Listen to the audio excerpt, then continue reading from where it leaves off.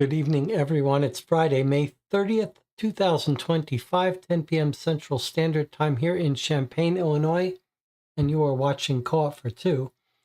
Today we're beginning our playthrough of a cold case game called The Case of Alexander Morrison. We'll talk about it in a second, but let's check in with the chat first. Looks like the usual suspects are here. YouTube says 14 concurrent viewers, 4 likes. Let me do a little bit of bookkeeping before we get started. Last Sunday, we had a 9-hour marathon session of our third game in the Masters of Crime series called Incognito.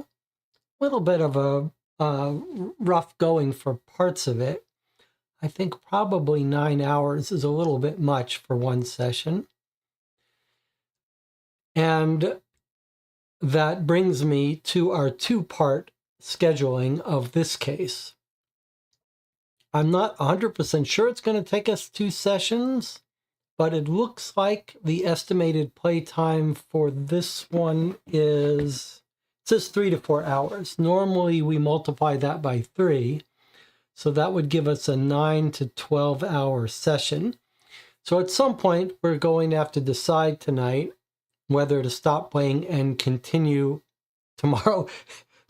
The question in the chat is, do I have a cold? I can hear my voice sounds weird. My wife's been away for a week, so I guess I haven't been listening to myself. It sounds like I have a cold. I agree. I don't think I do, but I'm drinking some cold coffee here. That might explain it. Anyway, we'll have to decide at some point whether to stop playing and continue tomorrow. But I have scheduled for today and tomorrow. On Sunday, there will be a game design diary, the 9th one, talking about New York Noir. And I really do hope you can tune in for that. That'll be at 1 p.m. Central Standard Time Sunday. It's already scheduled on the YouTube, so just click notify or whatever. I've got a bunch of new stuff to show off and talk about, and some stuff I'd like your opinion about. Okay, so this is your time to talk in the chat about any projects or hobbies you've been working on while I talk a little bit about this game. This is a Portuguese game. I don't know of any other cold case mystery games from Portugal, but maybe the chat can correct me. It's been translated into a couple of languages, and my memory is that this was sent to me by a viewer on the channel. I don't believe I purchased it directly from the company. I believe someone else on the channel, maybe Stacy, I can't be sure who sent it to me. But you can go purchase this directly from the company, and I think it's 40 euro and then another 20 or 25 euro for shipping to America. So this is an expensive game if you were going to have it shipped to you in America. There is a second game in this series. I guess the company is called One Detective, is that right? One Crime Story. Okay, and I know they have another game in the works that's not available yet, even in Portuguese. So I don't know how long it's going to be before that becomes available, and then how long it'll take them to translate it. It does look like this is one of these companies that tries to not just translate it, but localize it. Like the name is different in the different country versions they make. I've heard good things about it. I was just looking on the back and getting a little bit concerned though, and let's take a look at the back together and you can see what my concern was. Okay, so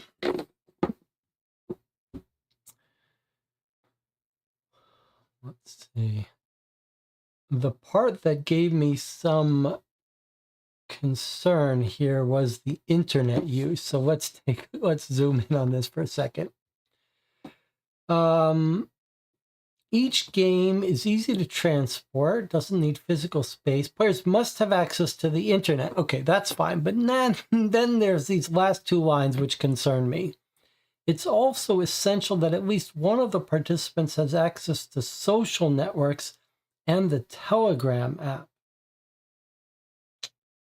That is not really for me. I do not like social networks. As I was looking at this, I was quickly trying to install Telegram on my tablet here.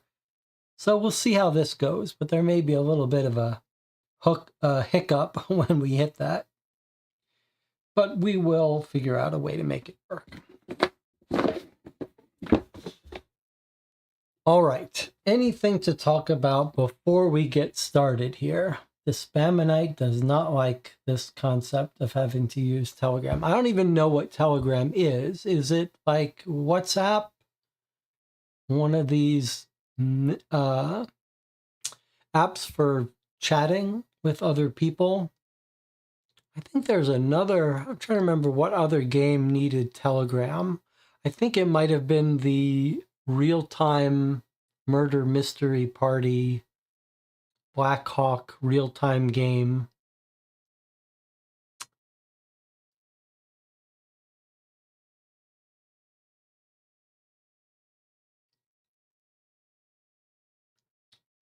All right, I guess we're going to get started here. Similar to WhatsApp, okay.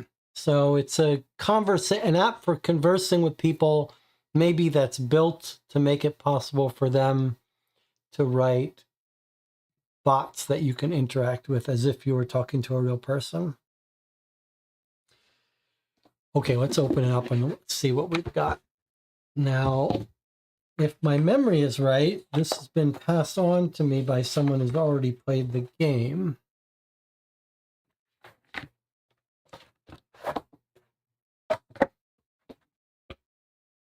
All right.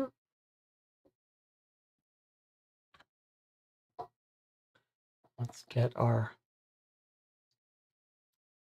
Thank you for taking on the One Crime Story cases. We hope you have fun during the adventure in solving the Alexander Morrison case. Cases were written and designed to create a realistic environment with a compelling story filled with secrets, intrigue, and challenging puzzles. Be careful because every detail counts. If you like solving this case, leave your comments. So I do encourage you, if you watch and play along with me, to give them some feedback and help spread the word. Okay, instructions. Before starting the game, check through the list of documents to see all items have been sent. Okay, we're not going to worry about that. If it's missing, you can email them. Maybe they'll send it to you. There is a help tip section on the website and solutions. And here's an access code, which maybe I shouldn't have put on the front. And here's our list of contents. So it looks at first glance like this is going to be larger, more documents than the average cold case games. 30 documents, that's about normal, but then we've got, this counts as 10, so that's 40, 50, 60, so quite a few documents. If we get stuck, we can consult that. A little worksheet to keep track of suspects. We will not use this. We'll use our own index cards. Okay, everything looks like it's contained within this one big dossier. 2022, July 7th.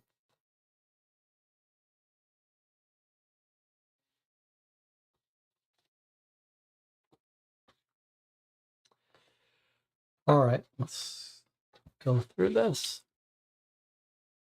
Vale Seco, Criminal Police, Central Avenue, Vale Seco. Dear Detective, I request your cooperation in the investigation of case 2022-026507. Your agency was highly recommended because of the secrecy and professionalism of your detectives. You must analyze the circumstances of Alexander Morrison's death and find out the best solution to the mystery: accident, suicide, or murder. Your task is to answer this question, considering evidence, interrogations, alibis, and characters. In the case of murder, you should indicate who the main suspect is. Before starting, if you wish to accept the case, you can contact me through the secure and encrypted channel that I've created for our communications. To start communicating, simply scan the following QR code. Okay, and that's Alfredo Betts. Alfredo Bet. Your name and cooperation can never be associated with this case or conclusion, whatever that means. All right, well, let's go ahead and scan this and see how quickly the problems start for us.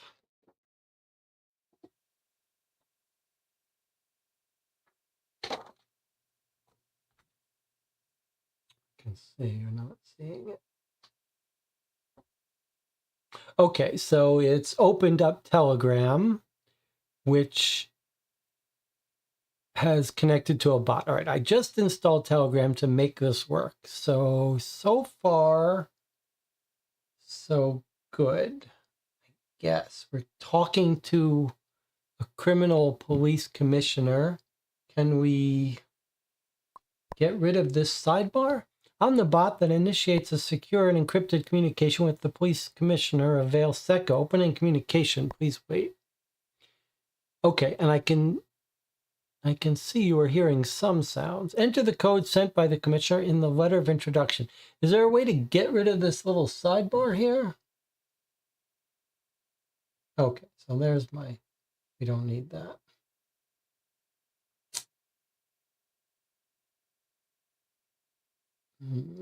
Okay. All right, now it wants this whole long key. Let's see if we can put this in.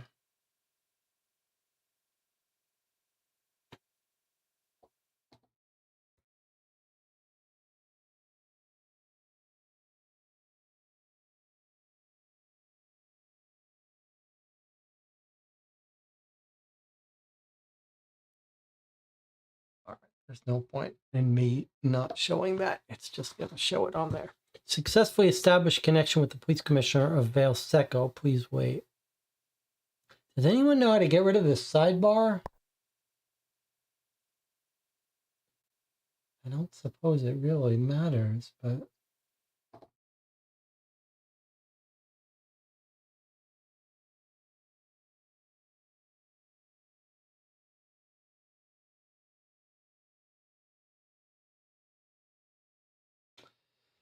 all right, doesn't matter.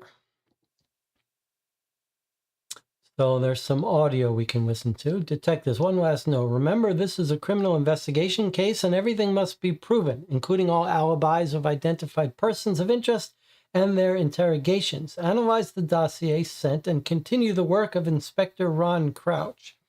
Okay, and then it's got some audio that it wants us to listen to, which we'll see if we can get to work.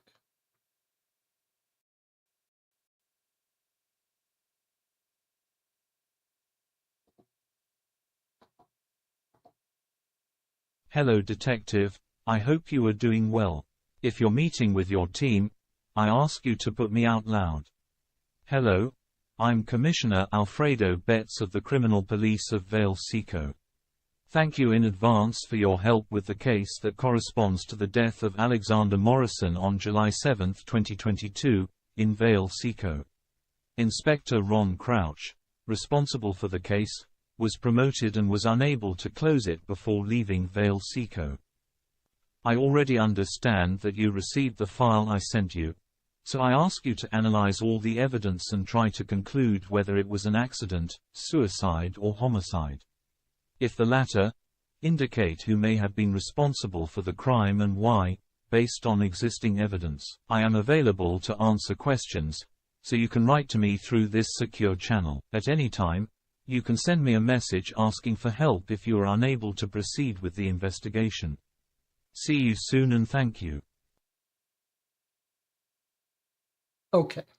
So when will we have to contact that person? I don't know.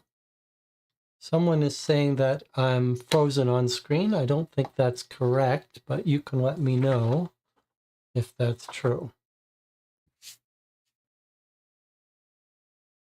Okay, Stacy is saying that she has played this, downloaded it, deleted it after the game.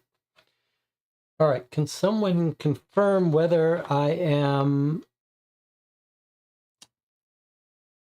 frozen? No, it's not frozen. Okay. All right, that's okay. All right, so I see we've got a map provided to us. It's glossy. It looks like it's designed to let us write on it, a little dry erase. So that's convenient.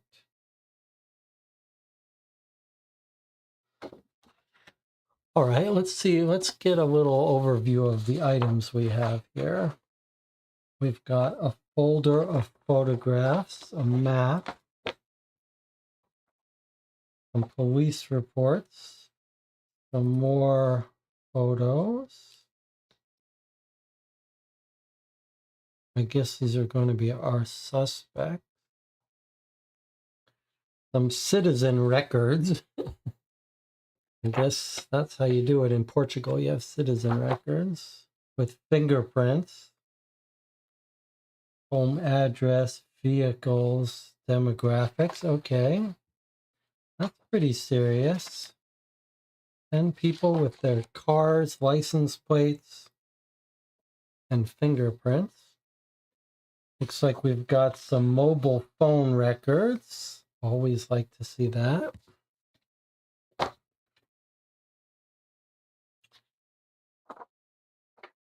Miscellaneous documents, a letter. Looks like we've got some business card, some Gmail printout, a nice brochure of a gallery, bank records, another brochure of some sort, golf records, airline booking, social media printout, photographs, looks like an autopsy, newspaper, GPS records, more bank account records. Don't know why these are folded or attached together. Okay, so lots of documents. That's promising. I guess, absent anything better, I'll go through them in order, but I'd like a little summary of what's going on first before we just jump right into random documents. Alexander Morrison, maybe we can learn about what happened in the newspaper. Maybe we'll start there. Belseco News, July 8th, 2022.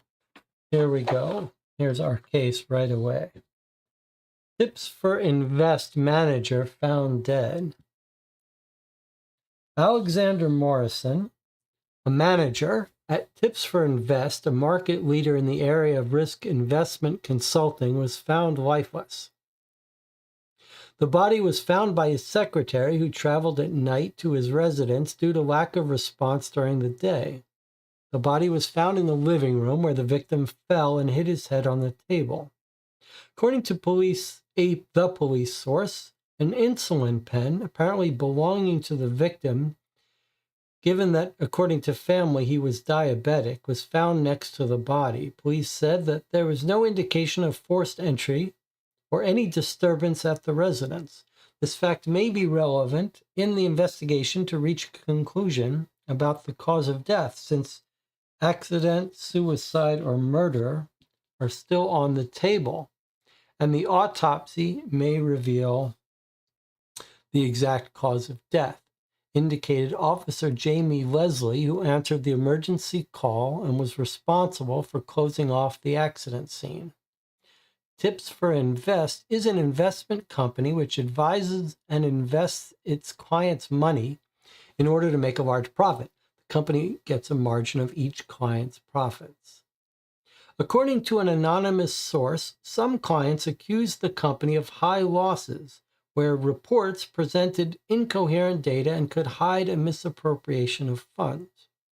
According to the specialist in tax crimes contacted by Belseco News, the management done by Alexander Morrison in the accounts of his clients could thus be allegedly associated with a scheme of fraudulent investments, money laundering, and falsification of documents. For these crimes, all convictions together could mean over 16 years of prison. But from our investigation, no criminal case has been filed against Alexander Morrison or Tips for Invest with the Belseco police or courts, from what this newspaper has been able to ascertain so far. Alexander was present at the charity gala that took place on the eve of his death. Police are investigating any connection with the death, given that he acquired the main painting.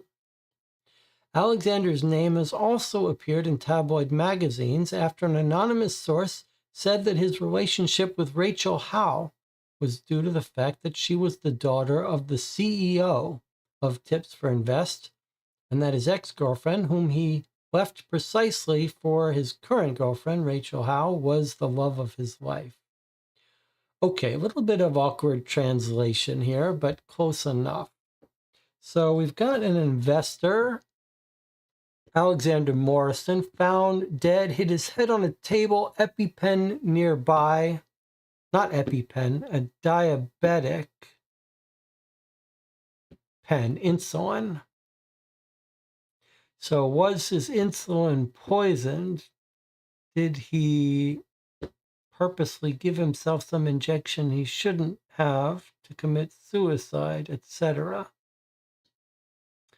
Some possible talk about fraud that could give some people some bad motives against him, but nothing clear about that. And then some discussion about a gala where he purchased a painting right before he died, and then discussion of his new girlfriend and old girlfriend. Not clear who this is a picture of. After a scandal in which clients lost their investment, the company is once again in the spotlight. Okay, some bad history with this company. Then we've got a little advertisement for a pizzeria. Here's an article about playground for the center. Next Sunday, July 10, will be the inauguration of the new children's playground located at Central Park in the presence of the mayor of Valseco, Russell Gibson. Investment in education should be the priority of any governance, and the municipal council in this area already has very clear results on the ground, said the mayor in the press release for the event. The new outdoor space offers a series of equipment for children and will support the Valseco School for outdoor activities. Then we've got an ad for a pub with a phone number and cleaning company with a phone number. An article about a little sport here. This was the night the FC Valasequence achieved one of the greatest victories ever against its red rival, humiliating the other team with a historical 5-0 result, shattering the ambitions of the Reds to become champions this season. It only took the Blues half the match to cancel the Red team out, and even halftime did not create any doubts. The expulsion of an opponent player at the 66th minute of the game further tilted the field, with the Blues scoring 2 more goals in the second half. The rival team left the Central Stadium with their heads low and upset, with FC Valasequence knowing full well how to punish the opponent. The Blues remain isolated in the championship, where they add up only wins in the 11 games. Okay. That is some odd language, but that's all right. All right, now we've got some more articles here. Let's do our normal thing. Let's not read through every article yet. We'll come back to it, but we'll skim it. We've got an art show about a filming of a music video concert. Then something about golf. We saw some golf records, so maybe we should read this one. Yesterday was a historic day for the golf club farm of Ugly Ducks and for the player Toby Sheehan. While playing with Melly Eastwood, Toby made a hole-in-one at hole 7 of the course. This feat was unique in Toby's amateur career that has lasted for almost 12 years. That's a long amateur career. It was also a day of celebration for the golf course, as this was the first hole-in-one in its history, which opened its doors in 2013. Okay, took 9 years to get a hole-in-one. Hole-in-one is a move in which the golfer hits the ball into the hole with just one stroke. The director of the golf course, Ramiro Hodson, indicated that the importance to the growth of this course and the club with this hole-in-one event.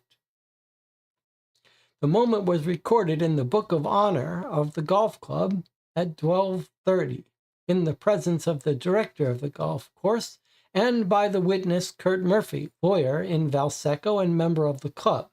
At the time of the hole-in-one, Kurt Murphy was playing in hole 5 and witnessed the event. He was also responsible for the photographic moment on the left that was taken on the green of hole 7 at 12:25. Congratulations to Toby, the golf course, and the club. That sounds like it might be used to alibi someone on yesterday. So we think this guy died on July 7th, according to our dossier here. So this is an alibi for someone around noon on July 7th. Bear sighted on July 5th. Cyclists spotted a bear in the water. We've got some advertising here. What have we got? Caregiver for an elderly man wanted. 3-bedroom flat for sale. Here is some fortune teller person and 2 drivers wanted to operate the, doesn't say what kind of company. All right. And we've got a little ad about Nature Lovers of Valseco, the Association of Nature Lovers. They've got a trail and a hike planned. Here's an article about legislative elections that are going to take place in August.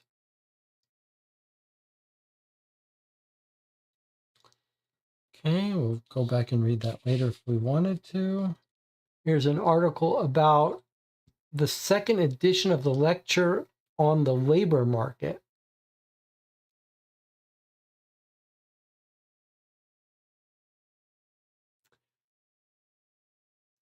Yesterday. Okay, so this is something else that could alibi people because it's yesterday.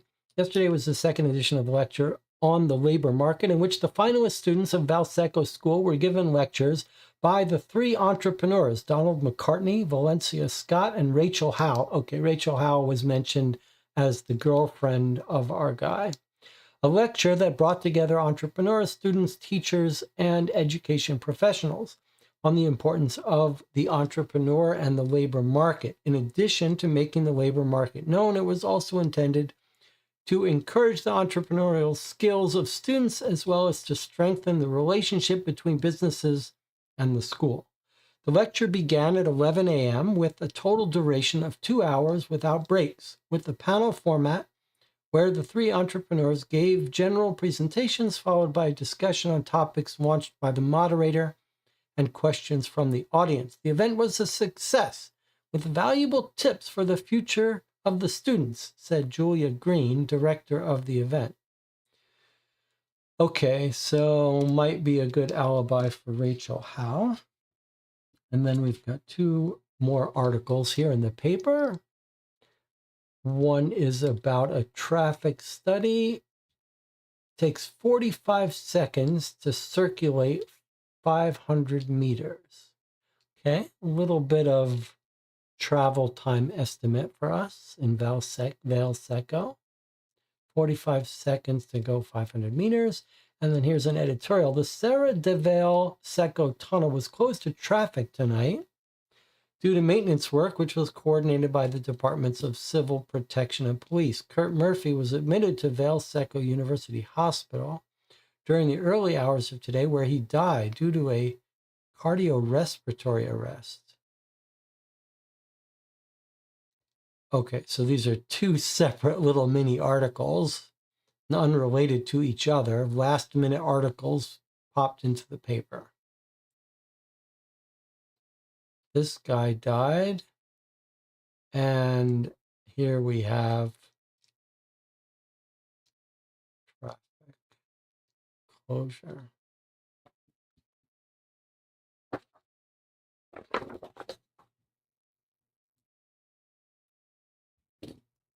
And here we have some pictures of people. Let's see what we've got. So here's our dead guy, Alexander Morrison. And then there's Rachel Howe.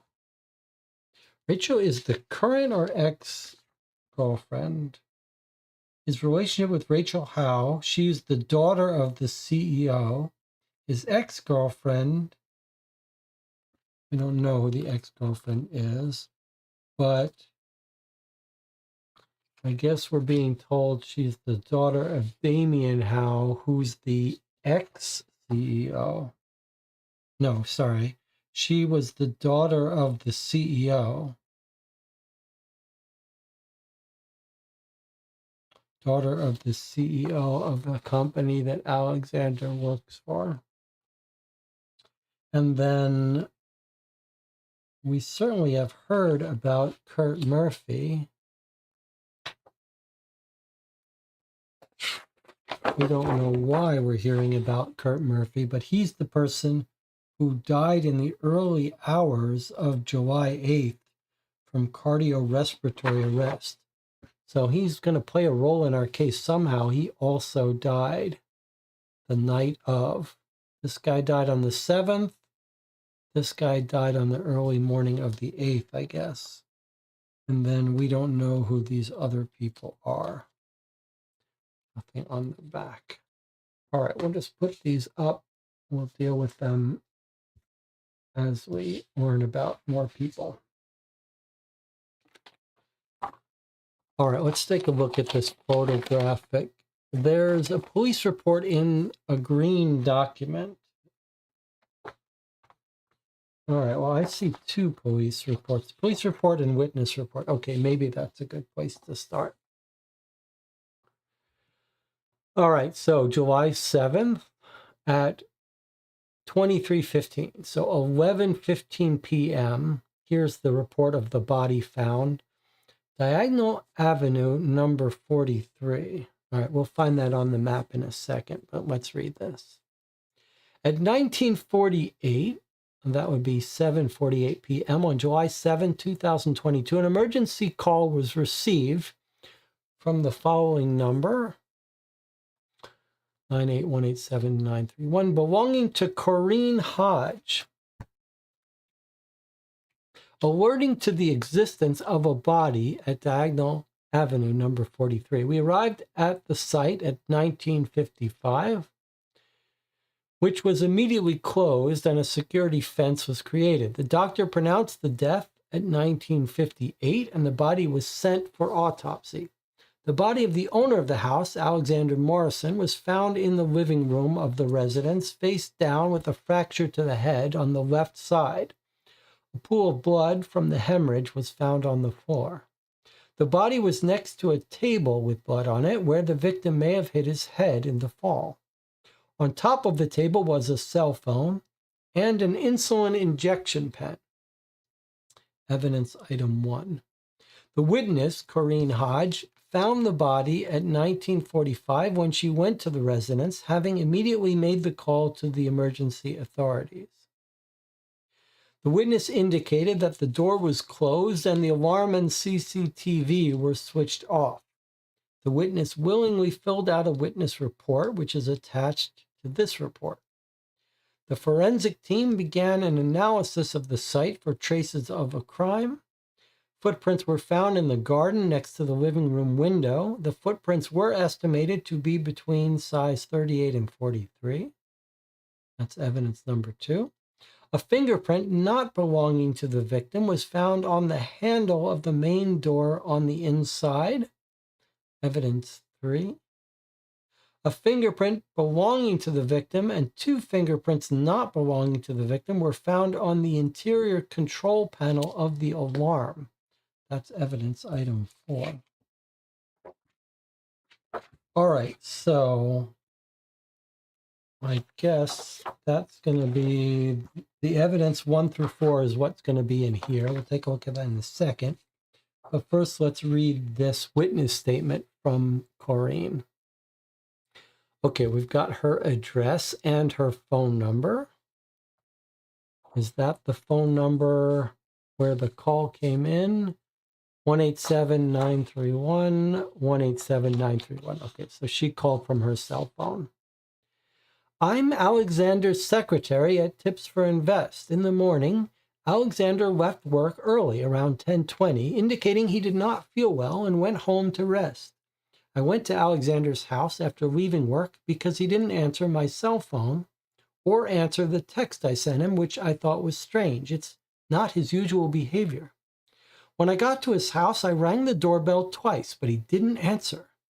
The alarm and CCTV were off, so I punched in the code and went in.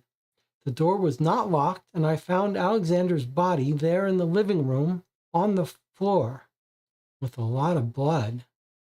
When I approached and touched him, the body was cold, and I immediately called 911 and didn't touch anything. I noticed that the corner of the table closest to the body was full of blood.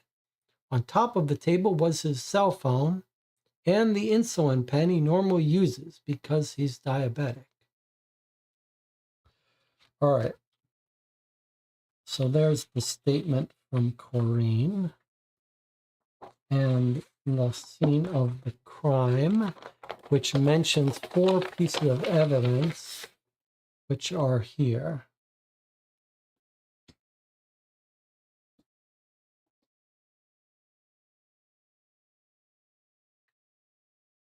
All right, let's see what we've got here.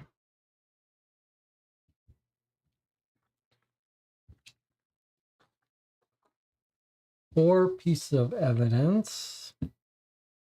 1, 2, 3, 4. We're told that evidence 1 here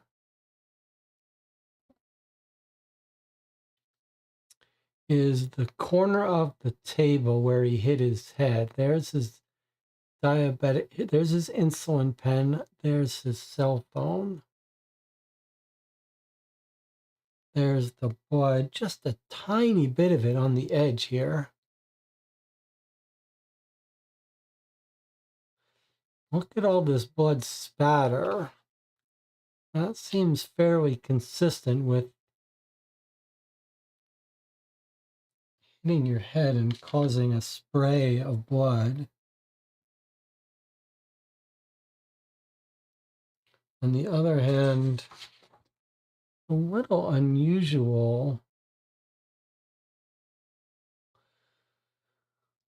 I would say, as not being an expert on blood spatter, it's a little odd what we're looking at here, this pattern of blood.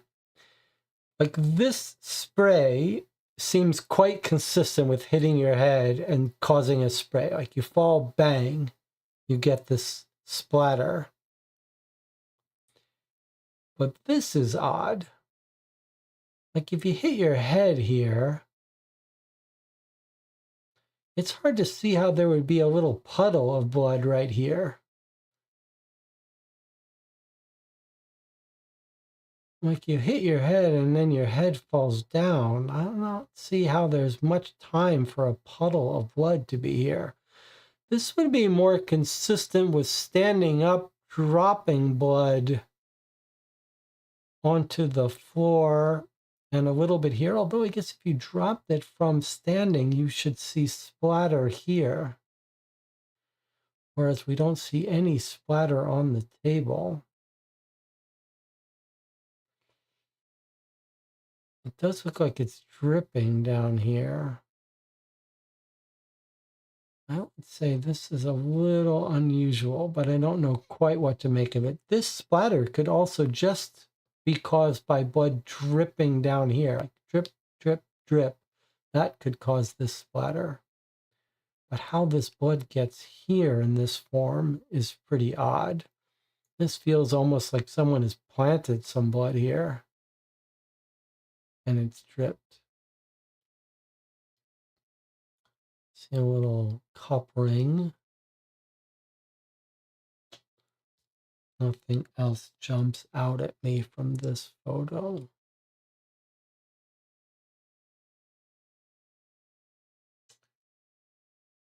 Okay, next picture is item 2. These are the shoe prints found. What are we told about the shoe prints? Footprints found in the garden next to the living room. I'd love a little scene of a crime. No one has bothered to sketch out the scene of the crime yet. At least not that we can see. Next to the living room window, somewhere between size 38 and 43, any sign of multiple shoe prints? Or are they from the same shoe?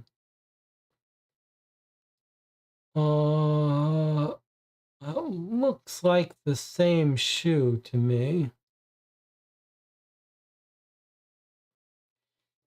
There's left foot, right foot, walking one foot after the other. This pattern here looks a little different than this pattern, but I would say this is pretty much feels like a match to this. Hard to imagine how you would have two different footprints.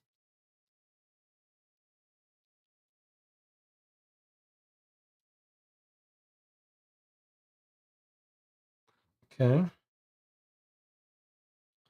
Evidence 3 is here. We're told this is a fingerprint found on the handle of the main door on the inside. So this is an inside door. That's some fancy locking door here. And there's the fingerprint. So you would expect this would probably be a thumbprint, a right thumbprint.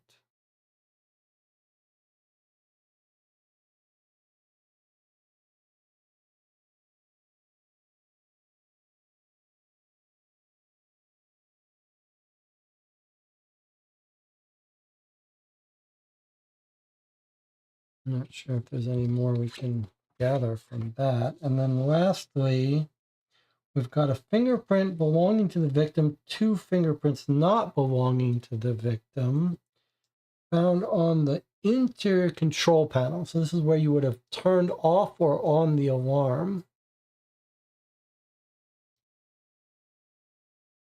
All right, let's try to see what we can make of this.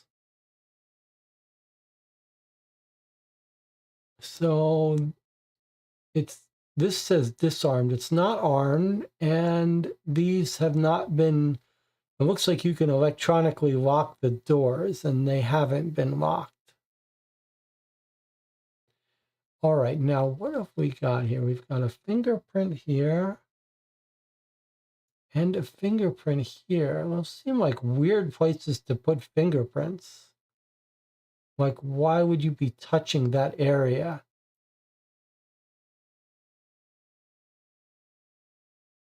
And then these look like they could tell you whether it's right hand or left hand. Like the slant of this feels like this would be your right hand, maybe your thumb. And this would be similarly down here, left hand, probably thumb. And then here you are pushing some button. Not sure why you'd have your finger here, but okay, maybe you're just holding it as you're pushing. But what is this button? Like, this is a touch screen. What is this button?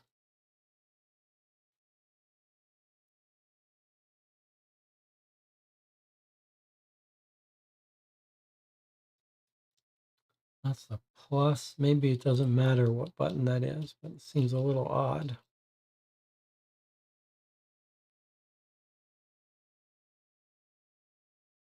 Now, she says she entered the code to come in, but she's talking about the code on the outside front of the door, not this.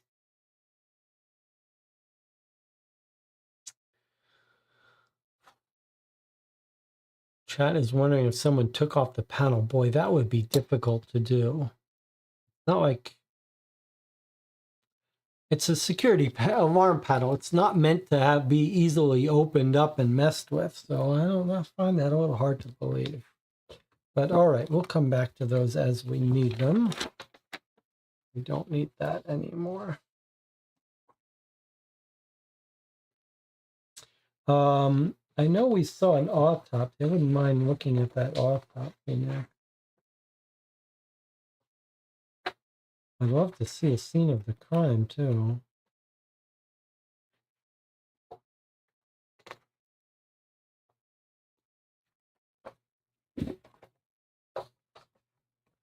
It's interesting that we've opened up a chat at the start of this game, but there doesn't seem to be any instruction about when and how we would use that chat. There doesn't seem, it's not like it's got stages and it hasn't given us a first assignment. Okay, there's our autopsy. So it's a little odd that we aren't given any structure here about what to do. But let's take a look at the autopsy, then maybe we'll take a break. Here's the autopsy report for Alexander Morrison. We're given a little bit of demographics here.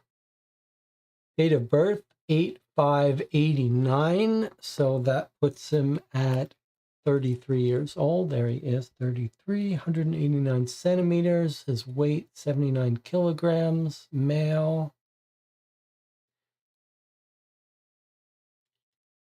Okay, so we've got the wound to his left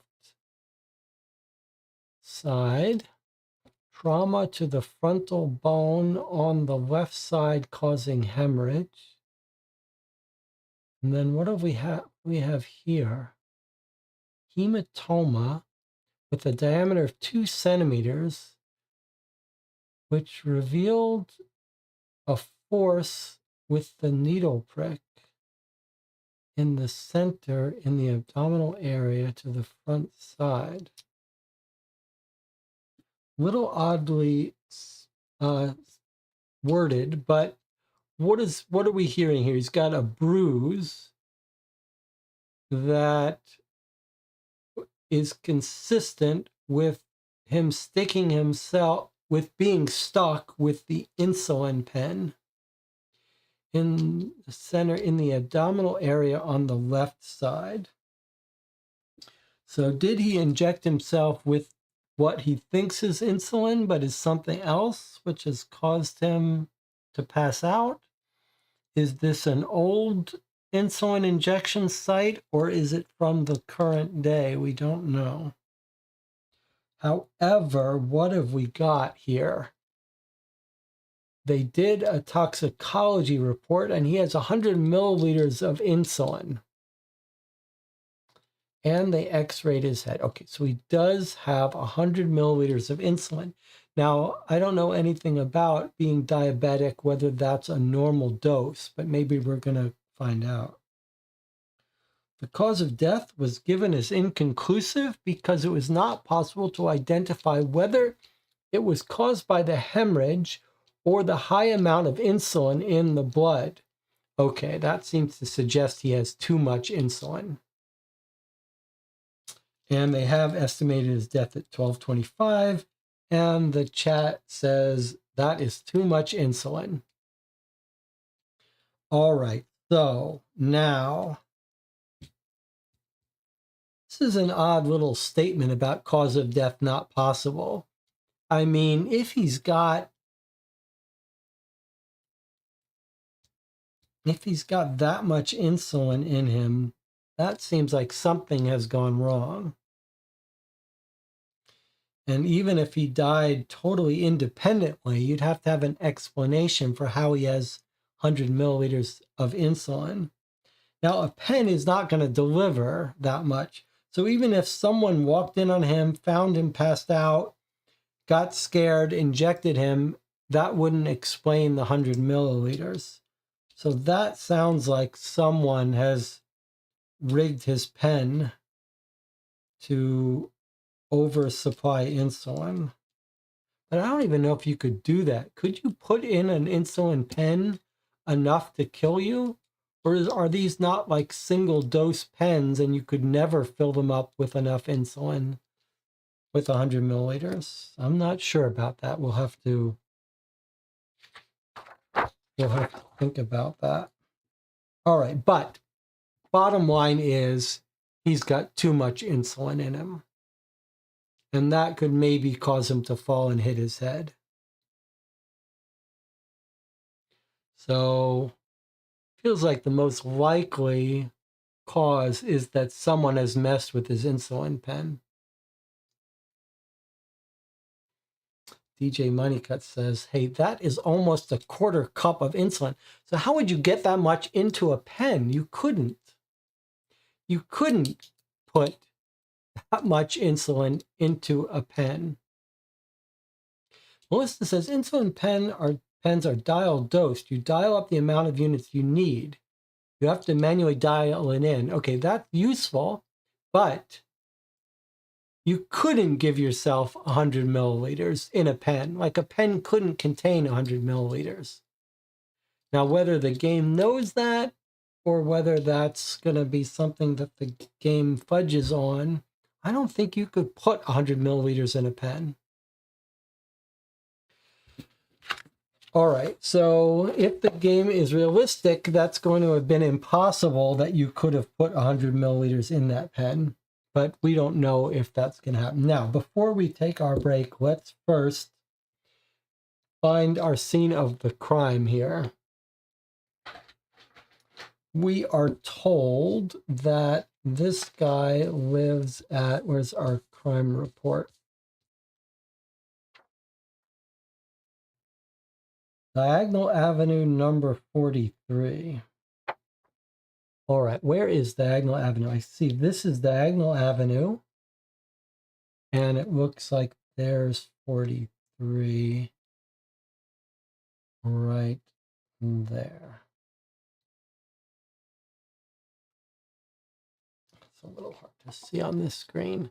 Okay, so there he is at 43. That's our scene of the crime.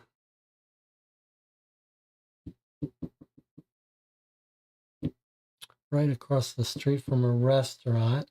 And Corrine Howe, who found the body, always got to be suspicious of the person who finds the body. Let's just see where she lives. She lives in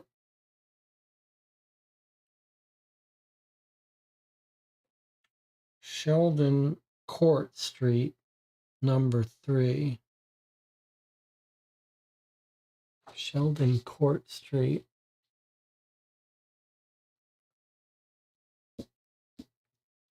Let's see if we can get familiar with this map. A little hard to see.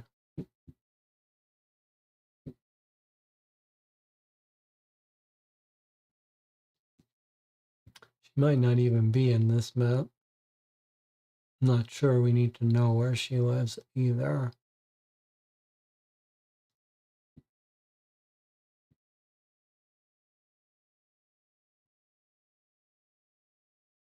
Okay, well, there's Sheldon Court Street, and she's at 3. So let's just put a little dot for where the assistant lives.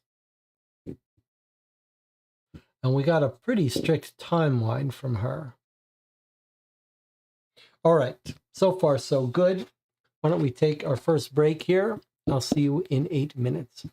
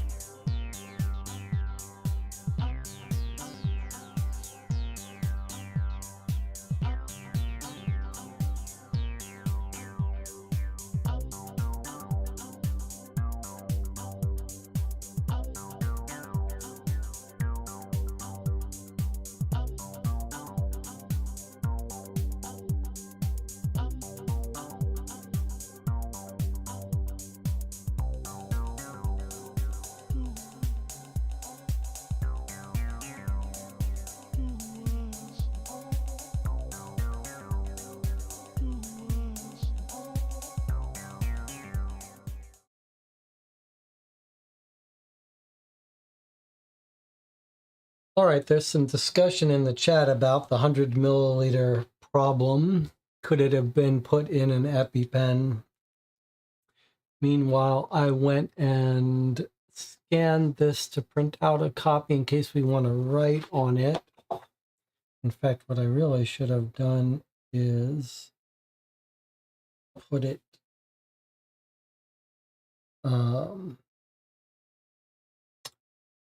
what I really should have done is put it on the tablet so we could write on it digitally. I'll do that during the next break. So discussion in the chat about the 100 milliliter problem. Could it be a translation issue? Should it be just 100 units?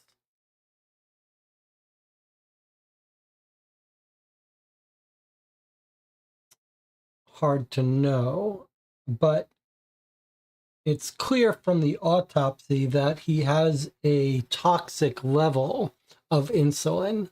So the only question now is, well, the main question for us now is whether that could have been in the pen or not. And if it is in the pen, how? Says the copy that I made for us to write on.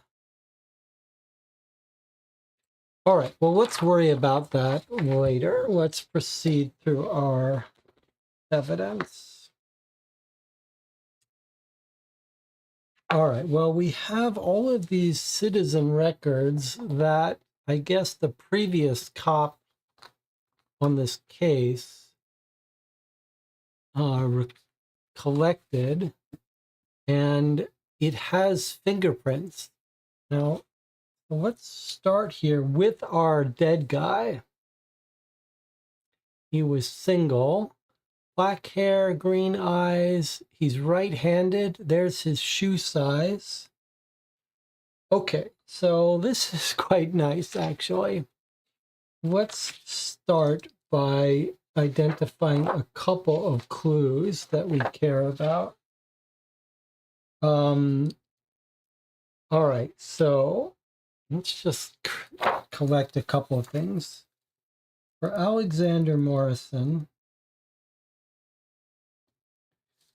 time of death estimated at 12:25. So according to this, he died 12:25. 12:25. So that's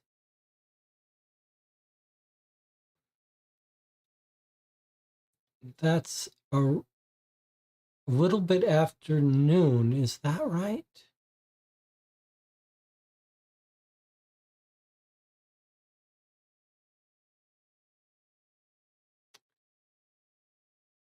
$11, 12, 1. This is noon, not in the evening. But he wasn't discovered until 7:55 by this woman, at which point he was already cold. So this is on the 7th. Okay, now,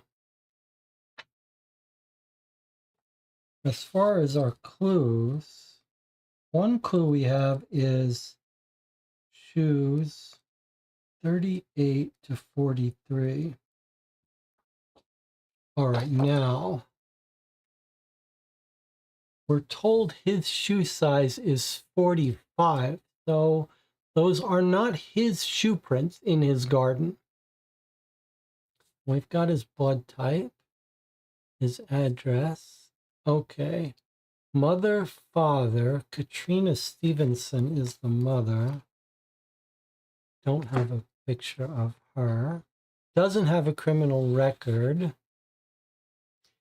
He does have some driving tickets. Granville Rapid Avenue. couple months ago. There's his driver's license for his car. So now his fingerprints. What fingerprints do we have? We have a nice photo of them. So we've got the fingerprint on the interior door. And then we've got the, let's call this the southwest alarm fingerprint, the northeast alarm fingerprint, and then the southeast button fingerprint. So let's see if we can make some sense out of this for a second. What fingerprints? They've only got 2 per person. It's just thumbs, right thumb and left thumb. Now, if you were to grab this, your thumb would be turned. So this is what we would be looking for a match.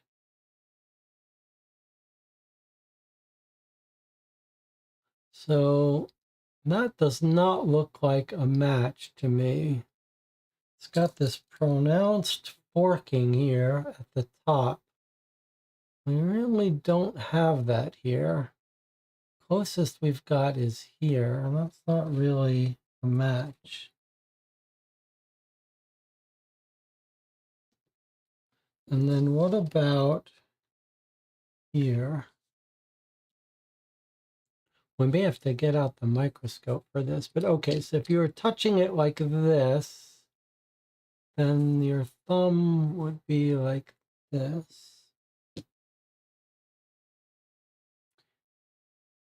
That looks like the same pronounced print on the door handle.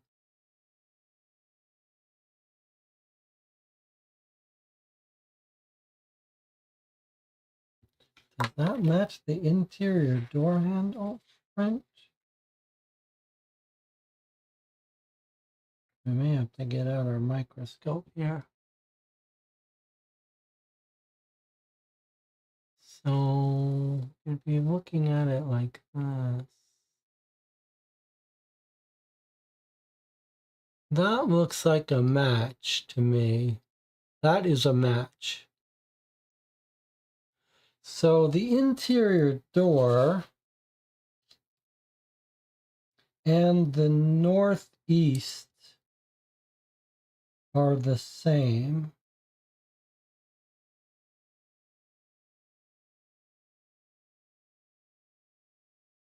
But are not consistent with Alexander Morris. I don't believe.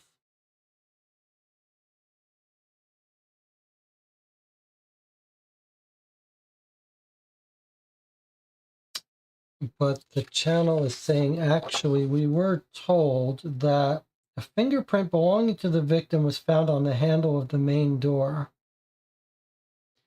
Fingerprint belonging to the victim and 2 fingerprints were found on the interior panel. So you're right. We are being told that these are Alexander Morris's.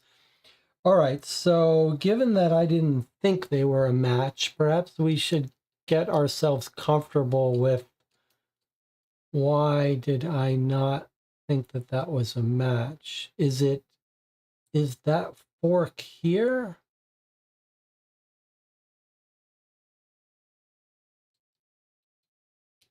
We're being told that these are a match to him. Why is it so hard for me to see where that match is? It's got this very pronounced fork. I'm having a hard time seeing it here. I mean, I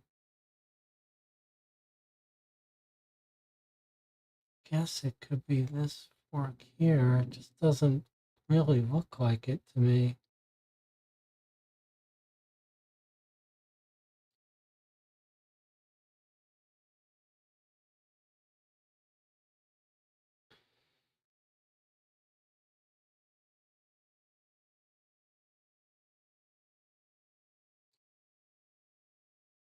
Okay, you're right.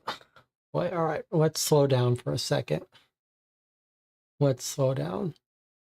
A fingerprint not belonging to the victim was on the handle of the door. Okay.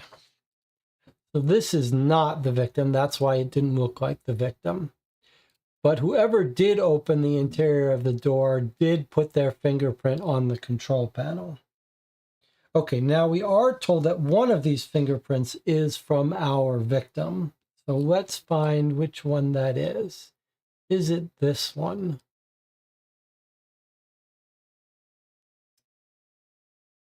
This looks like it could be. What about, or could it be this one?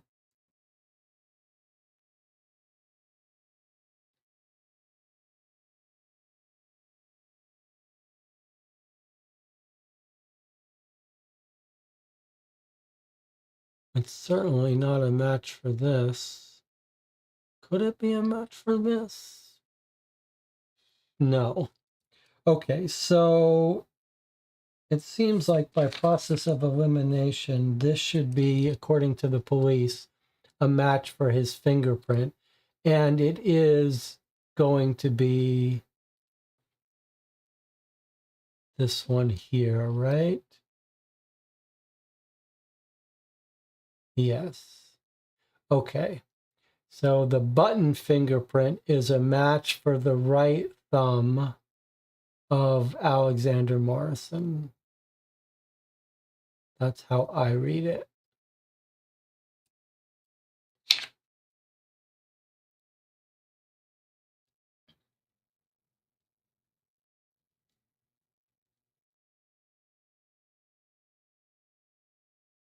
Okay.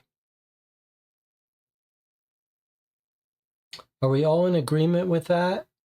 That this fingerprint matches the right thumb of our victim here.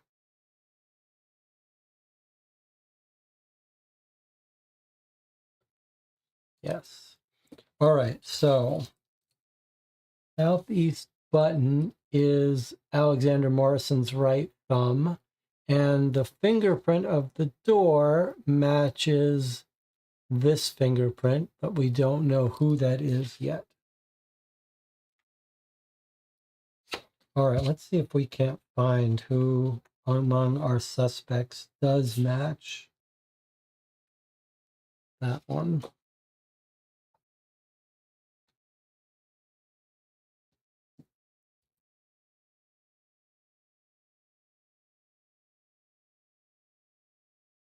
No. Let's just keep going and see if we can't find that one very distinctive fork. I think that's it right there. I think we just found it. Yeah, okay. So I found our person who matches this fingerprint.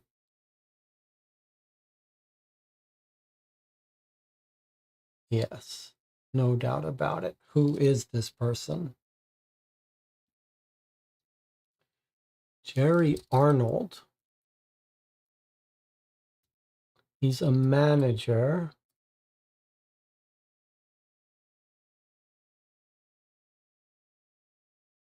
He's a manager. That's all we're told. Reduced mobility, left leg. His shoe size is 41.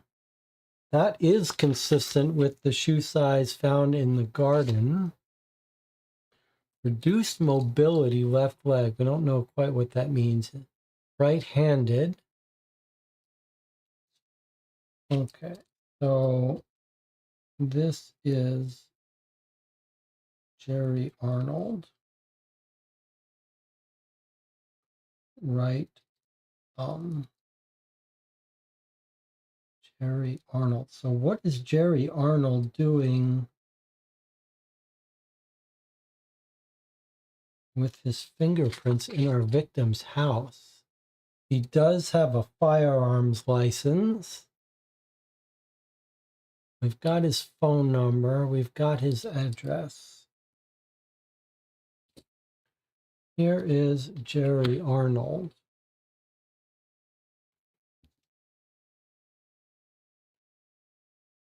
Okay. What are you doing in our crime scene?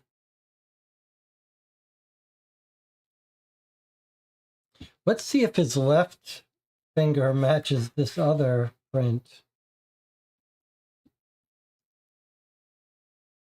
Yeah, it does. It absolutely does.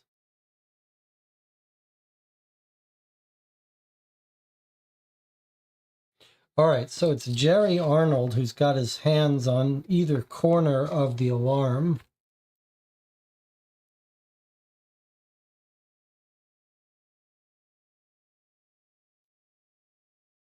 Left thumb. So he's basically holding it like this. Why? We don't know. Trying to pry it off?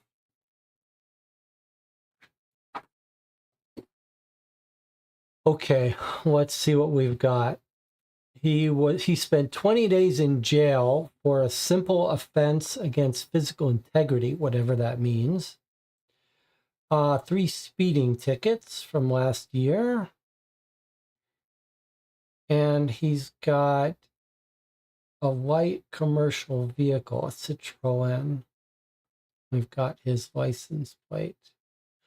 All right, let's find his address so we know where this guy lives relative to our victim. West Square number 2 F8. What do you think that F8 means? Is that like apartment number? West Square. I have my glasses. I'd be able to see this without. Okay. Well, there's West Square. He lives at number 2 West Square, flat 8. Okay. So pretty far away, right next door to a restaurant. Pretty far away from our victim, whatever that means. All right, we don't even know why this guy is on our radar, but his prints are on the scene.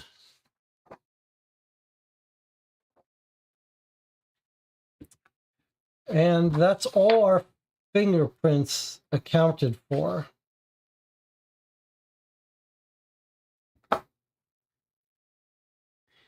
Damien Howe is going to be the CEO father of the girlfriend, Rachel Howe.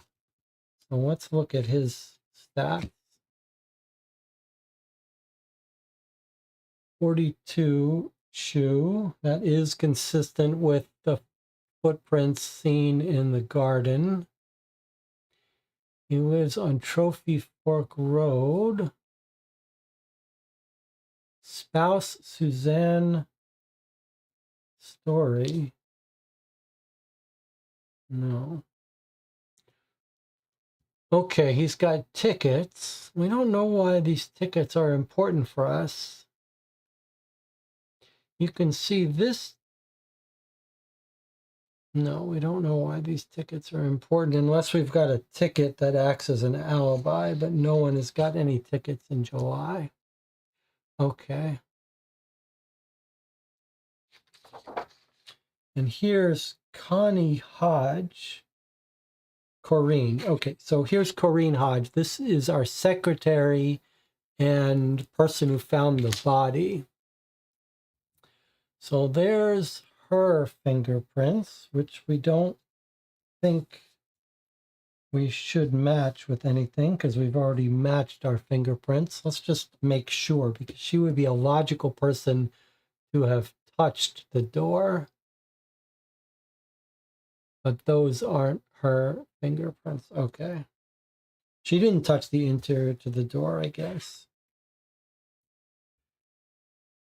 Okay, she's got nothing. She's got no cars, no fines, no criminal records. Shoe size 37. That is outside the range of our shoe prints found in the garden, so no sign of her anywhere.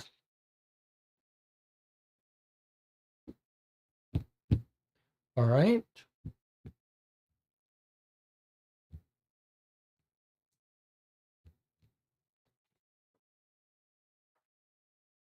Who's next?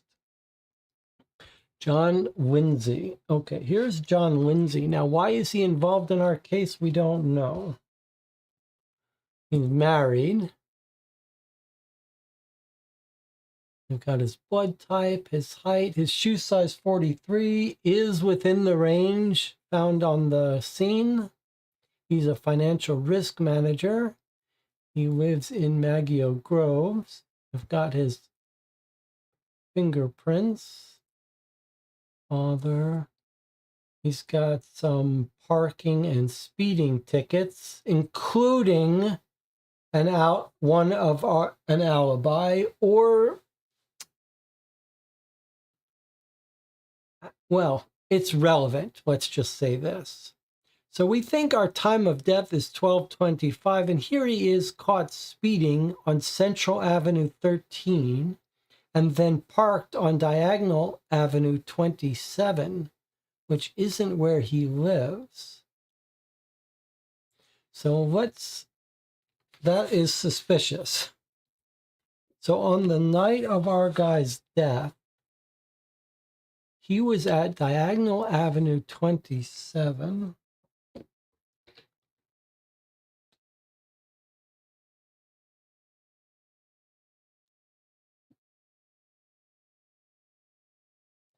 Diagonal Avenue 27, where is that?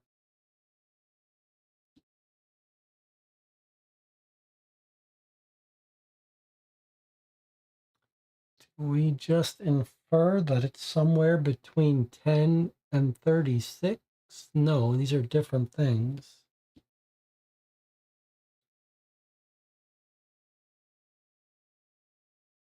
How do we make sense of this? That this is a 38 Diagonal Avenue and here's a 13 Diagonal Avenue. What kind of crazy numbering of streets is this? When you get over here, you've got 25, 26 is going down. 25, 26. Okay, so here he is over here. 27 Diagonal Avenue is where this guy got a parking ticket at 12:29. So after our guy died, he's seen here. Here's our scene of the crime. 5 minutes after the estimated time of death, he's got a parking ticket here.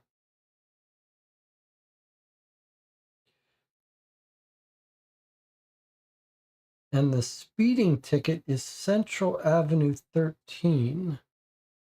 Where is our Central Avenue? That's not Central Avenue. That's not Central Avenue. Here's Central Avenue. Central Avenue 13 here is where he's got speeding ticket on the day of our murder.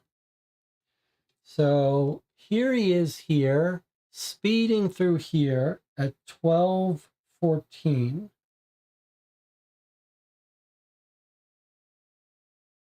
And then he's got a parking ticket at 12:30 here. 12:15 speeding ticket. Takes him 15 minutes to get a parking ticket here,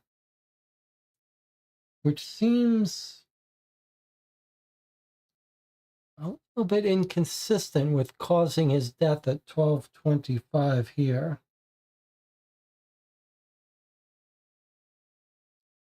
We were told in the newspaper how long it takes them to go places, and we do have a little time. We do have a measurement here, 500 meters. So the newspaper advised us that 500 meters takes 45 seconds. So you might guess 1, 2, 3, 4, 5, 6, less than 6 minutes. So you could be here at 12:25 and be here at 12:30. Does seem possible. So I guess that's not a strict alibi. 27 is at the bottom of the map, says the channel.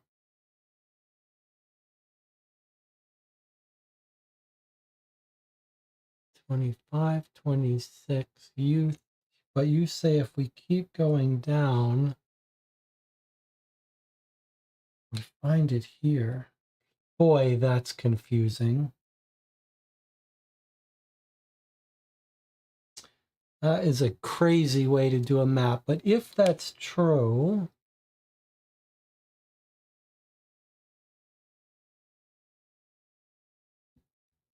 let me just see. 26, 25,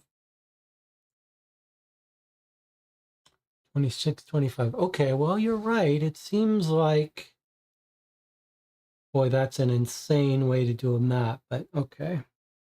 So if 27 is here, though, instead of being right off the map here, then that's a solid alibi. Because you can't very well have gotten a parking ticket at 12:29 and gotten there in 5 minutes from here.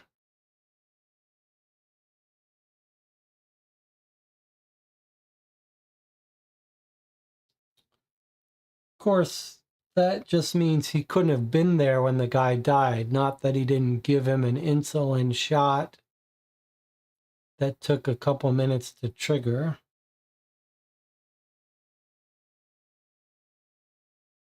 Somehow he got a speeding ticket here and then parked here, I guess. Okay, well, I appreciate that the chat spotted that. I can't say I'm all that thrilled with that street labeling, but maybe that's the street to blame for that, not, although it doesn't, I don't believe that there is any city that is so insane about labeling streets. But all right. Either way, John Lindsay, who's this guy, seems to have a timeline alibi, at least for the time of death. Here's Kurt Murphy, the guy who showed up and died in the early morning hours. He's got a shoe size that's consistent.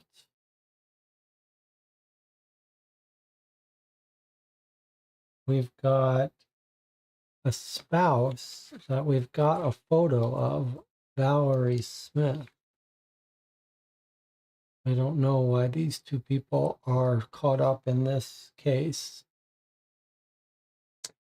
We've got speeding tickets, not on the day of the crime, but we've got his vehicle. Let me just let me put information here about John Lindsay ticket online so we don't forget. Alibi. Where was our other alibi that we found in the paper that we suspected? Hole in one. Toby and the witness, Kurt Murphy. So if this witness at 12:30, Kurt Murphy, is going to have timeline golf article alibi.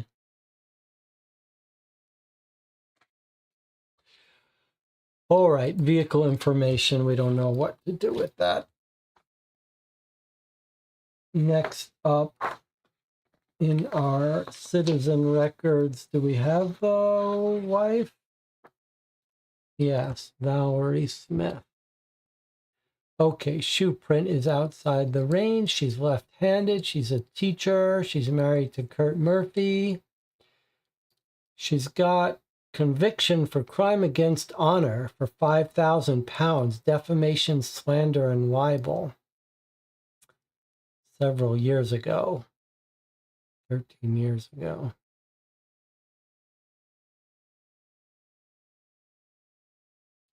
There's her address. All right, we don't know why we need to use that, so we're going to put that aside. Here's Rachel Howe, the girlfriend. Shoe size is within range. She's a doctor.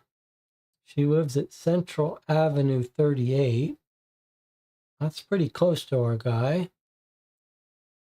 There's her father, and her mother is Suzanne Story, who's not in our case.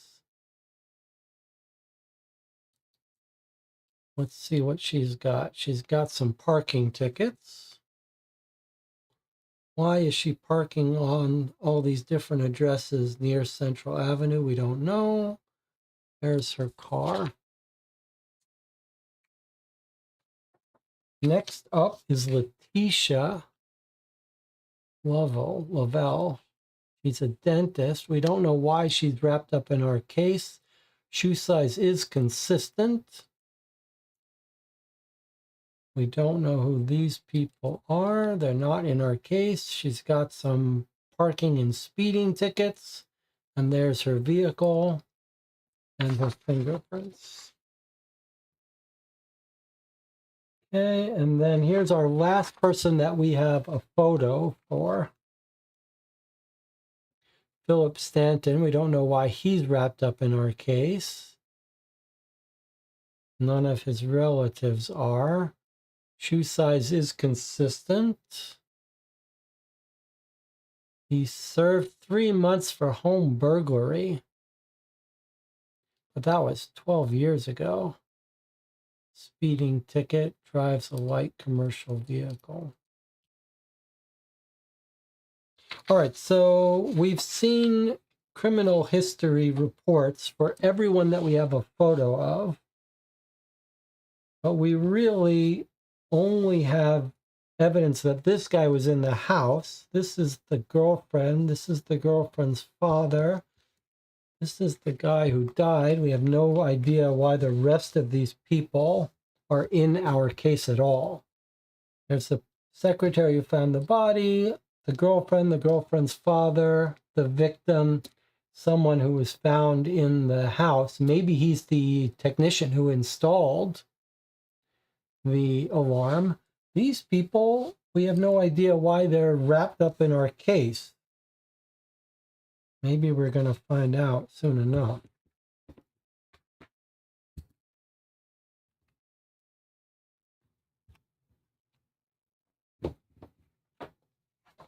Did we get anything in our newspaper that suggested why any of these people would be involved? Present at the charity gala. I wonder if some of these people are going to be related to the gala.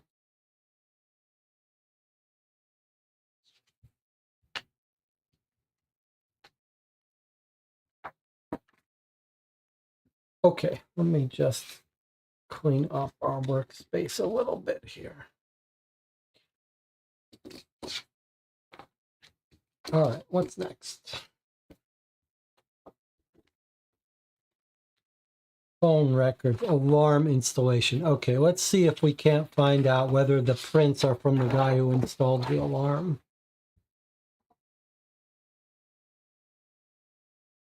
All right, so it was installed earlier on the same week he was dead, 6 days before he was dead.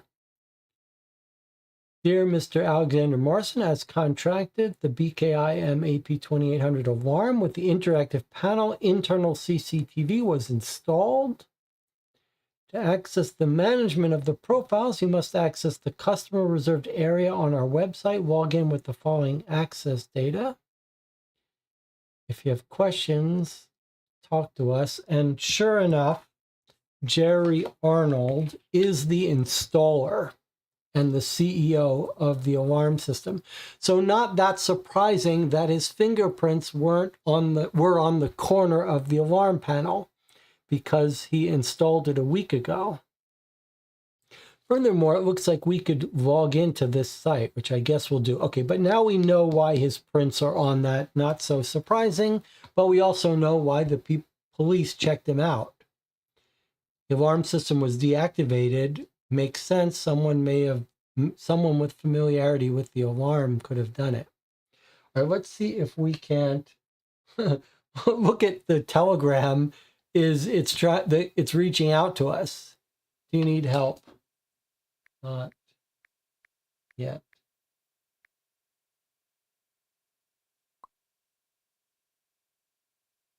All right, let's see if we can. What did it say? Sorry, I didn't understand your message. Okay, that's all right. Don't worry about it. All right, let's go to this website here.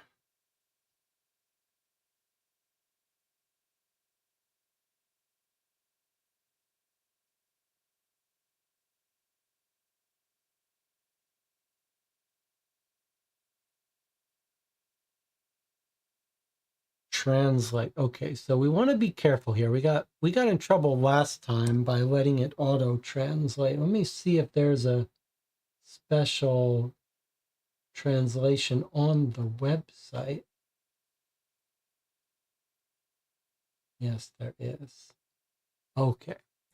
Security experts located in Valseco. We put your safety first so we can contact them. Our menu goes to About Us, Team, and Contacts, and Customer Reserved Area, which is probably where we want to go. But let's look at this page first. So here's the Contact Us page. Fully certified. Cameras with permanent monitoring made solely with safety in mind. And here's Jerry Arnold, the manager, CEO, installer. There's the address. There's an email, telephone number, business hours. Wow, we could write to him if we wanted to. So the contact button would just scroll down to the bottom. Yes. Okay, so if we want to contact him, we'd have to email him. And we do have a phone number if we need it. Let's remember that. But for now, let's go into the customer reserved area and log in. Okay, this is kind of exciting. So let's see if we can log in and what we see. Alexander Morrison, password 05X OKAD.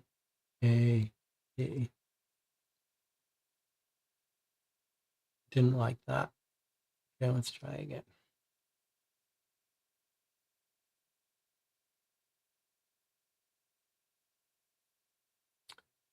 It's not going to be a 0. 05XO AAB.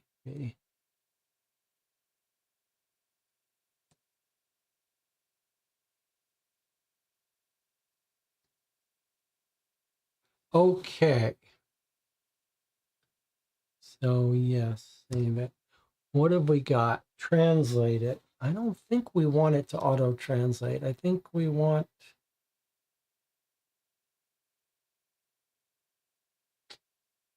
to see if they've written a translation. That's not going to work. Okay. Can we go back? I guess we're going to ask.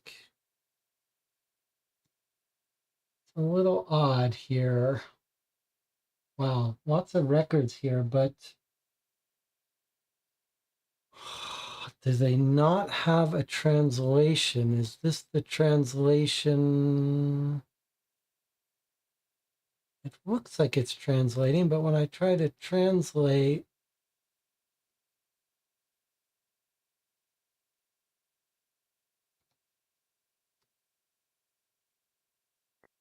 Mm.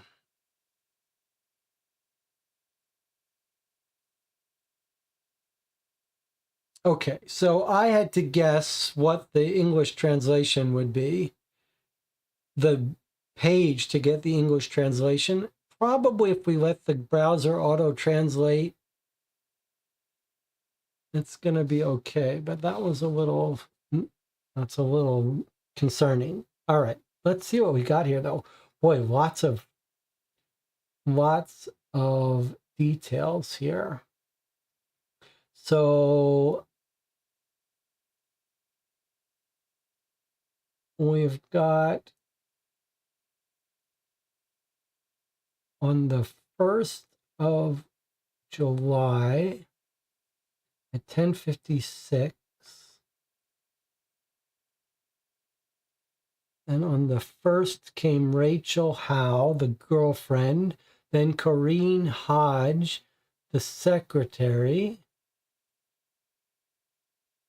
then a cleaning company came in, then Letitia Lovell somehow, for some reason, has gotten herself in. And then the alarm company came back in. But these dates are not, it's not sorted by date. The first bunch are from July 1st, then comes a July 3rd entry, then we've got a July 1st entry again. And it looks like maybe they all have their own codes. They all have their own entry code. The admin profile allows you to manage existing users, add new ones. Profile cannot be deleted. Admin profile has permissions to disable, enable the alarm and internal CCTV. The user profile has permissions to disable, enable the alarm and internal CCTV. That's weirdly stated. It says the admin has permissions to do whatever, and the user profile has permissions to do whatever. That's troubling. Doesn't seem to, it feels like it should say the opposite, shouldn't it? The other thing I notice is that it's got a little place for us to put things in the trash, but those buttons don't work. I thought maybe that means that an admin could delete stuff. Is this really right? Is this really right, or is this a translation problem? Why is it telling us that the users can disable, enable the alarm and internal CCTV? Is that really what it wants to be saying? I feel like I want to go back to the Portuguese version. Even in the Portuguese version, it says the same thing. Okay. User management unavailable by police order. Okay, I'm just going to bookmark this. All right. Installed equipment.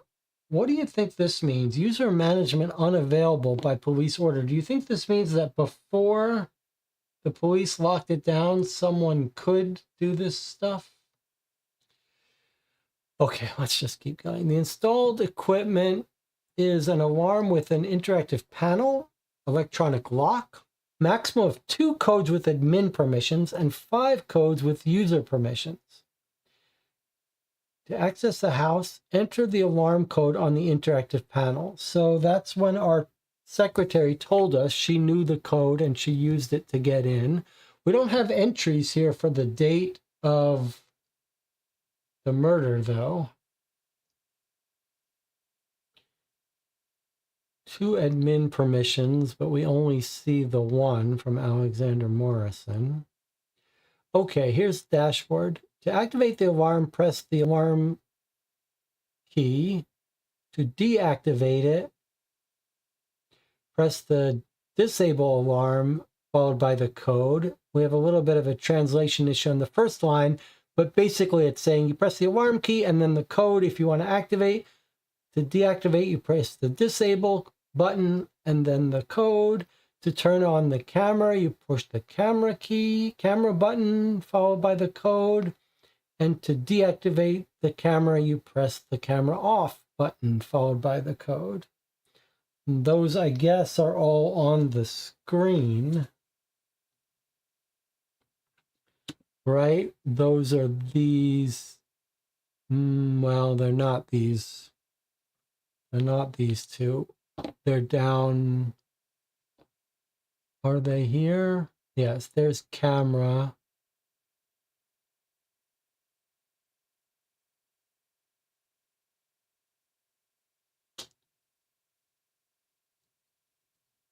Let me just look at this. It looks like there's the camera button.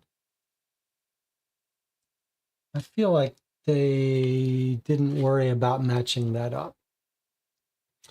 All right, so I guess these are I see. These are profiles. These aren't this is not access. It's just that these are the users that have been added. Okay, fine. Letitia was added on the 3rd. All right. Now here is the actual usage record. All right, here we go. So now we can see when people turned on and off the alarms and the cameras. Good, okay. And admin, we know there's only one admin, and that's Alexander Morrison. So every time you see admin, you know it's Alexander Morrison. If it's a user, it could be the secretary or this woman. So let's see what we've got here. If we start at the last access, at 7:45, that's consistent with when Corrine said she arrived. She arrives at 7:45, and she doesn't touch any button. But she used her code to get in. Now, someone else came in at 12:21 and turned off the camera. Someone came in at 10:35, Alexander Morrison, and shut off the alarm. So there you have it. Alexander Morrison gets in at 10:35. He turns off the alarm, and someone comes in 4 minutes before his time of death and turns off the camera, and it's a user. So it's someone, one of these accounts. Now, if you were the real police, you'd say, okay, great. Now you pull up which user code came in at 12:21. But apparently they don't record that with this alarm system. So we just know it's one of the users. We don't even know who it was, but we know it's someone with one of these codes. Rachel's code, Corrine's code, the cleaning code, or Letitia's code, or Jerry's code, the security admin. All right. Is there anything else we can see that we should be paying attention from this? Not yet. So it looks like when he went to work in the morning at 8:43, he turned on the alarm and the camera. But notice that at midnight, he turned off the alarm. Look at the, look up a little bit. He's coming in at night at 11 p.m. on the 6th. And then an hour and 15 minutes later, he's turning off his alarm. Then he's waking up in the morning at 8:43 and leaving and turning on the alarm and the camera. So why has he come in? We don't know when he's come home, but he's turned on the alarm at 11 and turned it off at midnight, 12:30. Why would he do that?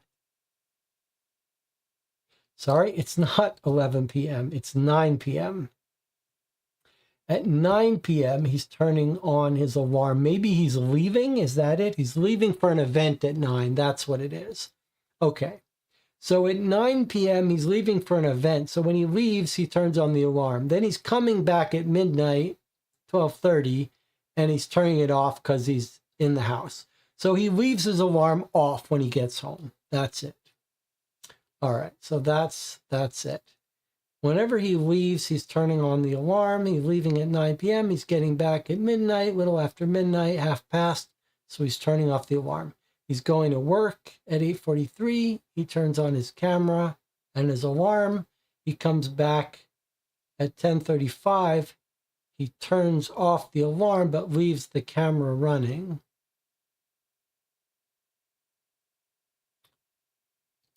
And then someone else comes in and turns off the camera. Okay.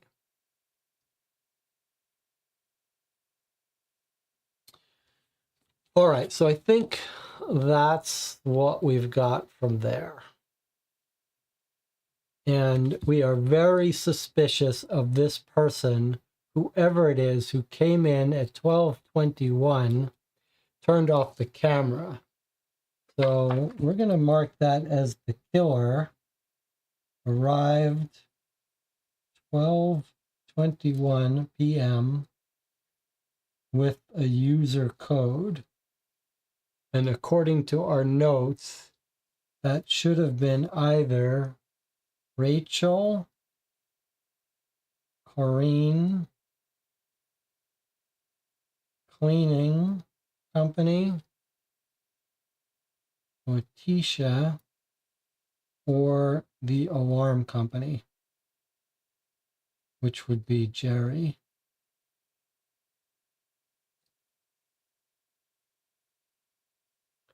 All right.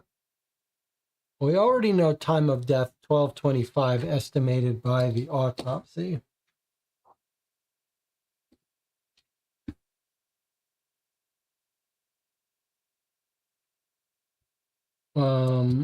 Okay.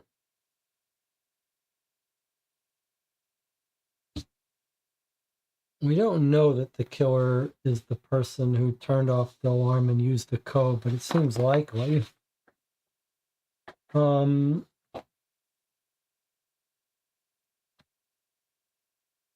Jim, Rachel. Let's see what this is. I'm kind of curious to see what this envelope is.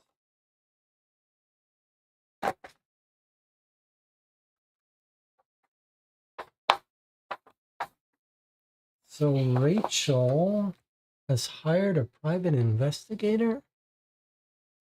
On July 5th, 2 days before he died, Rachel hires Richard Sheehan Seymour. Dear Rachel Howe, this document is to report the accident findings of my services as well as indicate fees for payment. During the last few weeks, I've proceeded with the investigation into your boyfriend, Alexander Morrison, to put an end to the doubt of any involvement with another woman. Unfortunately, the rumors are true. Alexander is romantically involved with Letitia Lovell, his former girlfriend. During my investigation, I followed them several times to rendezvous at the Vale Seco Tropical Motel, where they stayed for a few hours during the day. Along with this letter, I'm sending 3 photographs proving the facts confirmed throughout the investigation. During the investigation, I discovered that Rachel was under wiretap, and the call report was sent, as well as copies of the messages, to this phone number. However, I've already done the resolution remotely on the phone and with the network supplier. For the services provided, the amount of €5,000 is due, settled within 15 days. Okay, so our girl Rachel suspects Alexander is having an affair, and the private investigator confirms it, checking into a hotel for a couple hours. But then he gives us this little twist, which is that Letitia is wearing a wire. So is she working with the police to get close to him? to catch him doing illegal stuff. Or she wasn't wearing a wiretap, but someone was wiretapping her phone. Call report was sent as well as copies of the messages. I'm not sure exactly whether it's saying that she was working with anyone or they were investigating her. But let's see what photographs he found so we can decide for ourselves. Okay, well, here they are, her holding hands, kissing. So, yeah, something for sure is going on.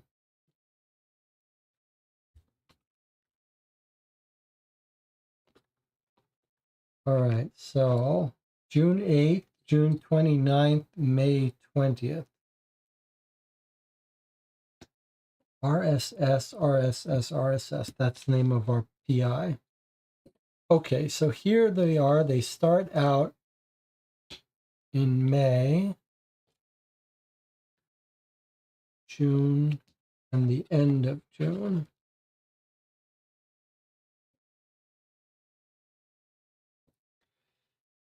All right, so they're definitely lovey-dovey.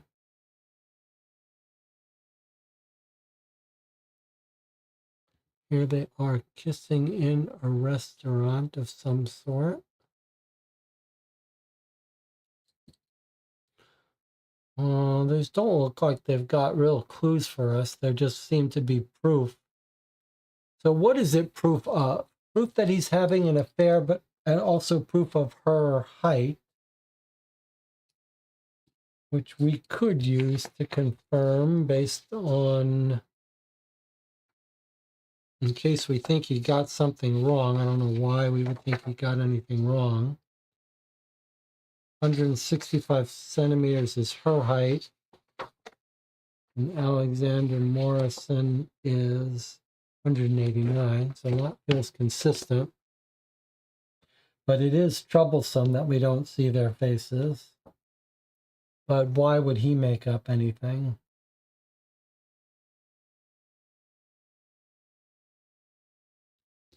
All right, well, unless we have reason to believe that these dates, tropical motel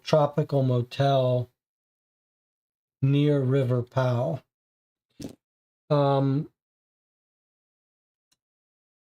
Let's bring this up for a second and see if we can't find the tropical motel or the river. Are they going to be on here? Okay, so there's Motel Tropical.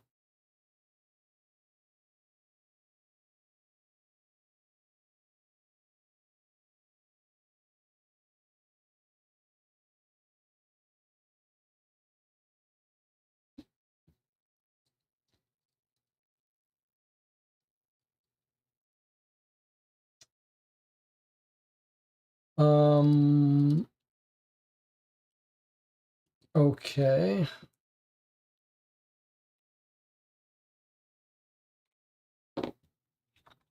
Let me just check in with the chat here. Letitia, not Rachel, was under wiretap. Yes, absolutely. Letitia, the one he's cheating with, the ex-girlfriend, is the one under wiretap. No. Okay, so this must be a bug. Sorry. So it says, I discovered that Rachel was under wiretap. But that's got to be a mistake, right? It really means that Letitia's under wiretap because Rachel is his client. He wouldn't refer to her in third person. So that feels like a bug. That should say Letitia was under wiretap. But I don't really understand this statement here.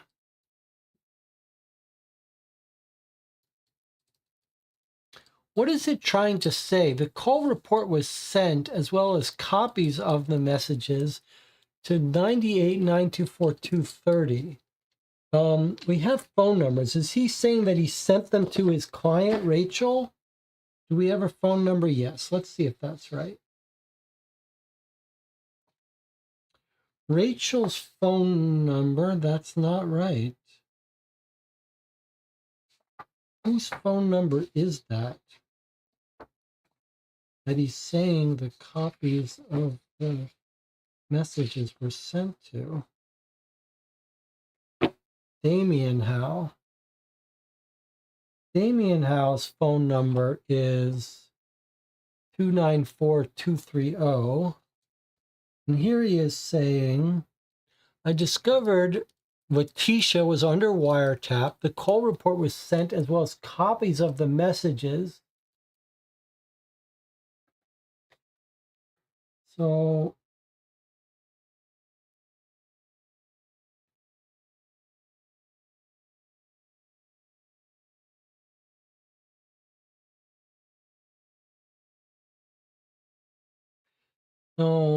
the wiretap,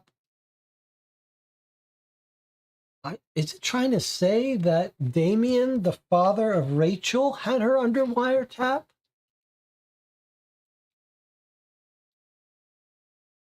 Seems to be suggesting that maybe this was a private wiretapping, not governmental.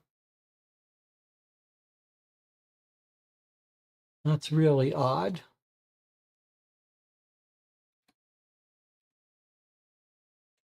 It's a little confusing. I would say this is confusing. First of all, there's clearly a typo here,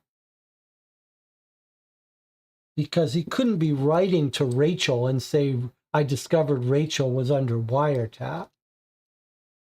Sounds like he's saying Letitia's under wiretap, but then it's not clear if he's saying that the wiretap was set up by Damien. So that's confusing. That's awfully confusing. Unnecessarily confusing.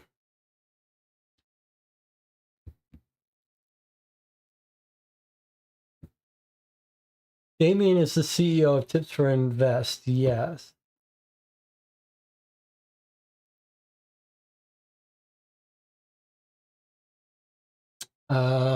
You're jumping to some conclusions. If you don't think you're jumping to conclusions, then you're going to have to lay out that theory.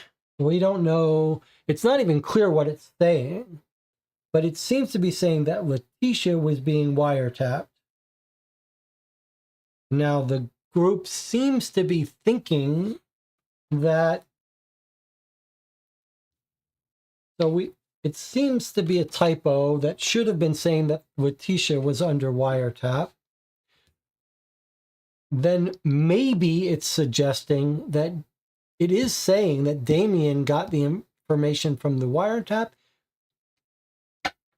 It seems to be maybe suggesting that he set up the wiretap, but it's not clear why. Someone in the channel is speculating that they're really trying to spy on Alexander Morrison, but we have no information to suggest that. We've got phone records for Rachel and Alexander. That's not what I want to find out, though. I want to see if we can't nail down that wiretap through some evidence.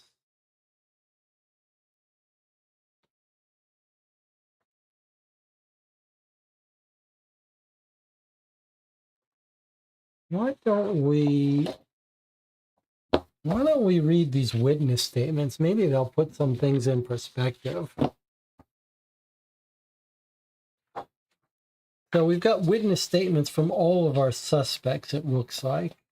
So let's start with our person who discovered the body.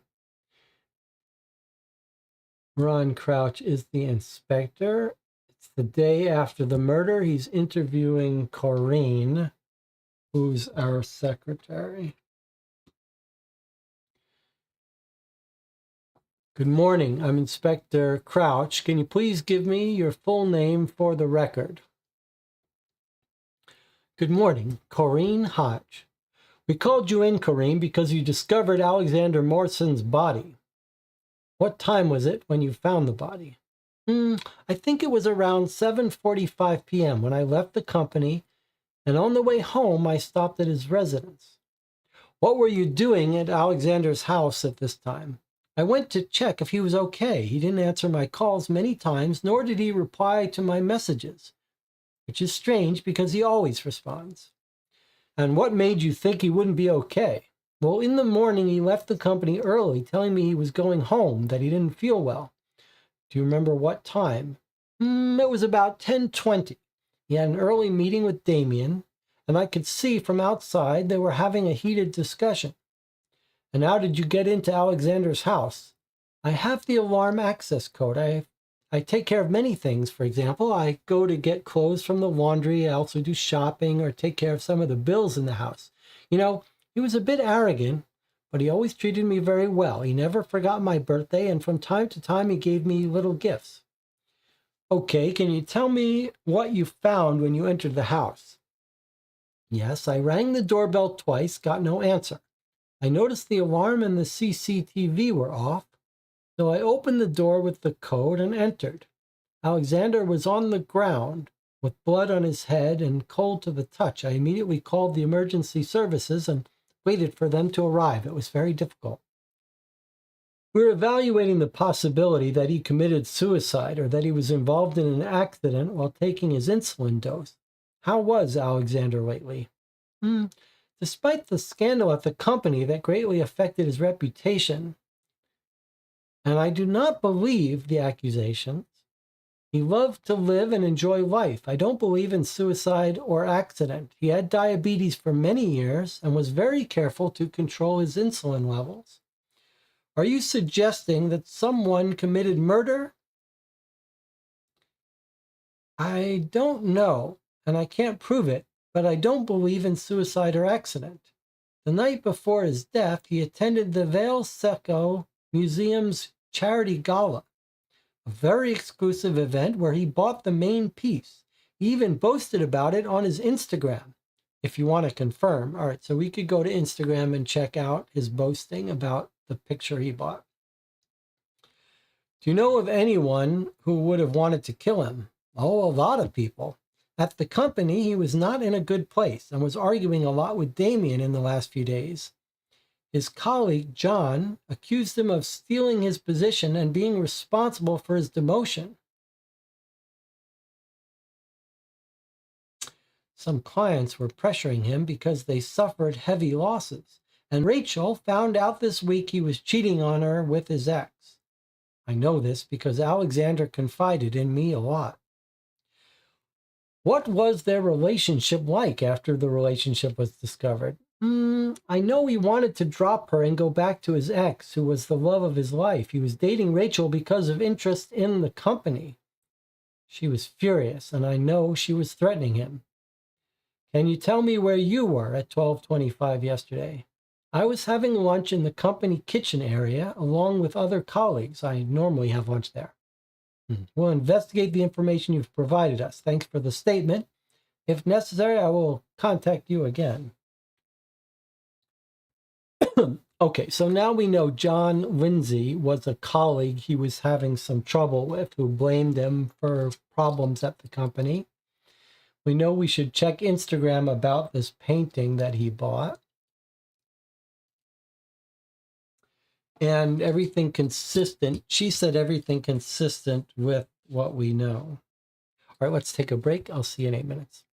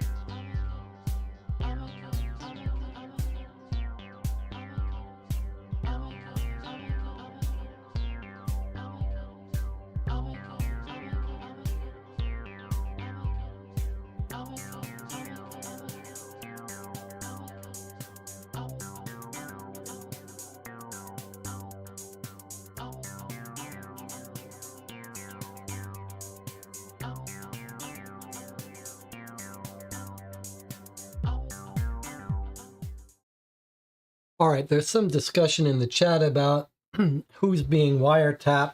I think we just have to put that off for now. Maybe it'll make sense later. But let's continue going through the witness statements, because the interrogations, because these seem like they're very helpful for us to know why they've brought each person in. In fact, let's proceed now with Rachel, who we are just told by the secretary our guy was trying to get away from. Good morning, I'm Inspector Crouch. Can you please give me your name, full name for the record? Yes, Rachel Howe. We want to ask you some questions about Alexander's last days that will help us clarify the circumstances of his death. Yes, of course. First of all, my condolences. Thank you very much. I'd like to ask you where you were between 11 a.m. and 1 p.m. on July 7, 2022. Very well. That day I participated in the second edition of the Labor Market Lecture. Specifically, it was a presentation to finalist students at Vale Secco School about the importance of the entrepreneur and the labor market. That checks out with what we saw in the paper.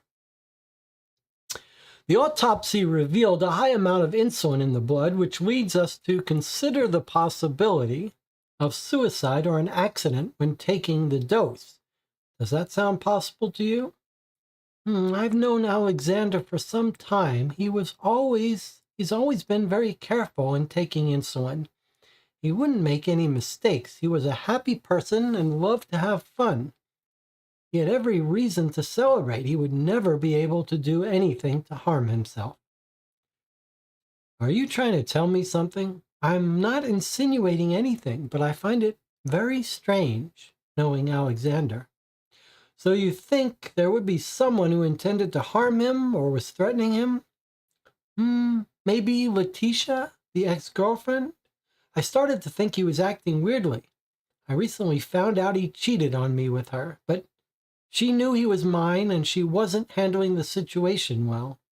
And how did you manage to confirm the betrayal? Well, to be honest, I hired a detective to follow him. Letitia never liked seeing us together and always ended up taking advantage of every opportunity she had to get closer to Alexander. Are you trying to suggest Letitia was the one who pursued the relationship? I'm sure it was, because I know that Alexander loved me. Alexander told me that it happened only once, and that Letitia was the one going after him and chasing him. But despite that, we were still together, and Letitia is capable of everything to end our relationship. And what was your reaction when you found out? Oh, at the time, I was quite furious and sent a message to Alexander with the first words that came to me. I know I was hot-headed, and in a way, the message may have been written with a threatening tone. Alexander called me later, and he was calmer. We spoke calmly. And did you confront Letitia after the discovery? Yes, I just sent her a message to leave Alexander, leave us alone. And how did she react? She replied that Alexander would leave me for her. It was then that I realized Letitia was not going to give up easily and was going to do everything to try to get away from Alexander one way or another. To get me away from Alexander one way or another. Are you blaming Letitia or for Alexander's death? Not blame, which I can't prove, but I'm sure it was her. And what was your father's reaction as CEO of Tips for Invest to the scandal that has affected the company and his relationship with Alexander? Obviously, he did not react well. But my father trusted him, and they will certainly clear both the company and Alexander's name. Thank you very much. I don't have any more questions, but if necessary, I'll contact you again. Thank you. And please let me know when you find out more information. So here's Rachel Howe. The one thing that jumped out to me in her statement is she says, I recently found out he cheated on with me. And then she says, I know Alexander loved me. He told me it happened only once. But we've seen the 3 photographs that her private investigator gave us, and they happen over the course from May 20th to June 29th. So there's at least 3 times over the course of a month. And here he is, the private investigator, confirming to her on July 5th 3 times. But it's possible that what she's saying is that I found out about the affair earlier, like maybe July 1st. Well, he says the past few weeks. So let's say he's been doing this for 3 weeks, June 15th. Actually, that's not right. If he's got photographs, he must have been hired by May 20th. Okay, so here's my point.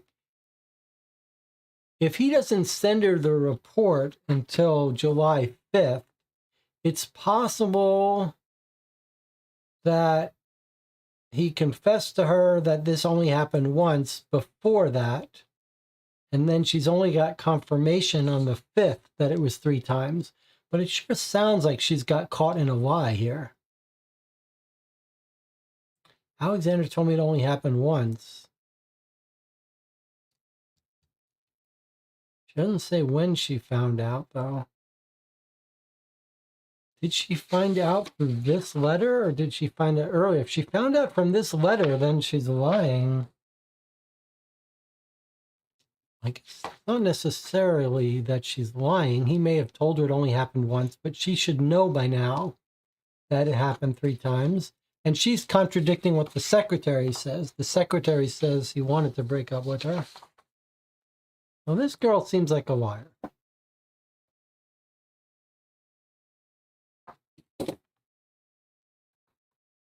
This girl certainly seems like she is lying.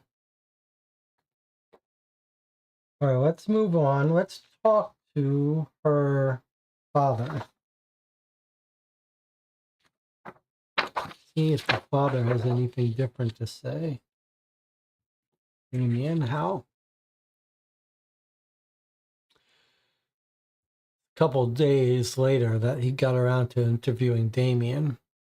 Good morning, I'm Inspector Crouch. Can you please give me your full name for the record? Damien Howe. We want to ask you some questions that will help us clarify the circumstances of Alexander Morrison's death. Yes, of course.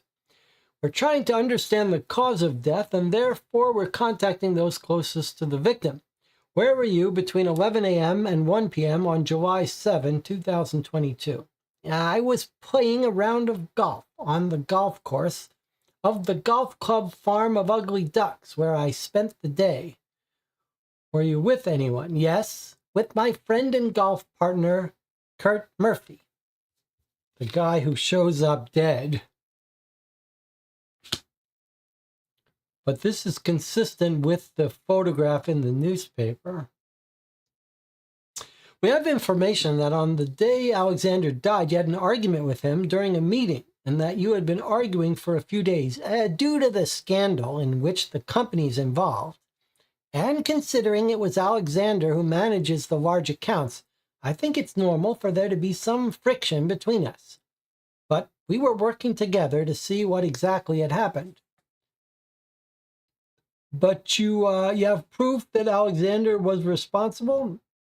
I can't answer that question right now. For now, we're conducting an internal audit because I do not want any more scandals associated with the company.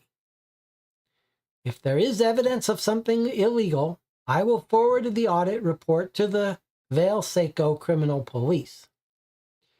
We learned that John Lindsay tried to provide you with a folder of evidence about Alexander's involvement and alleged illegal acts. What do you know about that? John Lindsay has been, in recent times, accusing Alexander of falsifying documents, and he lost the position of manager of the large accounts to him because of it. John has never been able to prove such claims.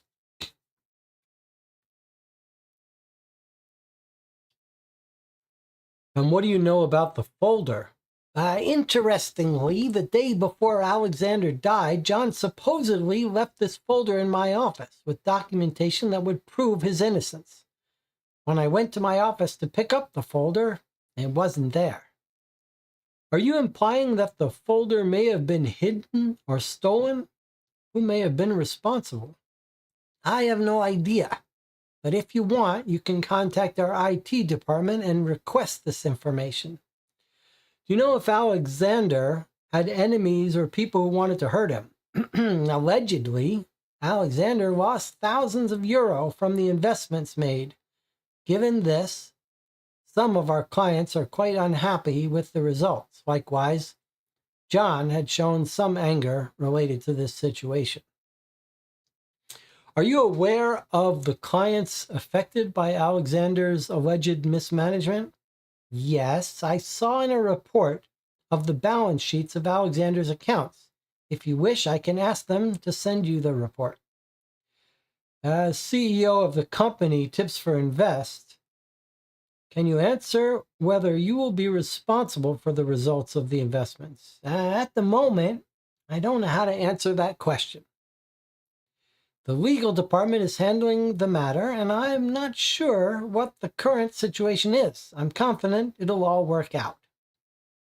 The company is my source of livelihood, and the guarantee that I can give everything to my family, especially to my daughter, who is everything to me. Okay, well, we'll investigate the information you've provided us. Thanks for the statement. If necessary, I'll contact you again. Okay, so bank records to check what investors would be angry with him, we're told. That was at 2:15 on the 10th, and he refers to John Lindsay. I think sounds like we should talk, see what he said. Okay, here's John Lindsay. Good morning, I'm Inspector Crouch. Can you please give me your full name for the record? John Lindsay. Do you know why you were called here? I have no idea. When they contacted me, they didn't tell me why. Well, we're investigating the cause of death of Alexander Morrison. What was your relationship with him like? We were not friends. We were simply workers in the same company and nothing else. Well, I was having lunch with my... Oh, there's a missing line here that looks like where were you between 11 and 1 p.m. I was having lunch with my wife at the Hot Oven Pizzeria.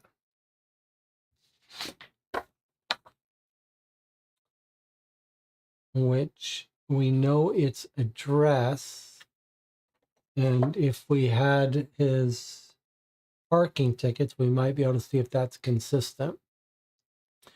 Well, we heard that Alexander was promoted, which resulted in your demotion. How did you handle it?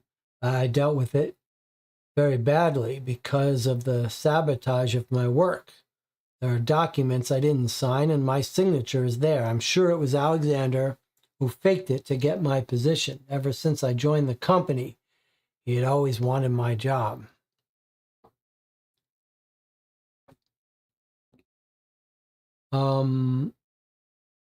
Did you report this to anyone at the company? Those are pretty serious accusations.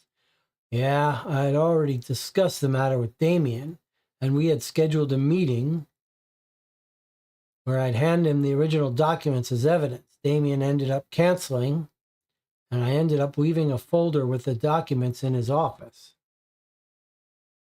What was the reaction when checking the contents of the folder? None, because the folder ended up disappearing from Damien's office before he could see the documents. I'm sure it was Alexander who stole the documents to protect himself. Was there any reason why Alexander wanted to steal it? Can you prove it was him?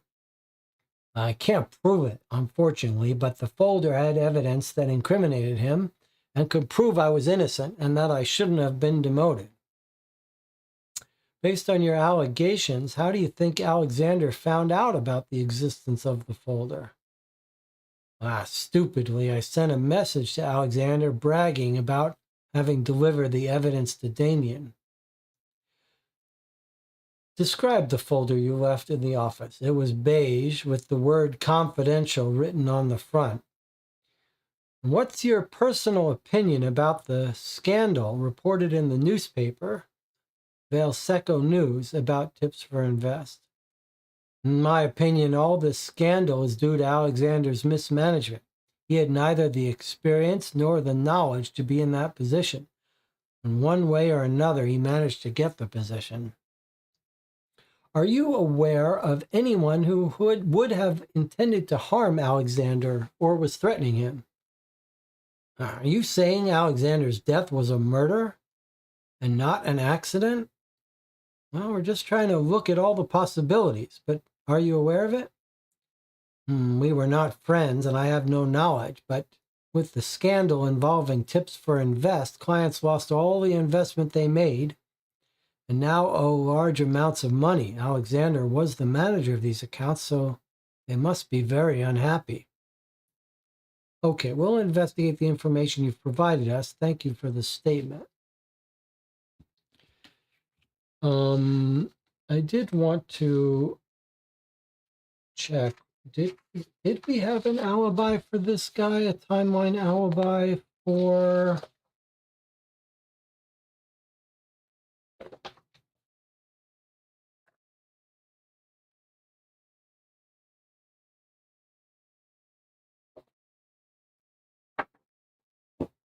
Oh, I thought I had some memory of this. So he said he was at the pizzeria during lunch, during the time that our guy was killed. And you can see he's got a speeding ticket and a parking ticket on the day. So the pizzeria is at Diagonal Avenue 1. That's where he says he was over lunch. So let's see. He's actually got a parking ticket at 27 Diagonal Avenue.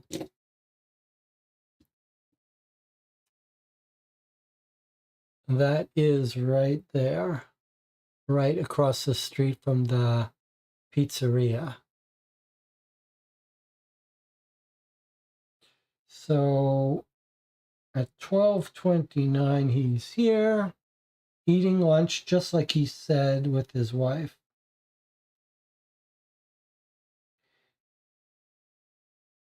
Unless he could have gotten there after the murder, but that's 5 minutes, 4 minutes. I don't think you can get there in 4 minutes.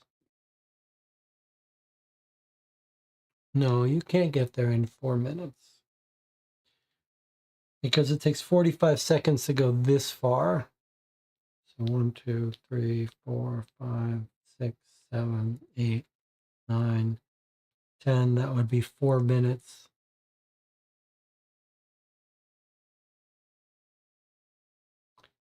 That'll be more than 4 minutes.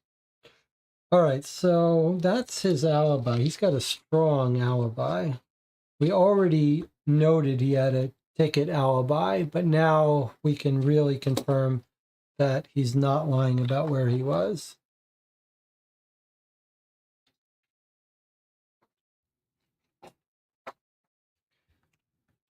All right, who's up next?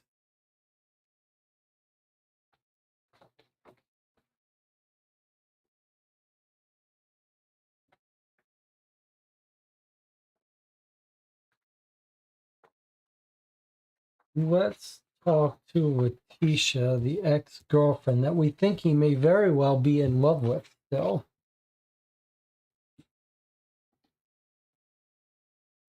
Good morning. I'm Inspector Crouch. Can you please give me your full name for the record? Letitia Lovell. Do you know why you were called here? I suppose it has to do with the death of Alexander Morrison. Yes, exactly. We're trying to figure out the cause of death, and that's why we're contacting people close to him, bearing in mind you had a relationship with him. Where were you between 11 a.m. and 1 p.m. on July 7th? That day I was not in Valseco. I went to visit my mother by plane to Lagoa Preta, where she lives. We learned that you, Letitia, were one of the possible people with whom Alexander was cheating on Rachel Howe. Is it just vicious rumors, or is it true? How do you know that? It's not relevant in the moment, but can you clarify? Yes, it's true. Alexander and I were together in secret, and he was going to break up with Rachel. We had already spoken several times, but it was only a matter of time before he fixed the situation and we could be together. Do you know how Rachel reacted when she found out what was going on between you? Alexander shared with me she sent him a message threatening him, and then they were on a call for a long time. She was very upset. She sent me a message telling me to leave Alexander alone, and that if I continued to see him, I would have problems. Did you respond to that message? Well, at first I hesitated, but then I answered her. I just told her Alexander was leaving her, that's all. The autopsy revealed that Alexander had a high amount of insulin in his blood, which may indicate suicide or an accident in taking the correct dose. What do you think is most likely? Alexander was very stressed out due to the company's scandals, but he had diabetes for many years and he was very careful. I can't believe he'd make a mistake. What are you suggesting? I'm not suggesting anything, but I find the situation quite strange knowing Alexander like I do. He was a cheerful person who liked to live and enjoy life. That's why I don't believe in accidents or suicide. Are you suggesting someone committed murder? Do you know anyone with motives? I don't know if anyone committed murder. Finding that out is your job. But if I had to point my finger at someone, it would be at Rachel. She was very possessive of Alexander and even sent threatening messages to both of us. She's completely out of control. She found out about our relationship and she was going to stop at nothing to break us up. All right, that's all for now. We're going to look into the information you gave us. Thank you. All right, so nothing very surprising. We could check her alibi, though. She said she was out of the country, so we could just check, make sure she doesn't have any parking tickets in town or speeding tickets. So here's Letitia. 7 July 2022. Nope. Looks like she's out of town. All right. Let's hear from Jerry Arnold, who's the security installer. Let's see if he tries to lie about any access. Good morning, I'm Inspector Crouch. Can you please give me your full name for the record? Jerry Arnold. Do you know why we've called you here? I have no idea. They didn't tell me what the reason was. Well, you were called due to the death of Alexander Morrison. We're trying to figure out the cause of death, so we're contacting the people who were in contact with him. Where were you between 11 a.m. and 1 p.m. on July 7th? Oh, yeah, Alexander. At that time, I usually go to the gym. We have a group and we train together at lunchtime. And what's the name of the gym? It's Cross Gym on Spies Causeway Road. Were you in contact with Alexander in the last few days? I wasn't, but I went to his house to install a new high-tech security system that was released last month. So you were aware of the access codes to his house? At the time, yeah, but all the access codes were left in a document on Alexander's desk. For the protection of our clients and for security reasons, we recommend in the document that each client update the predefined access codes that come with the alarm. Well, we found your fingerprint on the alarm panel of the house, so you're considered one of the suspects in the case. As I said, I recently installed the alarm system. Well, we'll see where the investigation leads us. Do you have any investments in the company Tips for Invest? Yes, I made an investment. After the news of the scandal broke out, I checked my account balance and it was negative. I expect the company to take responsibility for client losses. And how are you handling this? Not very well. I'm quite furious. I knew it was a risky investment, but I suppose I'm going to lose everything due to Alexander's incompetent management. All right, well, we'll investigate the information you've provided us. Thanks for the statement. If necessary, I'll contact you again. So something jumped out at me about what he said. What do you think it was? First of all, he's got a little bit of an alibi, which we might be able to confirm. Jerry Arnold. Let's see. But what do you think it was in his statement that surprised me? Okay, no, nothing on July 7th. All right, what does the chat think I spotted in his statement that seemed suspicious to me or seemed important? Any thoughts?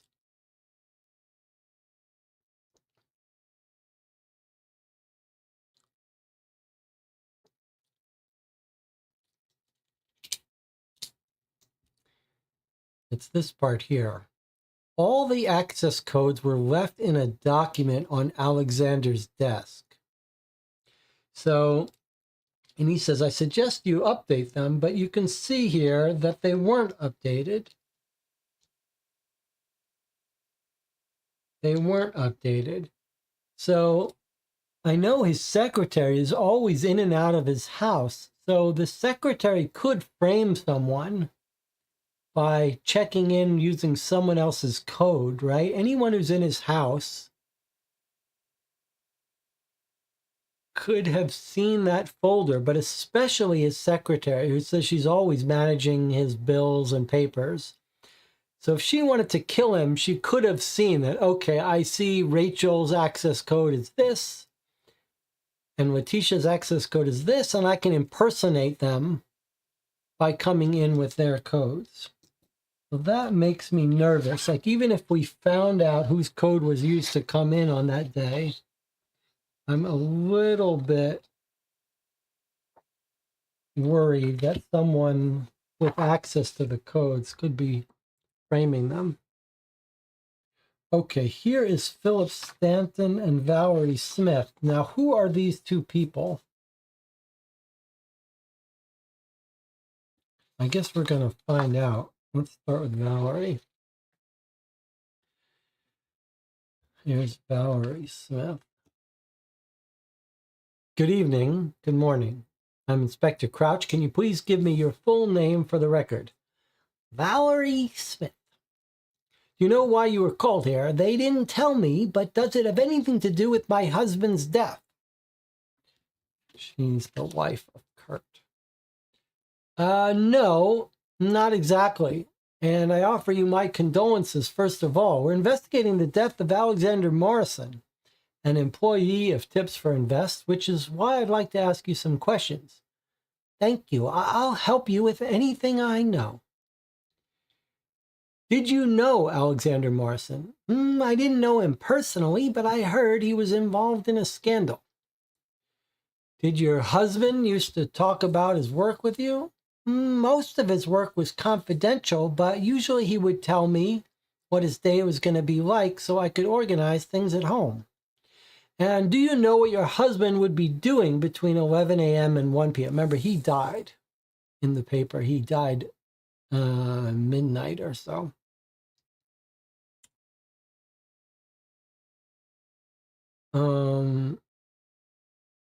Let's see. Did he tell you what he was going to be doing? He said he was going to play golf with Damien and was coming home for lunch. Other than that, I'm not aware of the rest of the agenda for the day. Well, was it normal for your husband to play golf during the week? Yes, at least twice a week. he would set aside some of his time to go play with Damien. You know, they were childhood friends. They worked together. They hung out a lot. Do you know if your husband knew Alexander Morrison? Not that I know of. It's likely they knew each other and that they had already worked together since my husband was one of the lawyers representing the company. Did you have any investment in Damien's company? I don't think so, unless my husband had made some investment without my knowledge. Did your husband have health problems? Well, last Thursday afternoon, he said he felt a little dizzy and tired. We had a reservation to go out to dinner, but we ended up staying home. Were these symptoms recurrent? No, but on the days he was going to play golf, he usually came home more tired than usual. Lately, he complained quite often about this tiredness. Yesterday, we understood why. According to the doctor, it was a cardiorespiratory arrest, probably due to stress. Okay, I have no further questions. We'll now look into the information you've provided us. Thank you very much. So he died, according to the paper, and let's just confirm again when he actually did die. During the early hours of today, the 8th. So the night after, our guy gets killed at 12:25 in the afternoon, and this guy gets killed in the early morning of the following day. And he spends the previous afternoon with Damien at the golf course. And in fact, they get photographed with the first hole-in-one. This sounds like they're making an alibi, doesn't it? Like you could fake that. You could pretend. You could say, hey, we got a hole-in-one. Let's take a photo, and everyone thinks that that's your alibi. But, I mean, it is an alibi. Even if they faked it just to get this photo so he would have an alibi, you can't really fake this time or location, right? The two of them get together with the director. They put it in the book. So, I mean, that's where they were at the time of death. So that is a very strong alibi.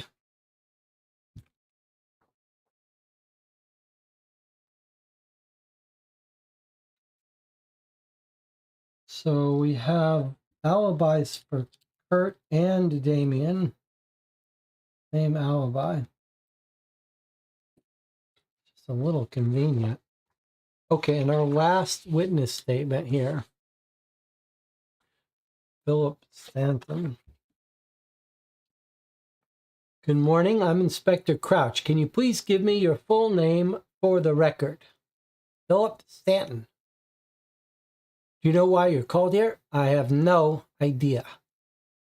We're trying to understand the cause of death of Alexander Morrison, so we're contacting the people who were in contact with him in recent days.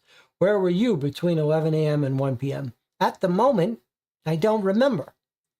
But I was probably working at some client's place in Valseco. Was it your company that did the cleaning service at Alexander Morrison's house? Yes, we did the cleaning services, but he was never there. Well, were you in contact with Alexander in the last few days? The only contact I had was some messages due to the cleaning service.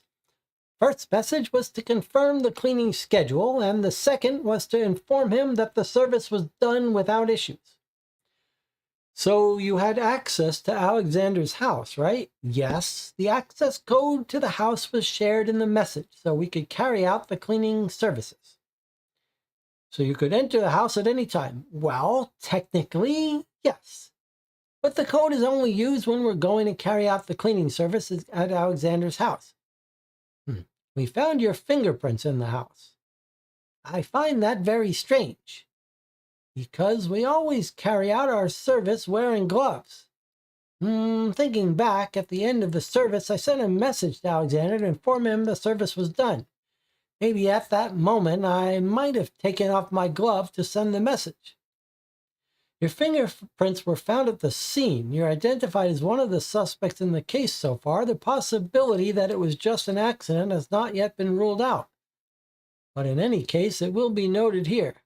Me? A suspect? That's just a misunderstanding. I didn't kill anyone. Let me ask you, do you have an investment in the company Tips for Invest? Yes, I invested most of the earnings I've made in recent years in order to make some money and grow the company, and I ended up losing everything. All right, we're going to investigate the information you provided to us. If necessary, I'll contact you again. I must inform you, you're not to leave the city without prior notice. He doesn't tell anyone else that, but he tells this guy yet. And what fingerprint are they talking about? That doesn't seem consistent with... Am I forgetting?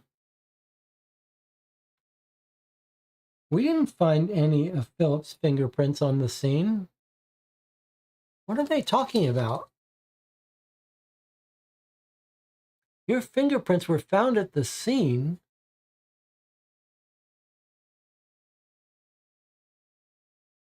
What are they talking about?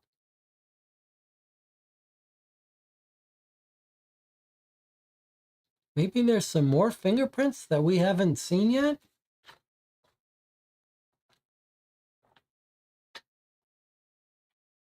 Am I missing something about our identification of the fingerprints? We didn't find his fingerprints, did we?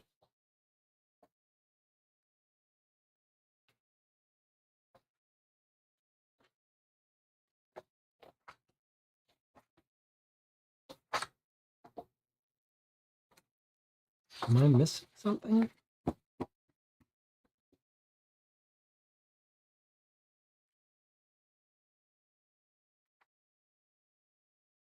We're only told about 2 fingerprints on the interior of the door and on this. And we identified the 2 at the corner being the installer.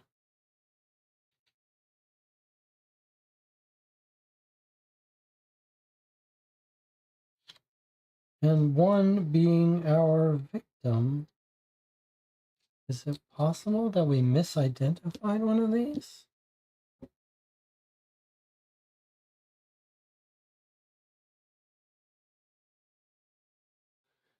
It's not these.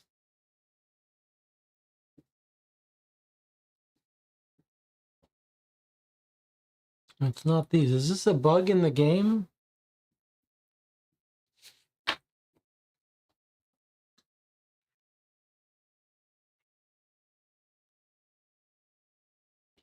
Seems like a bug in the game.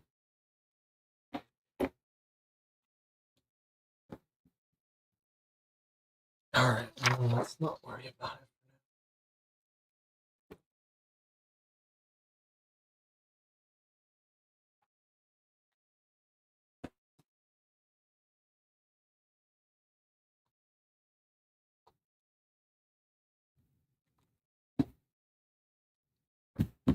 Okay. Let's see. We don't have that many more pieces of physical evidence. Is there anything... We were going to look for his Instagram.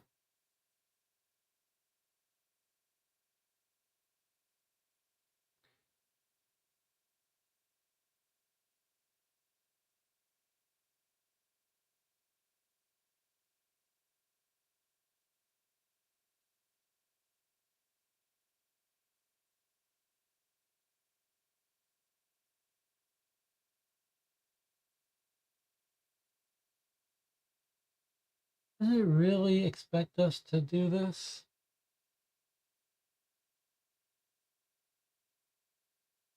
I mean, are we looking at a... Imagine you're a real person named Alexander Morrison, and you suddenly see all your Instagram followers, and...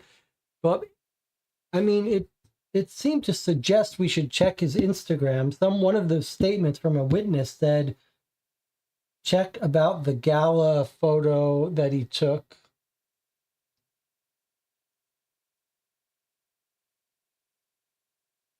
Well, let's go through our evidence first before we start checking. Let's go through what we have before we check for what we're missing. Okay, so one of the people told us that they were at the gym. Whose alibi was that he was at the gym?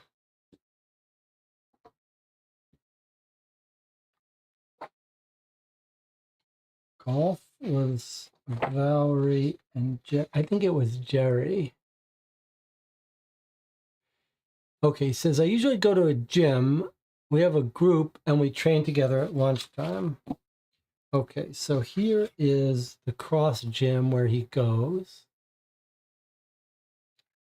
And what have we got here? Punch card.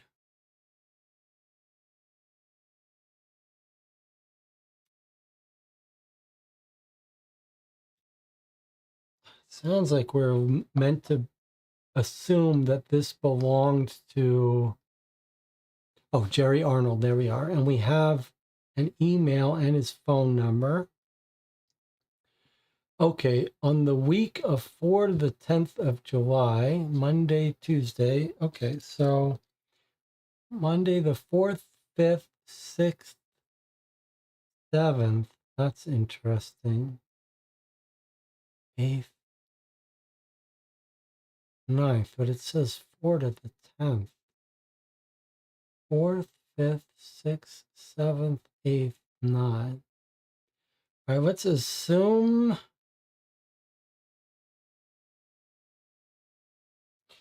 maybe they're closed on Sundays, but this sure seems like he did not go to his gym. Jerry Arnold, the security installer, did not go to his gym.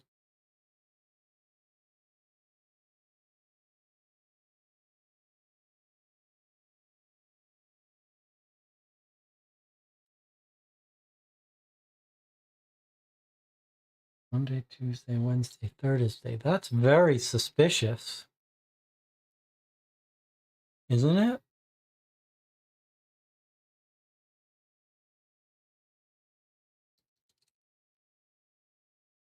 Let's look at his statement again.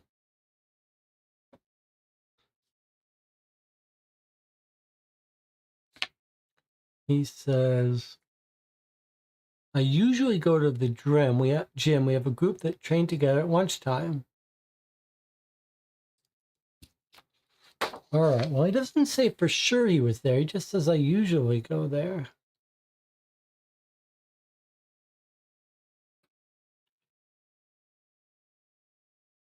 Boy, that's suspicious.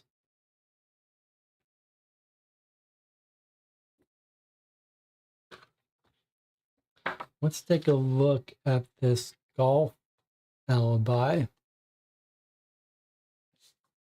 What have we got here? So on the day of the murder, Kurt and Daniel are playing together. Kurt and Damien. These are the two. I think they're making alibis for each other or something. But okay, let's see. So they started at 10:35.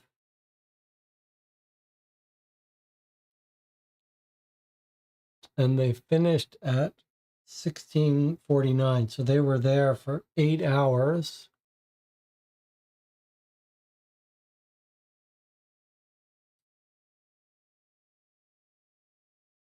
Sorry, 8 hours.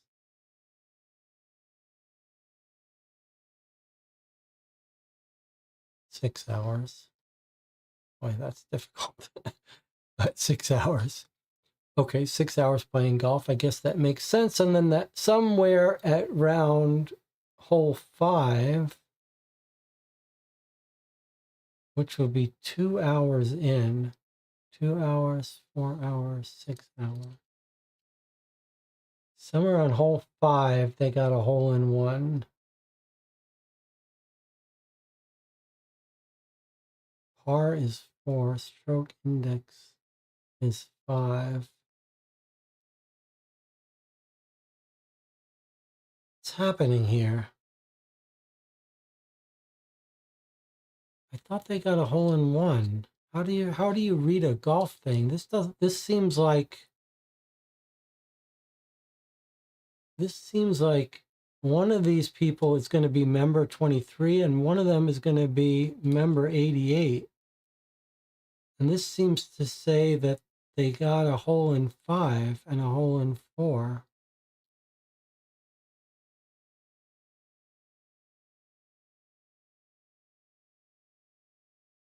I don't know what this blue, red, gold is. There's something I'm not following.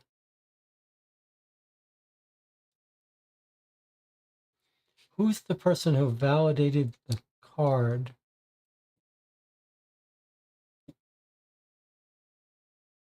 Romero Hodson.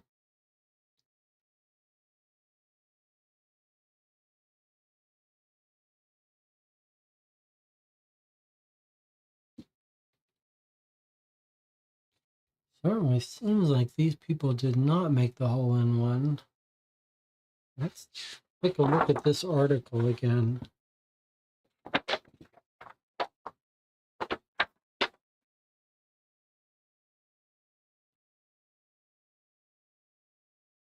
Toby Sheehan. While playing with Mealy Eastwood, Toby made a hole in one. Okay, so these two other people made a hole in one, not our people.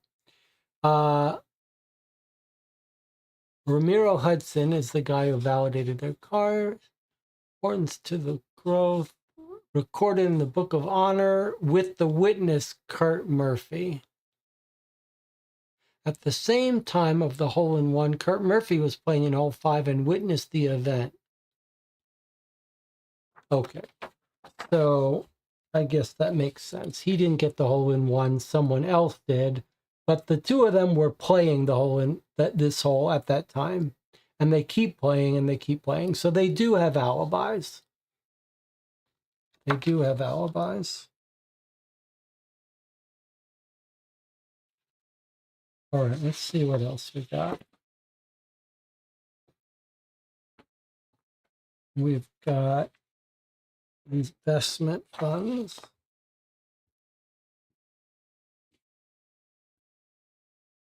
So Alexander Morrison is running these investment funds.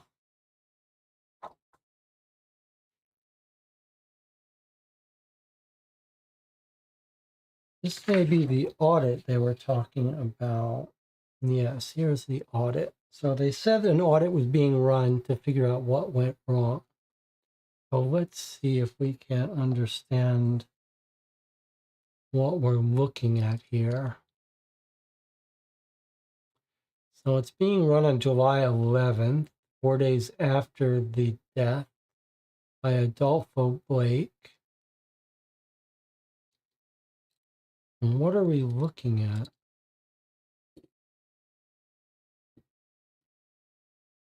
Search history. Only the search history for the same audit filter parameters is displayed. History is only visible in read mode to system administrator for audit control.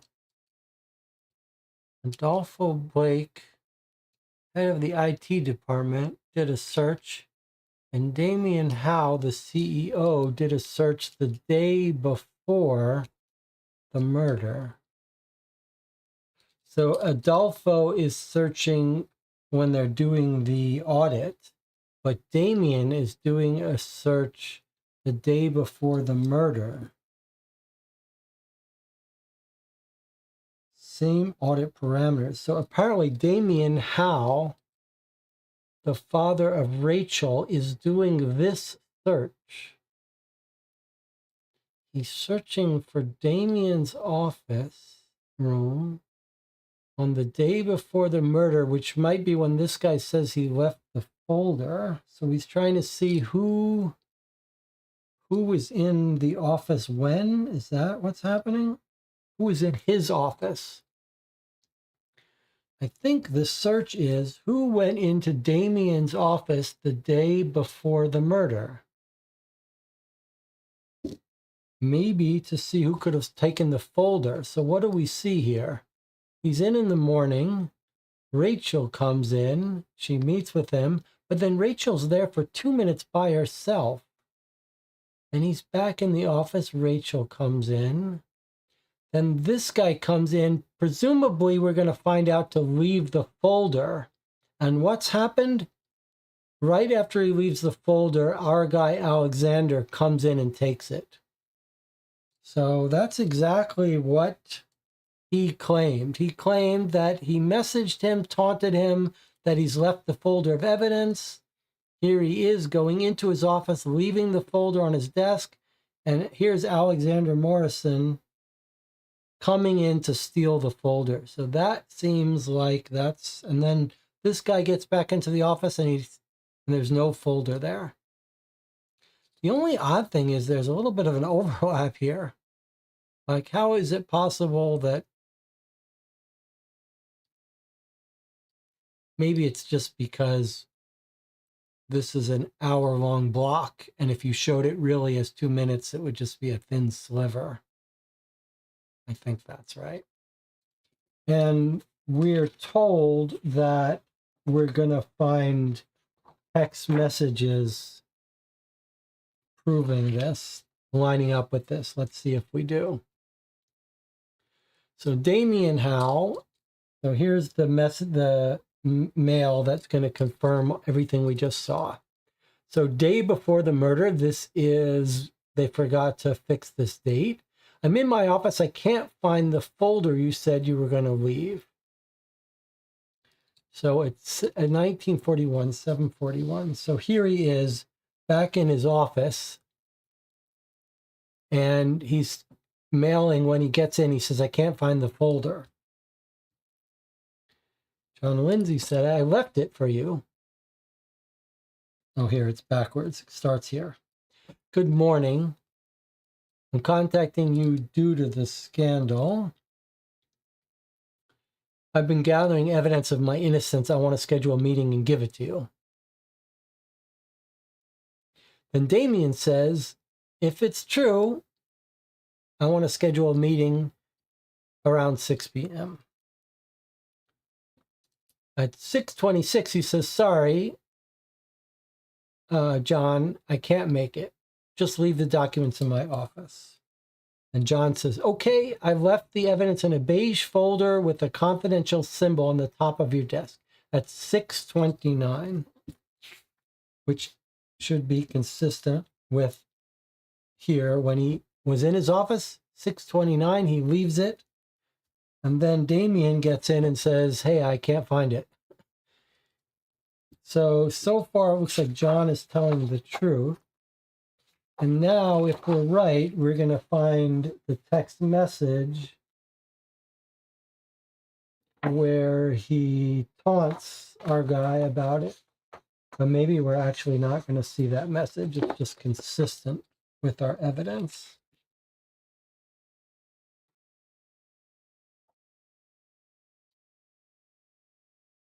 Okay, so looks like Alexander Morris was up to no good. Now, what are we looking at here?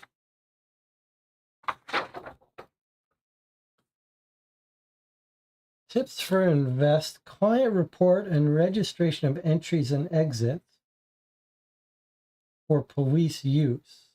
Exported on, this looks like probably July 9th. July 9th.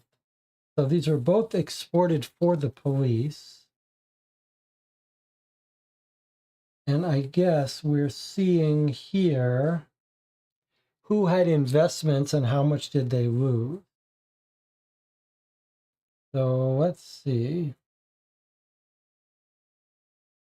Here's Jerry Arnold, the security guy. How much did he lose? 85,000 euro. Wow, that's a lot of money.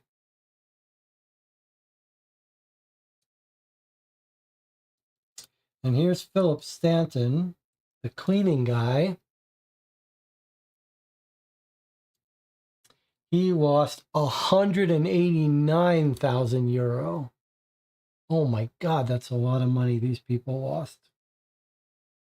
That'd be pretty good motive to murder someone, although I don't know that you get your money back, but you get your revenge. And what are we looking at here? Entry and exit to the company.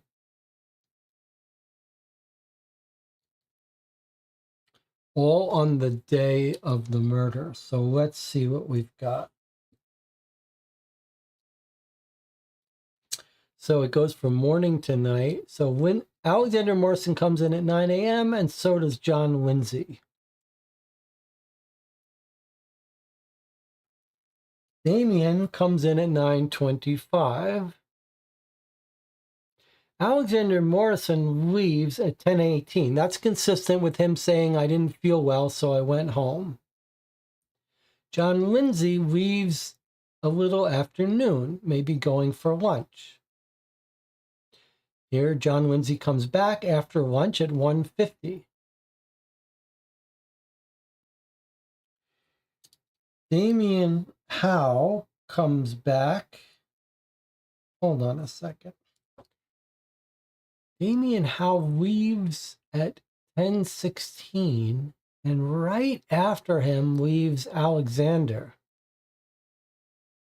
10:16 and 10:18, that's a little suspicious.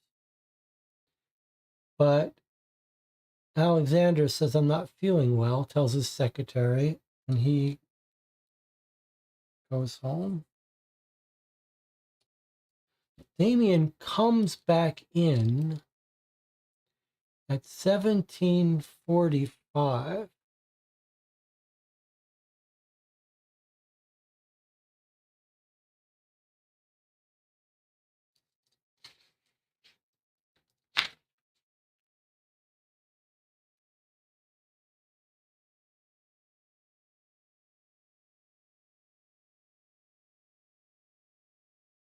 But we think our guy gets killed around noon. We have to check that again. I need to make sure we haven't messed that up in any way. He leaves. And then we think that Alexander Morrison dies somewhere around 12:25, according to the autopsy.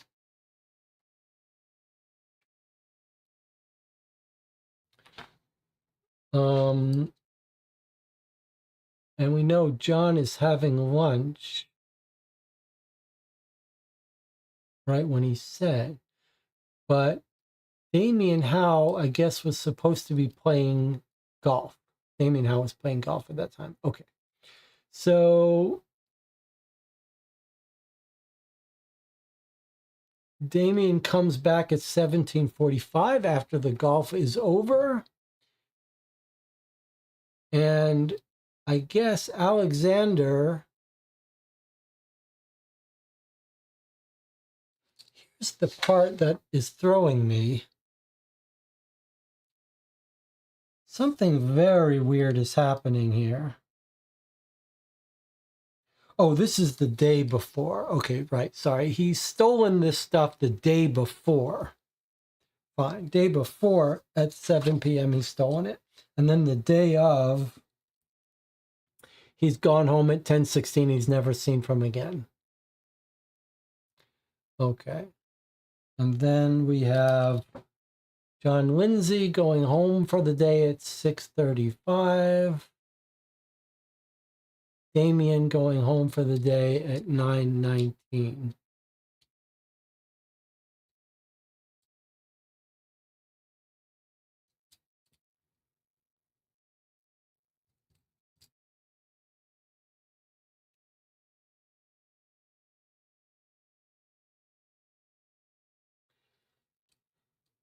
So nothing jumps out at me as being very useful here.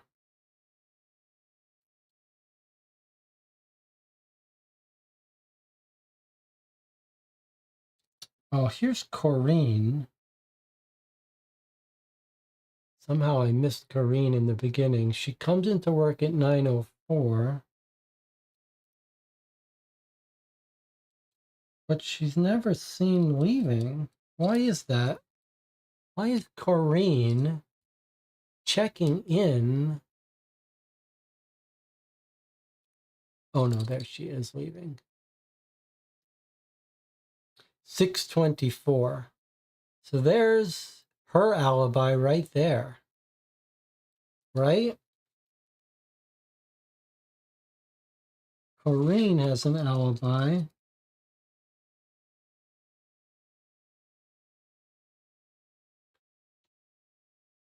Corrine has an alibi. Right? Because she's coming to work on the day of his death at 9:04. She doesn't even go out to lunch. She stays there the whole time till she's ready to go home at 18:24.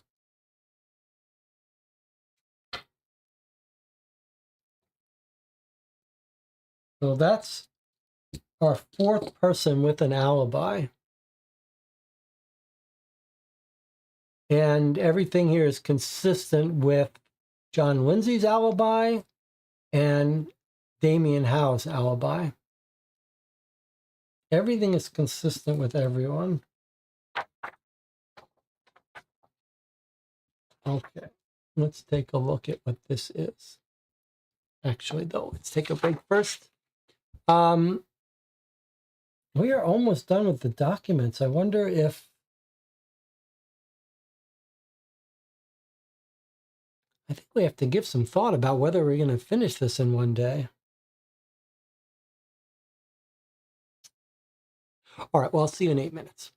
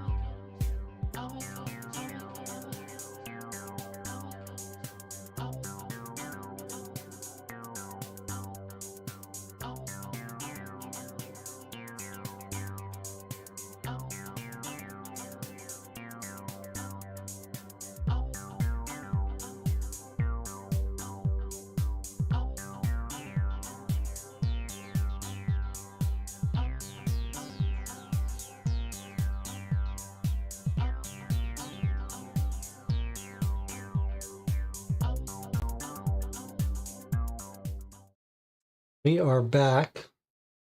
Let me check in with the chat.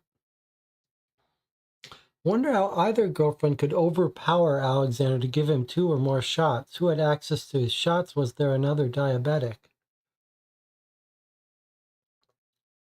Some men could have hired someone to kill him. Well, we don't know how he died. What we do know is we've eliminated several people as having alibis for the time of the murder. Of course, if someone switched out his diabetic pen for one that's been gimmicked, then it doesn't matter that they weren't there at the time.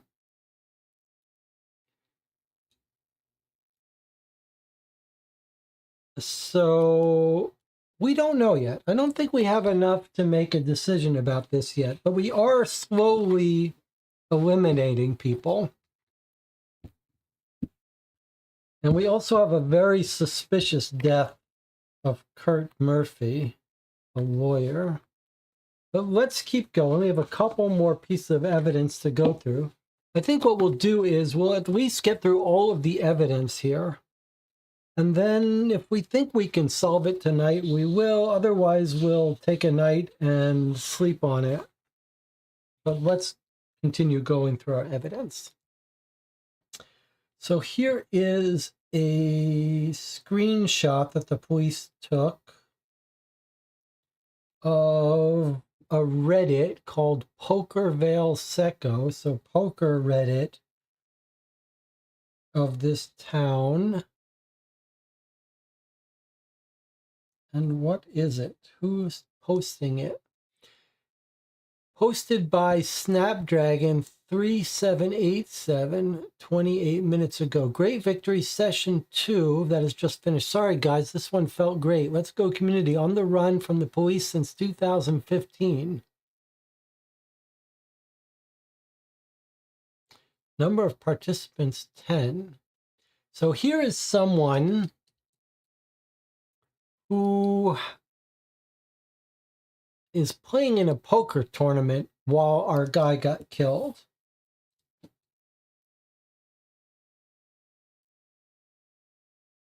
And he's taken a photo of it.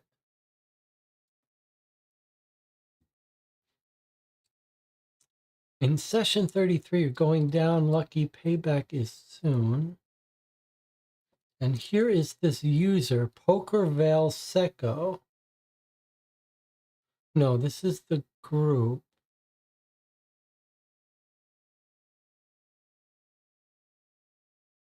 So we could give someone an alibi if we could figure out who this user is. Snapdragon 3787.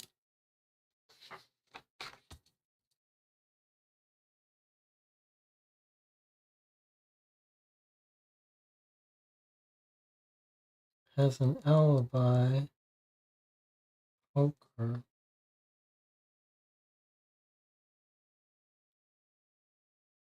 I guess this is saying from 12 to 13:10, which is the time of our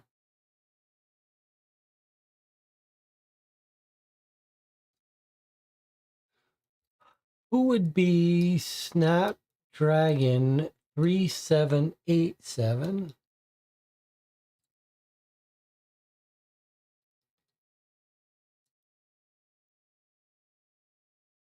So 3787 could be someone's phone number or car. Let's look at license plates.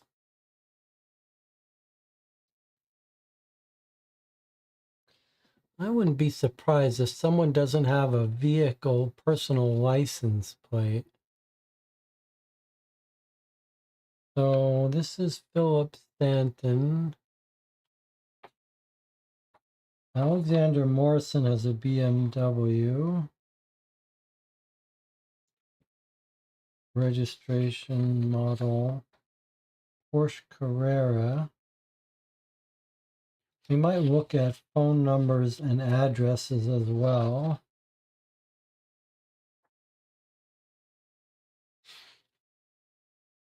Okay, here's a Porsche Carrera by Damian Howe. John Lindsay has a Volvo.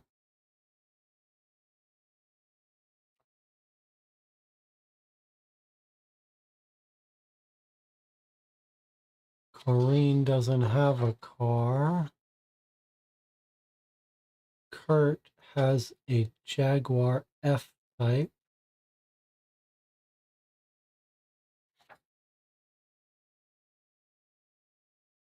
Jerry Arnold has a Citroen Berlingo.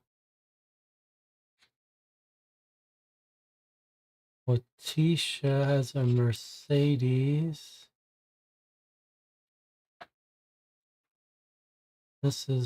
Rachel Howe has a BMW. This is the person I was hoping it would. No, Valerie. Where's the guy I was hoping it was going to be? I was thinking Philip Stanton might be Snapdragon poker player. Ford Focus. That does not help out. Where is Philip? Oh, he was right up front. Peugeot. I thought that was a damn good idea.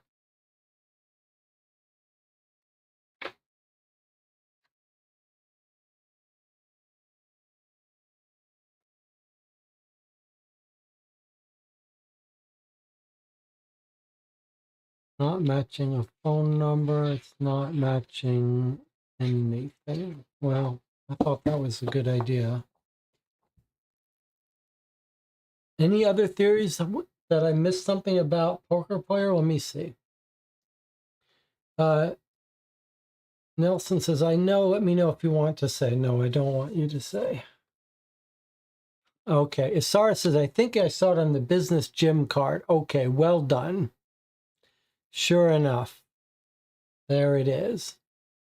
On the business gym card, which we know belongs to Jerry Arnold, his email is Snapdragon. So there we have it. We have now got another person with an alibi. Okay, good catch. Jerry Arnold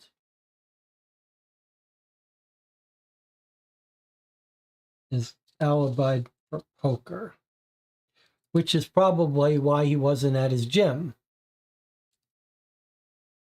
And it may, in fact, be why he was lying, because maybe there's something about poker that he doesn't want to, for tax reasons, he doesn't want to admit that he was there winning money or something. Okay, very good catches, Sarah.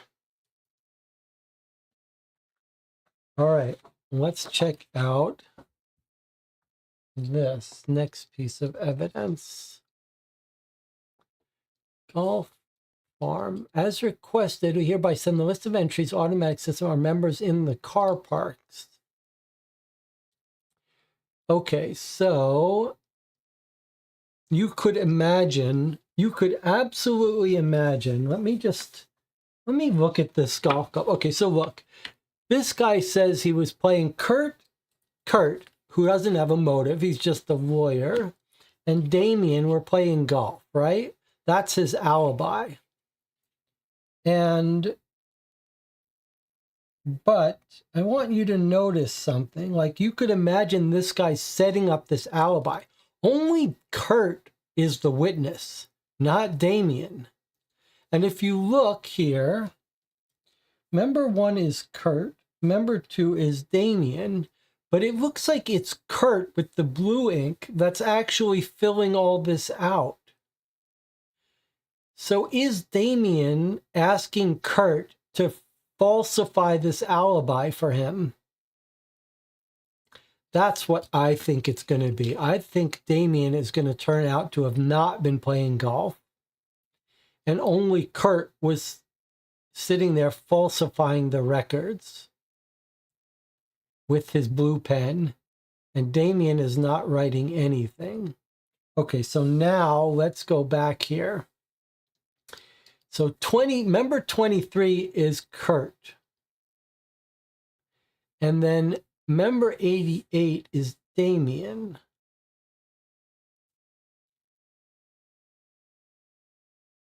So at 10:30, he arrives to play golf, and he doesn't leave until 1729. So according to this, at least, his car is on scene the whole time. So he does have a solid alibi, if we can believe his car. And what about Murphy? Murphy arrives at 12:13 and doesn't check out until 17:22. 17:29, 17:22. So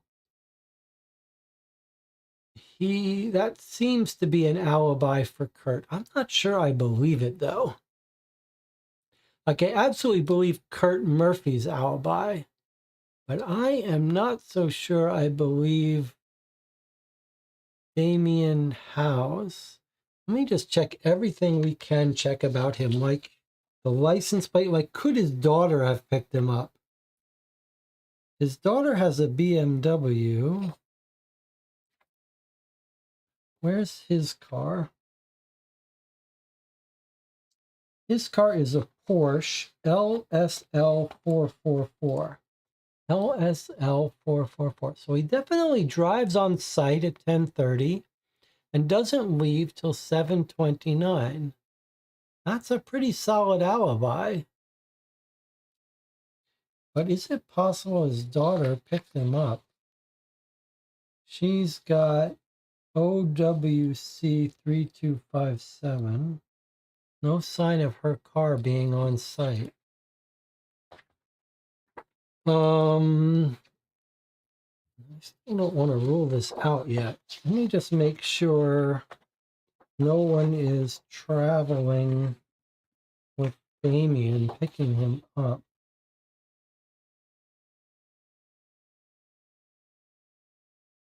There's the guy that got the hole-in-one.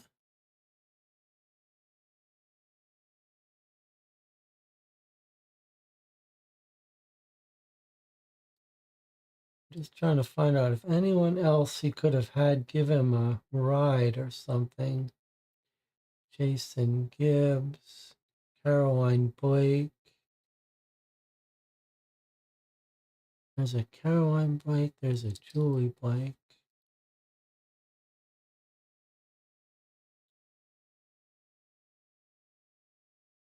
Boy, it sure looks like he's alibied. I just have my doubts.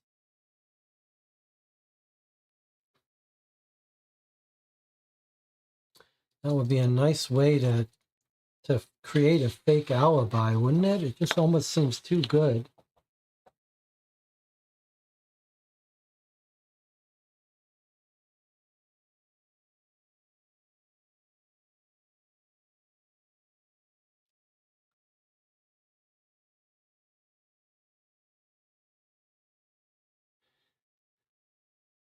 Damien comes in at 10:30, leaves at 17:29. That's his only entry.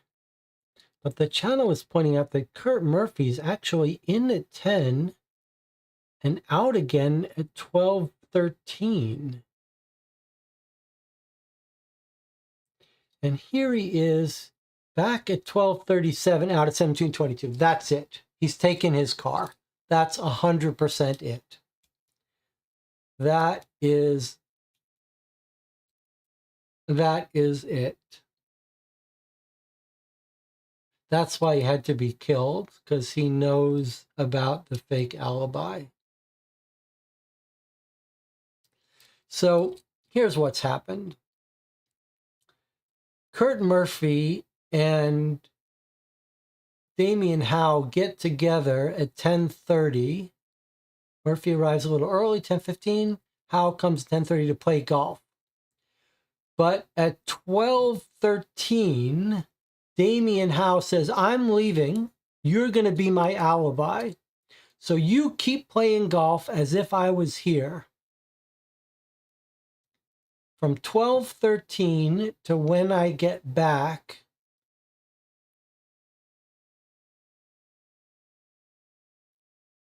at 12:37. So from 12:13 to 12:37, Murphy's car is gone. And that's going to be our murder weapon, our murderer. Murphy car from 12:13 12:13 to 12:37. This is going to be the murder. But you might think from looking at it that the murderer is Kurt Murphy. But I don't think that's going to turn out to be the case. I think Murphy is going to have been on site and witnessed the hole-in-one. But he's covering for our guy. So Kurt Murphy is the person who witnesses the hole-in-one. Notice it's not the two of them. It's just Kurt at 12:30. But Kurt's car is gone until 12:37. So Kurt's car is gone, but Kurt is on the golf course.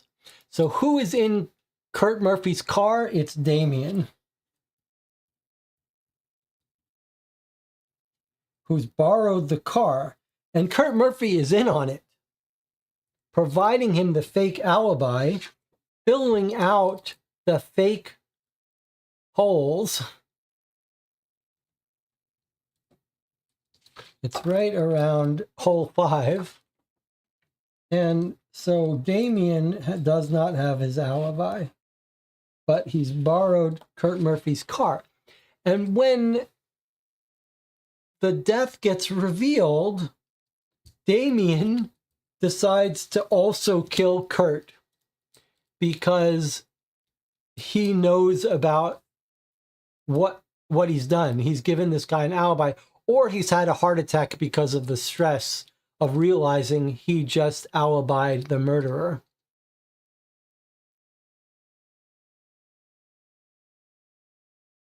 So here is our killer right here. We still have to figure out how he got in. But remember, he's wiretapping some phones. And I think what we're going to find out is he intercepted the code to the security alarm in his wiretap. And that's how he knew what code to use to get into the apartment. So I think we've cracked our case here. The only thing I don't know is if for sure he's murdered him or if this guy just died of stress after realizing he provided an alibi. Let's see if we can't catch the wiretap by Damien picking up a user code to the security system. So here's Rachel. So maybe he was wiretapping his daughter. Let's see if Damien is intercepting this, if he could pick up a code. Here it is. The new alarm code. You don't need the key anymore. There you go. So he's messaged Rachel. Alexander has messaged Rachel an alarm code on the 1st of July. And Damien has a tap on his daughter's phone. And he sees this code and he realizes, okay, I can get in with Rachel's code.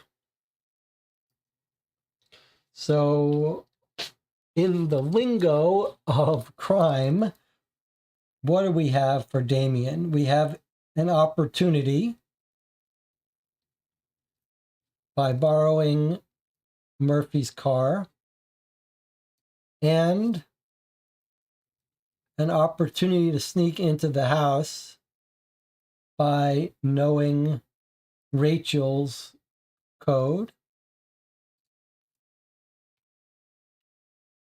We probably have the motive of, well, he's ripped off the clients. He's going to get them in trouble. They're going to be discovered. We'll have to figure out means and all that in a bit. Okay, so here he is listening to Rachel's messages. Here she is talking to her dad. I'm in a meeting. I'll call you when I get out. Let's see if she can even tell her dad like she's not going to be around or something. Let's see. I left a letter in your mailbox. So you have your appointment at Prime Salon. This is all the daughter. Daughter messaging the father at 230. Called the father. He didn't answer. I know you're cheating on me with my ex. Put an end to it. You're my man. No one else's. I won't let you embarrass me. Stop messing with my boyfriend. Here she is talking to the ex. Here's the ex writing back. He's done with you. It's his decision. He's going to walk out on you.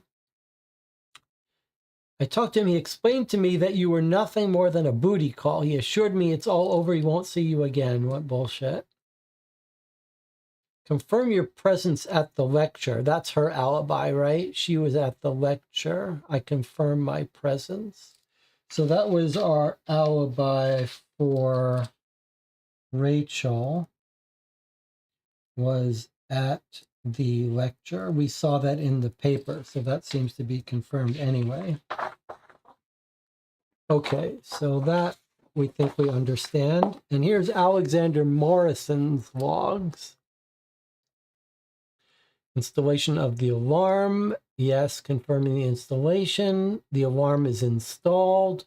Document with the codes is on the table. Here he is sending to Rachel her alarm code. I'll call you when I get there. I know you're the one who forged my signature on the contracts and the documents. Okay, this was John Lindsay,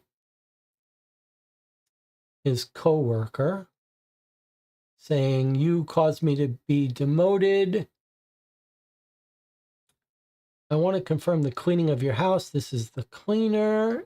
And he says, yes, here's the alarm code. So that was the second way someone could have intercepted an alarm code, but the wiretap isn't on this.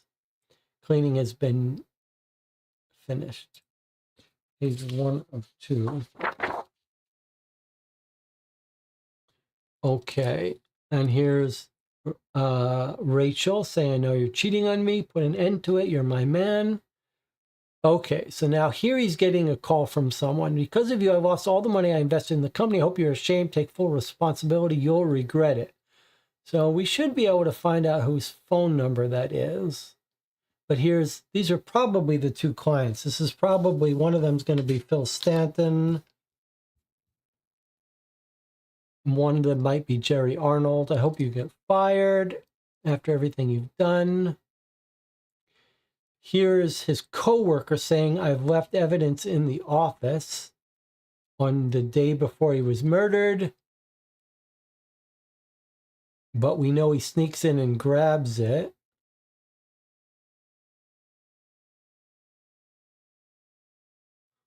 Then he gets a call.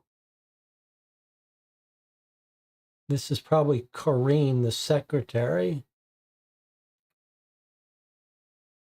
I'm boarding now. Are you feeling better? Do you need me to bring you some medicine? No, this is Corrine. Are you okay? Answer your phone. I'll stop by the house. This is Corrine. Who is the boarding? That's this. This is going to be Letitia, who is out of town. Okay, so this is just confirming Letitia really was out of town. All right, we can put that away. So here's Letitia. And that's going to be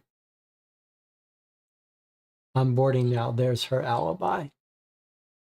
Okay, so everything is consistent with our theory.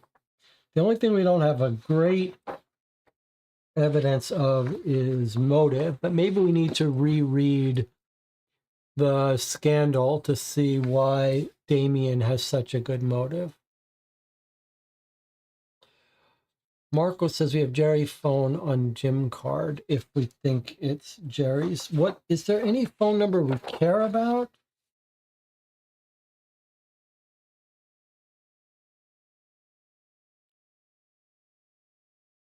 I mean, 2 threats about being invested and fired from the after everything you've done with the money that I and other people invested. These are just 2 investors. We don't really care about this. But do we care about someone?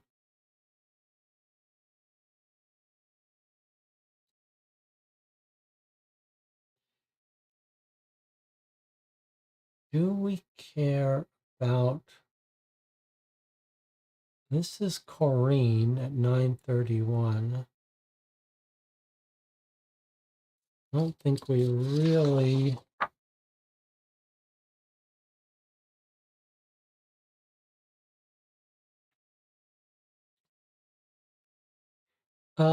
This is the only weird one because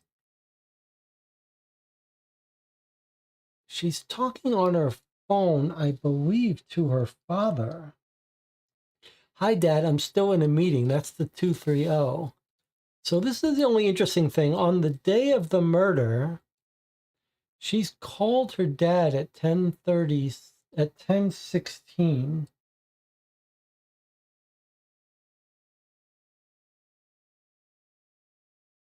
Had an actual phone call with him for 2 minutes at 10:16. I don't think that's actually all that relevant.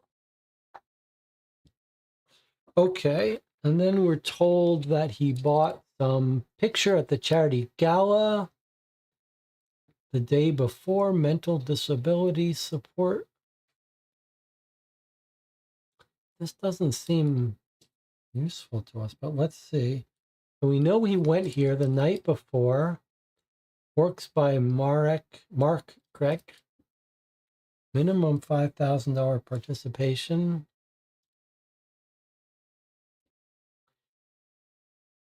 Welcome drink, gala dinner, auction, networking cocktail. We know he bought something, probably posted about it on Instagram, came home at 11. That's all consistent with him coming home at 11 from this event.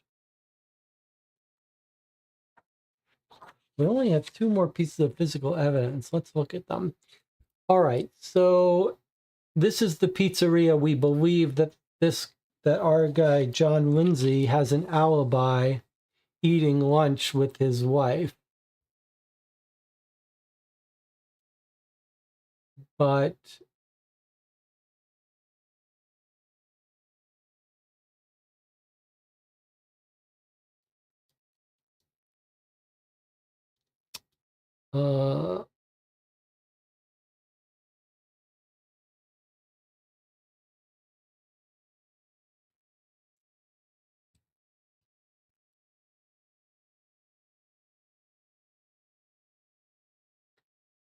I mean, I don't see his name, but we've already figured out from his car that he was here. So maybe his girlfriend is Ishan Brown or something?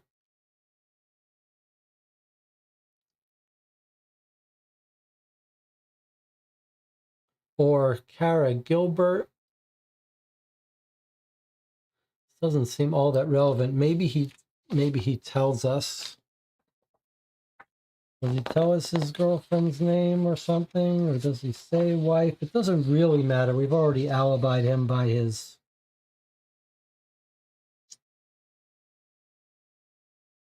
his car stuff.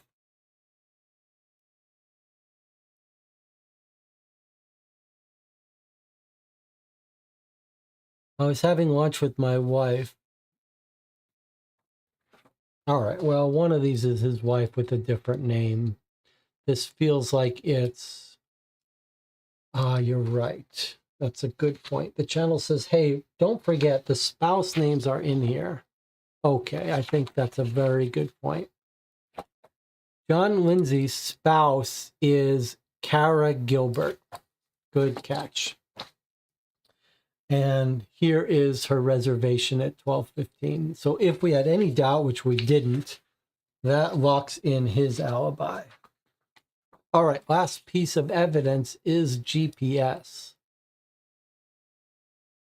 GPS records. Dear Inspector Crouch, as requested, I hereby send the records of our customer with the registration UWD 1676. I regret to inform you, due to technical anomaly, data has been corrupted. However, our system administration technicians were able to recover some data through the server logs. So it's like a movement. Okay, well, let's find out whose car that is.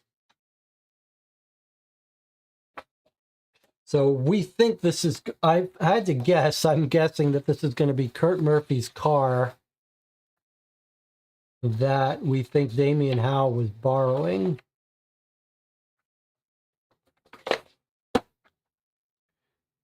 Nope.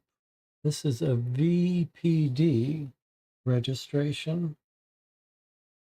Okay, so it's going to be someone else that I guess we're going to alibi out.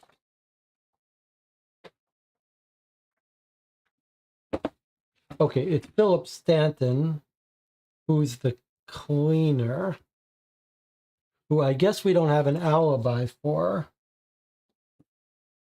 So this is going to let us alibi him.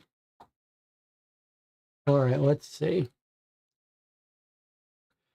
Customer change direction. It's not possible to recover the direction. Starting point. Vehicle started traveling at the customer's address. Okay, at the customer's address. So I guess we're going to reconstruct him. He lives in Greenhalgh Mall Road, number 9. Okay, let's find and reconstruct his movement to give him a solid alibi. Greenhalgh Mall Road. Where is that?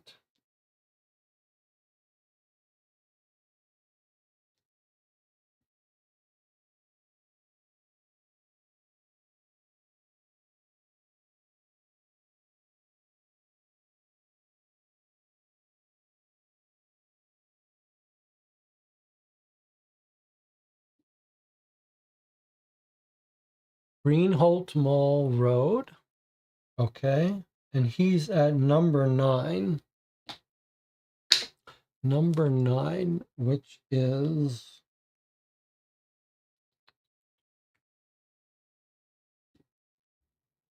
right here. Okay, so there's where Philip Stanton lives. Starting point, elapsed seconds 3:06. Driving east. Okay, let's see if we can't do this. So do we have our north, south, west, east? We're just going to assume this isn't. Whoa, what happened here? Okay. So here we are.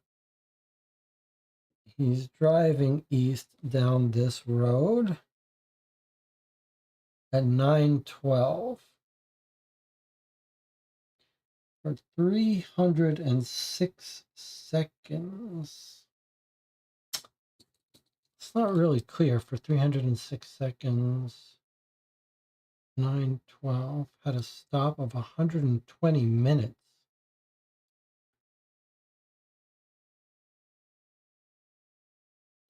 Change direction. Not possible to recover the direction taken. So he's heading east. He changes direction. We don't know how.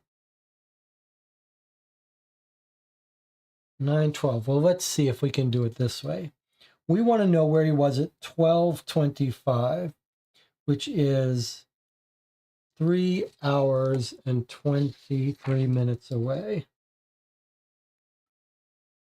Now, 3 hours and 20 minutes would be 3 hours and 13 minutes. 3 hours and 13 minutes would put him at 12:25 in the morning. So the question is, where is he at 12:25 in 3 hours and 13 minutes? Okay, so 300 seconds is 5 minutes. And then we have 3 minutes, it's 8 minutes. And then here we have 10 minutes plus 120 is 130 minutes. 131, 133, 136 minutes. 139 minutes. 169 minutes. 172 minutes.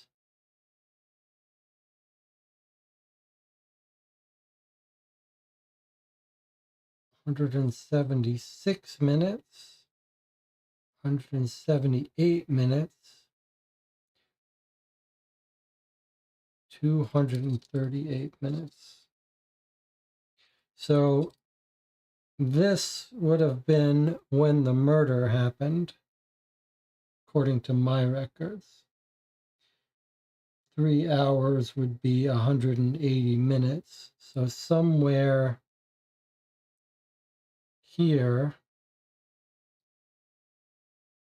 I think that means, well, he stopped for 60 minutes. So I guess you could be saying that he was stopped committing the murder. So maybe we are going to have to unpack this. Let's just read the rest of these notes before I go to all the trouble. Measured always considering the center of the road, intersection, center of each building or traffic. So what I was trying to do is figure out where he would have been at 12:25. So this is a little tricky, but let me just do it this way. He starts off at 9:12, and then I'm just estimating here. 300 seconds is 5 minutes, plus 3 minutes, plus 2 minutes, and then plus 120 minutes he stopped for, and then plus 1 minute, plus 2 minutes, plus 3 minutes, and then plus 4 minutes, plus 30 minutes. And then here we have plus 3, and then here we have plus 4, here we have plus 2, plus 60. So 9:12, 9:15, 9:17, 11:17 here. 11:19, 22, 26. So this would be 11:56 if I'm calculating right. He ends up here. Then 11:59, 12:03, 12:05. So from 12:05 to 1:05, he is here. But he stopped. So if he stopped in front of the house, he could have gone in there and killed the person. So what we have to do is figure out that he could not have been at our victim's house at step 11.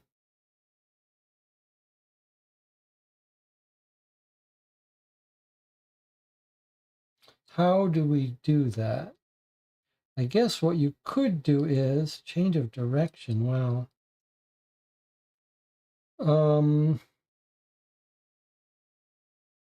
If you think this is the little tricky, isn't it? Let's see if we can get it on screen. Maybe it's easier to do it this way. So I guess if you wanted to know if he could have been here,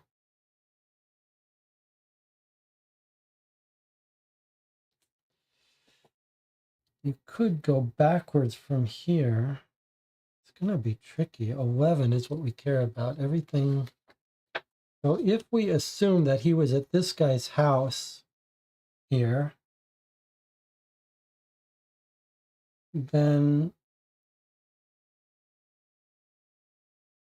for 2 minutes,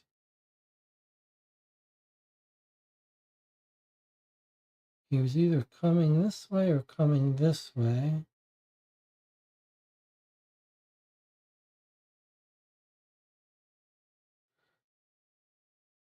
And then if he went left, he would have been coming from here.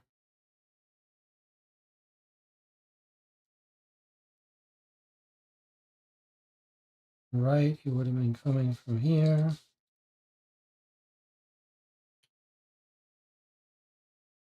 Boy, this is messy.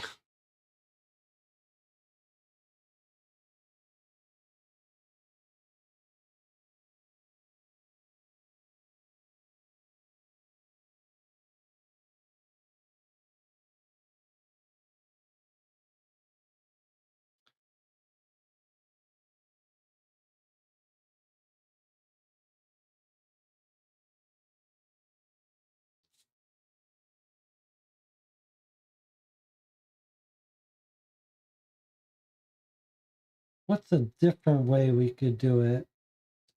We could say that his total driving time might not be enough to get there. What about that? His total driving time before he ends up at the house, according to my calculations, is 8, 9, 10, 11, 12, 13, 16, 20, 23, 27, 27 minutes you could get anywhere. So that's not going to help us. This seems like a pretty elaborate thing to have to track for someone we don't think did it. He's going east for 35. No, it's not right. He starts out going east, then he changes direction.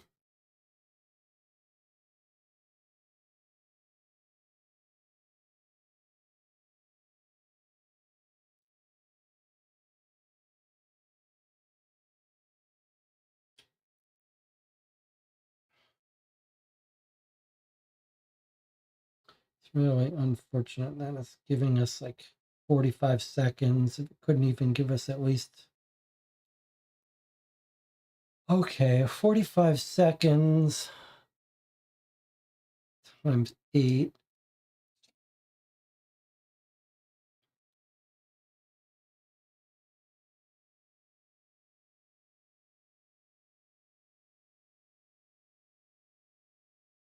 So he goes east for 8, but it doesn't make sense. He can't quite go 8, changes direction. Let's say he goes this way.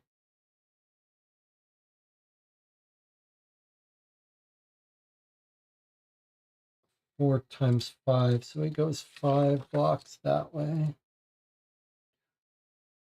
5.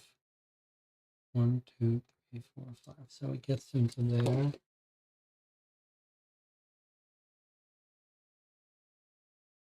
Because if he turned this way, then we'll never find him.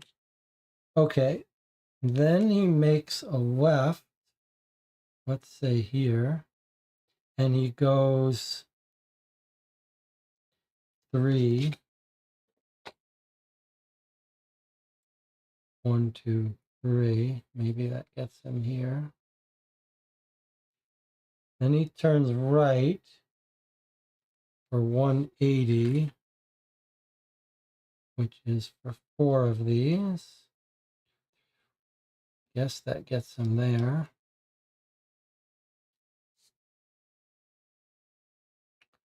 Then he has a change of direction and goes for 4 or 5 blocks. I think maybe we're going to find that. Of course, we don't know. He could have gone this way, but why would he do that? So let's say he went this way.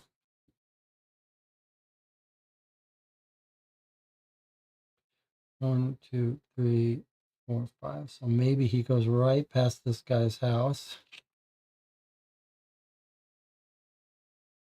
and stops for 30 minutes.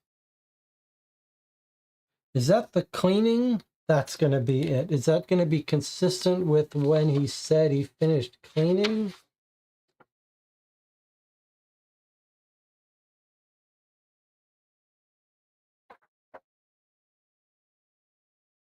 The cleaning has completed at 11:58.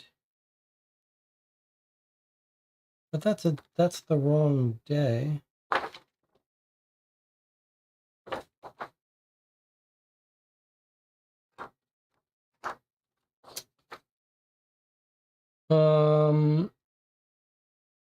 I think same direction here. Then he turned right.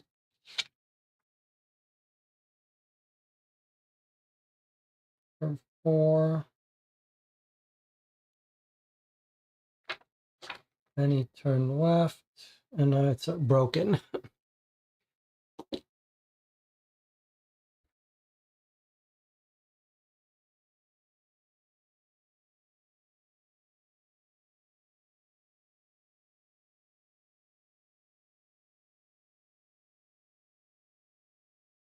This is a very strange experience to be in, of not thinking this guy has a chance in hell of being our killer, and being given this very convoluted set of directions in order to clear him, making us go through some real hoops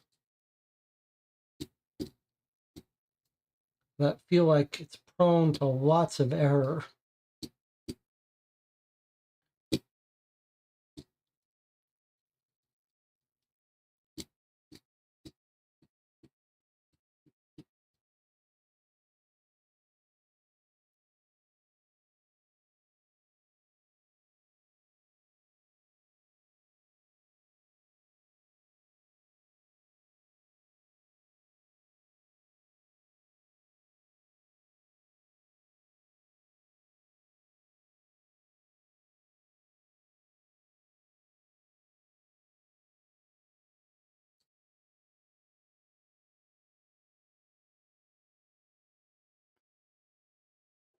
Really pretty annoying.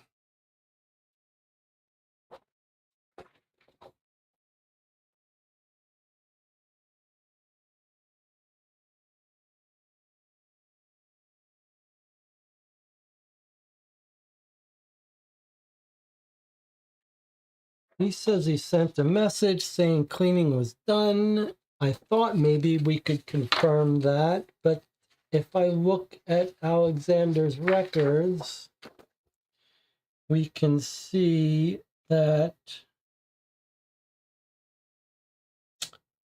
that was on the different day. What about the alarm site?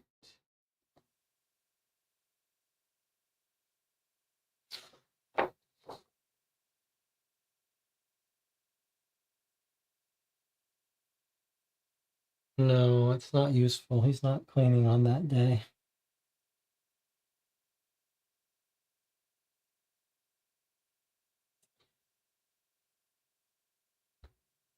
What a very odd choice of puzzle.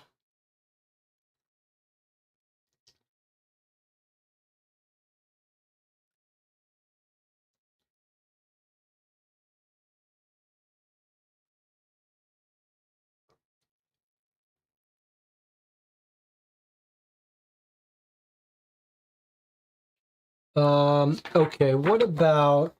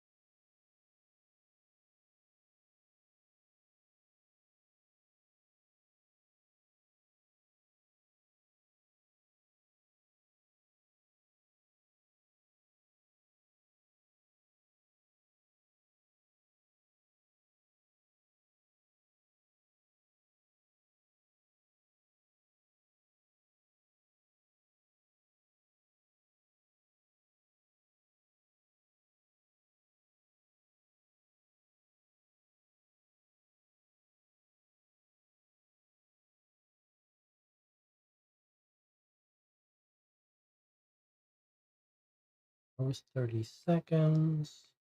Then he turns right for 180, which is 4 ticks.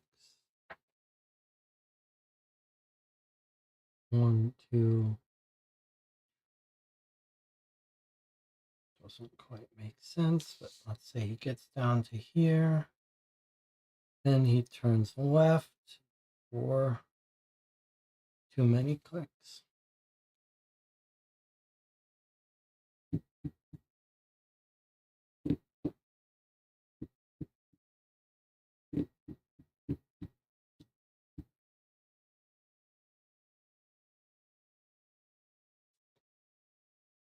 Is it saying he's made it back home here at step 17?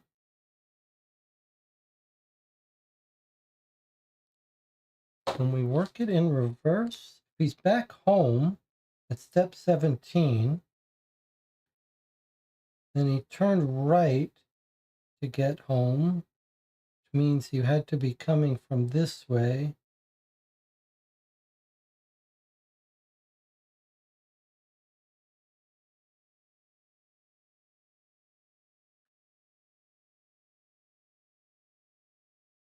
No, could have been coming from this way and turned right for 140, which would have been 3 clicks.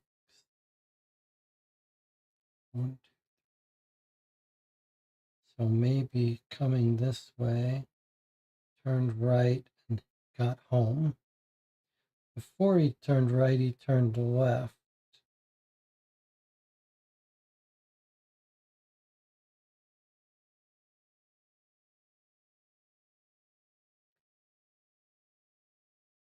Left, then turned right. Okay, so if he turned left after going 90, and then before that, he had to have been going for 738, which doesn't make sense.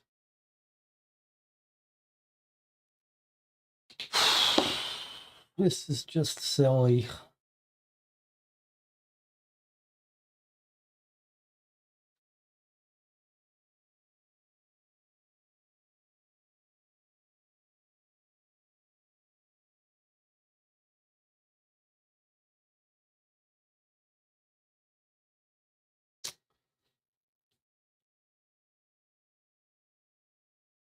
Just seems so silly.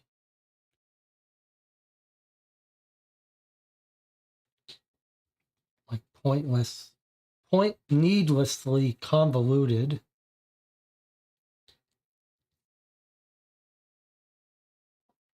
Needlessly convoluted. Just don't understand why. Why make this so painful for something that has nothing to do with anything?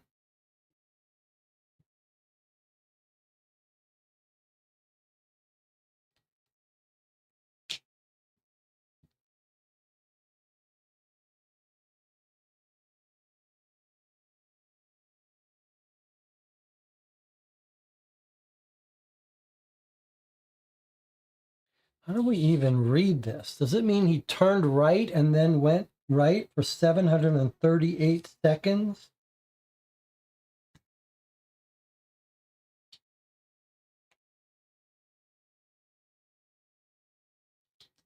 Like, where would that even go? Where would it even go that you would turn right and go for 738 seconds? Each one of these is 48 seconds. How annoying do you have to be to give us time scales for 45 seconds?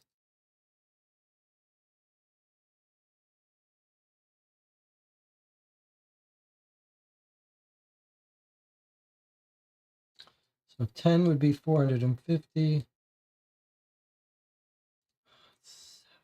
Like, you have to be off the map.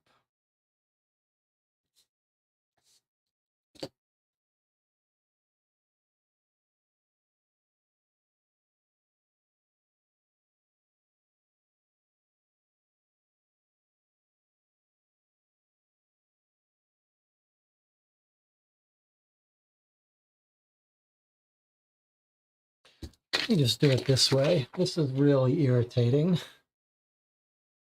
but let's just roughly do it here for a second.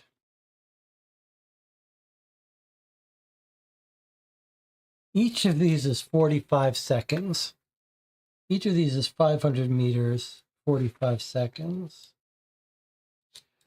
1, 2, 3, 4, 5, 6, 7, 8, 9, 10. That would be 450 seconds.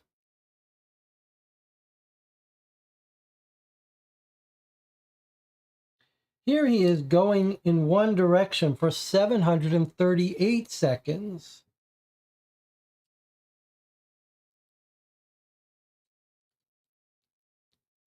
This is 650 seconds.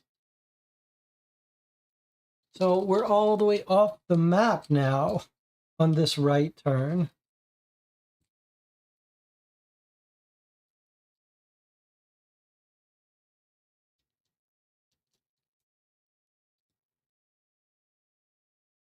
Why is it doing this?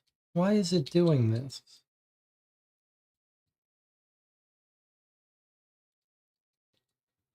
Look at this ridiculous puzzle.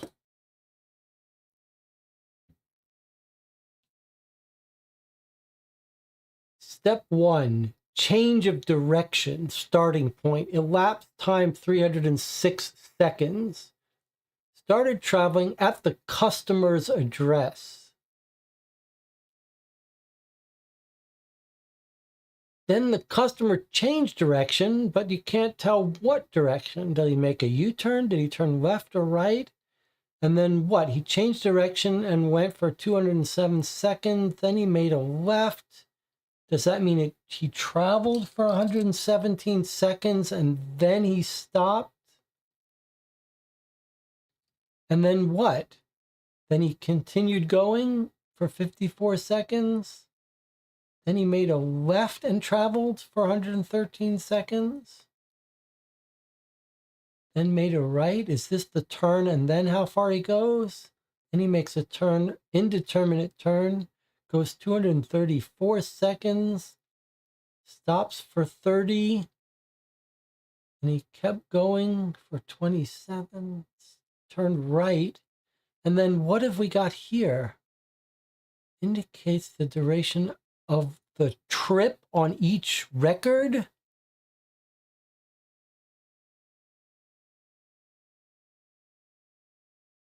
What is this saying that's this not saying?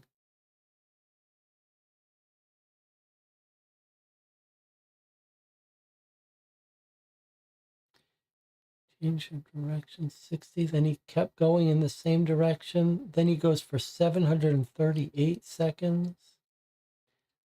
And then it says in some of the records, okay, I think this arrow is not pointing to anything. It's just saying like, here are some general comments.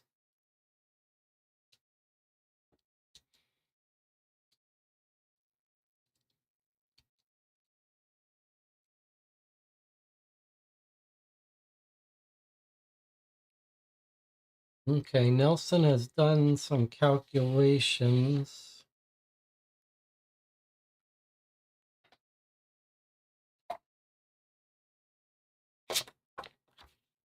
You're just dividing the elapsed time.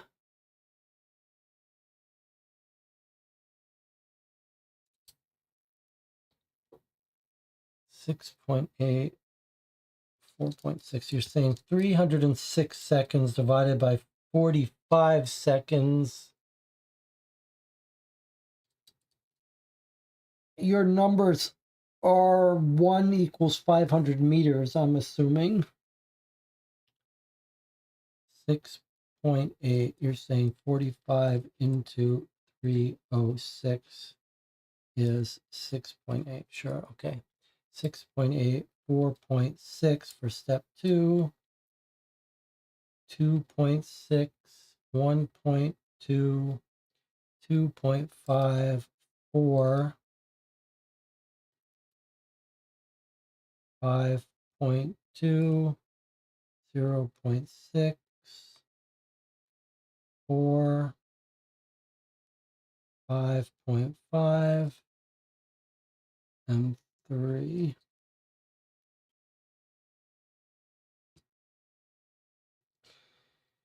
It might even be easier to go backwards, though, if this is indeed where, if he's going here up, then we just have one change of direction we don't know, rather than having to try to recover 1, 2, 3 changes of direction.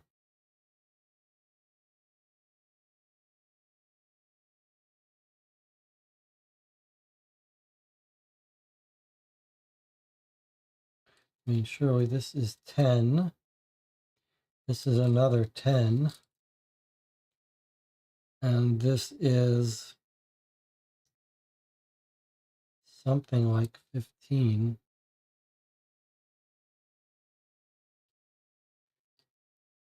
2, 3. 44.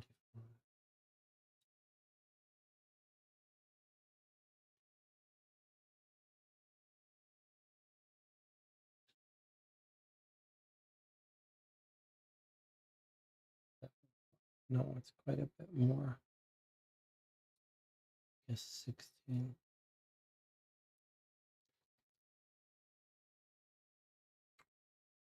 Boy, this is really unpleasant. So unnecessary. So unnecessary.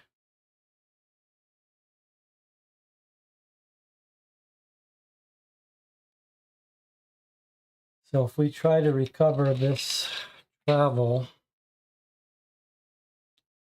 I'm just going to go backwards. That seems easier.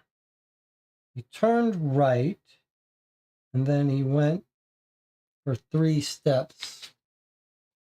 Where's my steps?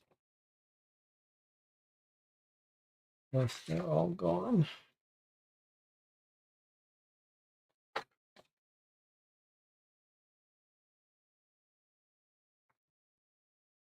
I could just skip all this, but I want to experience the full pain of this to show the designers this is not something to do. So 1, 2, 3. If he was to turn right, he couldn't be coming from here or here. So he'd have to be coming from here. Now we're off the map. Okay, but he could have been coming from here and turned right. But 1, 2, 3 doesn't make sense. So already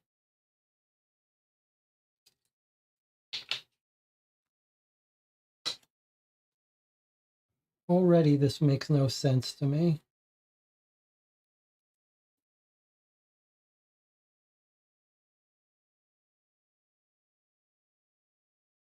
Oh, because he's not turning right, he's turning right on his way home. So for example, if he was coming down here and he would turn right and go for 3 clicks. But 3 clicks would mean he would have to turn right here. Assuming that is his home.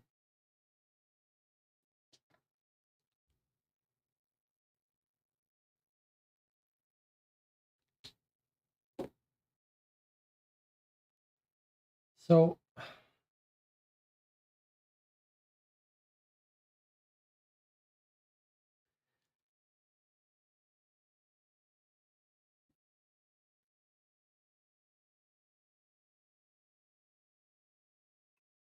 I'm going to take a break.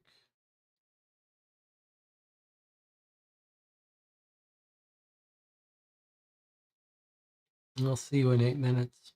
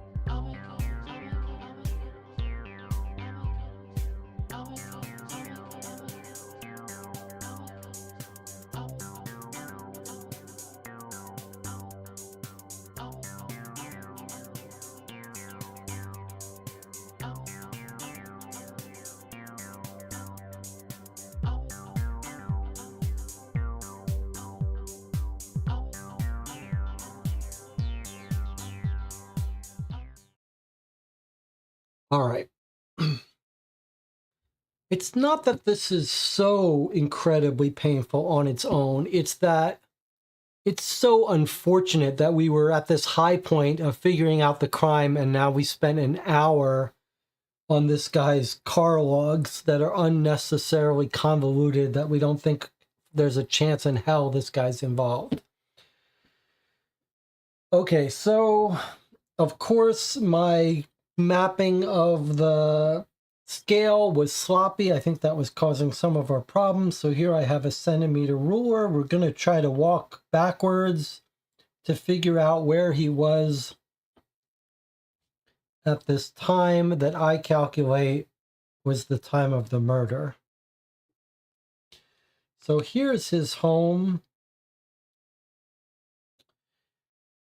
It seems like it's saying that he got back to his home by step 17.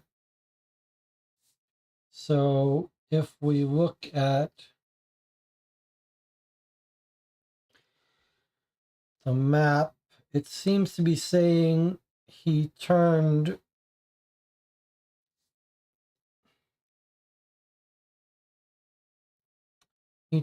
right and went for 3 centimeters. So I think that means that he was here. He was coming down this way and turned right to get home for 3 centimeters. Before that, to get here, he turned left. So he was coming down here and he made right. So before he got on this road, he had to turn left for 2 centimeters. So I think that means he was going this way.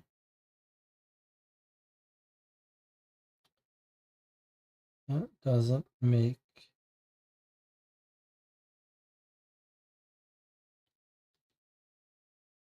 2 centimeters. That would put him here.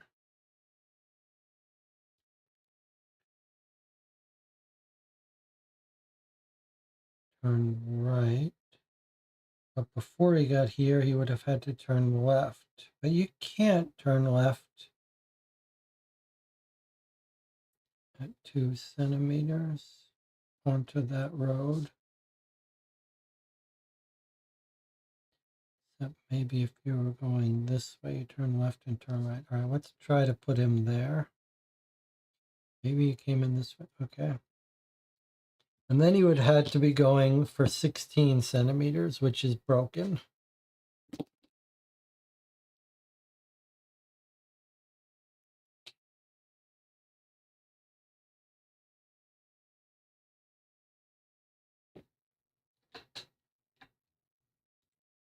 No, no, no.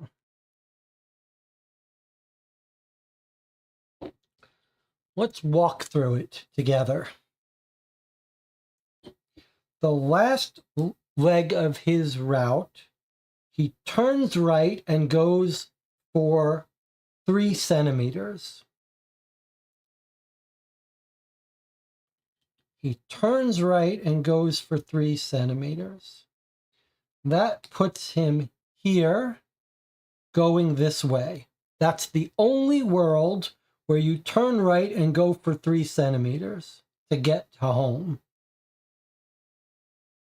So he must be coming down this road, turns right for 3 centimeters, and then he's home. So he must be coming down this road. Now we're told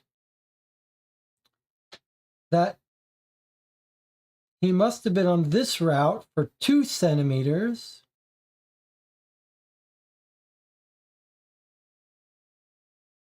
After taking a left. So that puts him here. Then he takes a left for 2 and a right for 3. So if that's the case, he must have been coming this way. But if that's the case, the next route he's on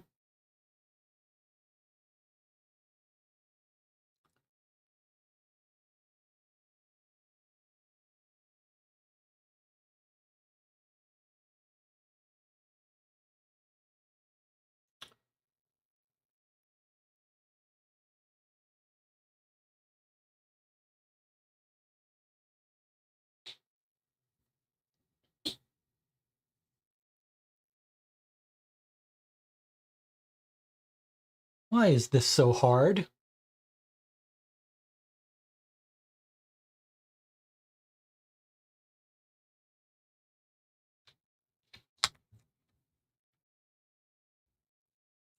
He's at 9 Greenholt Mall Road. 9 Greenholt Mall Road is right here. That's 9 Greenholt Mall Road right here. On this street. So right there.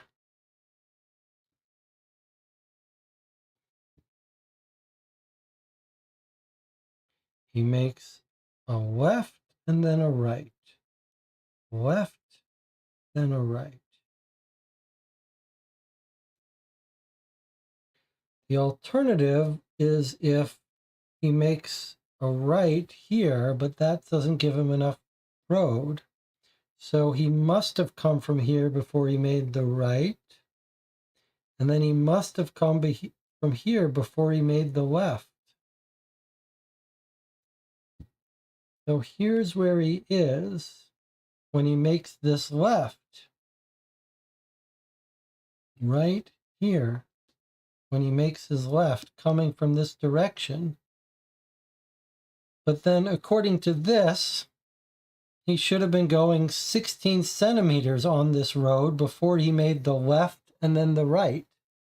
But as you can see, it's impossible for him to have been coming 16 centimeters. 16 centimeters would be here. It makes sense if he's coming this way, 16 centimeters, and then makes a left for 2 centimeters, but that would put him here. And then a right would put him here.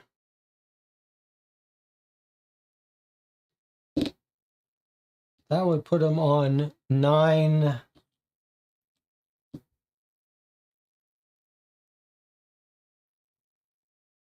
of this street.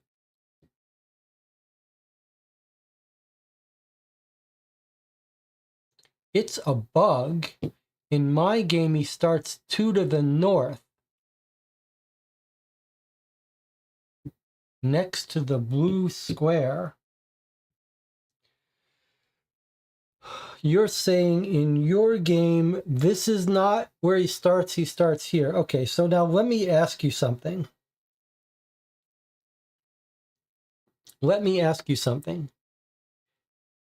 I need some clarification here. Please give me full sentences. You say it's a bug. In my game, he starts 2 streets to the north. So here's my question. In your game, listen to my question. In your game, are you starting from his house? And are you saying his house address is the address up here? Or are you saying that you have reason to start at a different place? Are you saying the bug is that in my game, it's giving us the wrong address where he lives? Or are you saying that there's some other reason you're starting up here?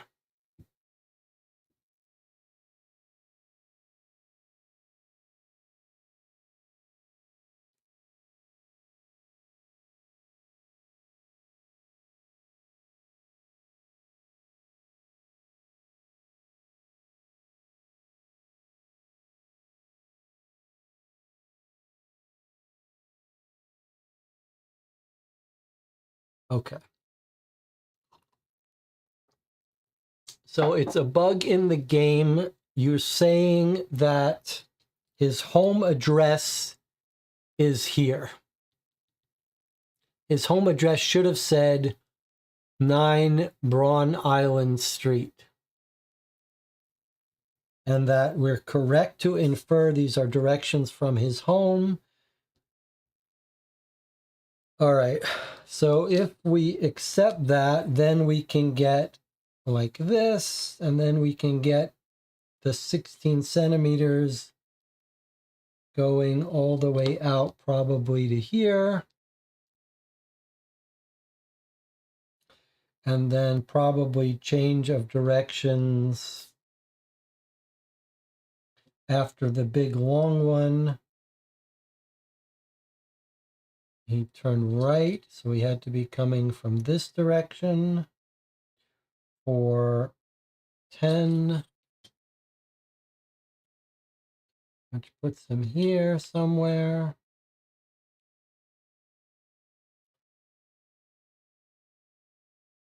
He turned right here, and before here we don't know.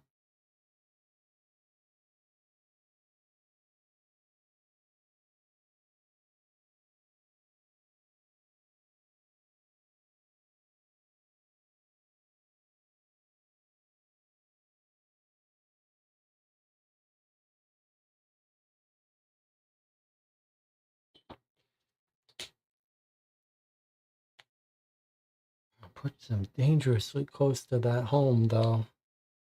So here he is going for here. Change direction and goes 10 centimeters.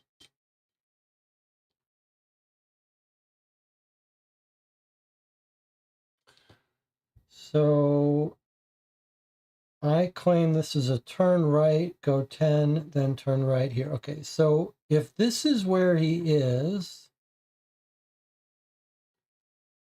and he turns right or left. So either he was coming from here and made a left, or coming from here and made a right. But then that means he stopped 10 centimeters away from here. So either he stopped here or he stopped out here. I guess that's the key. It's actually worse than that, because where he stopped would have been 10 plus 3, so actually 13 centimeters. So he actually stopped here, or he stopped way out here. Does that make sense? In other words, we want to know where he was here. And my claim is that he had to have been here or here. Oh, you can't see this because of this. So, in other words, if he was stopped here for 60 minutes during the scene of the crime, then he picks up and goes 10 centimeters to get to here, then he turns right and goes 10, then he turns right again and goes this way, or he was up here, stopped, and when he continues, he goes 10 centimeters and makes a left for 10.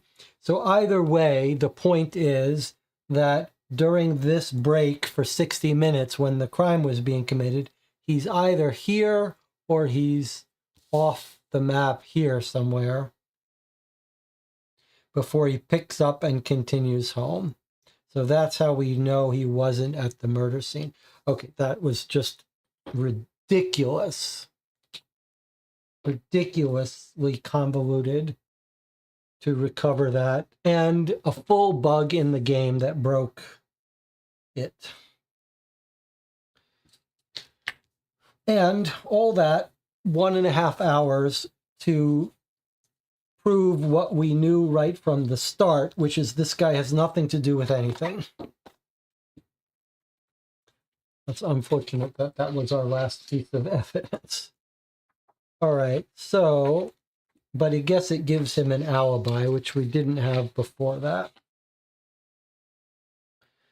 So now we've got an alibi for Philip.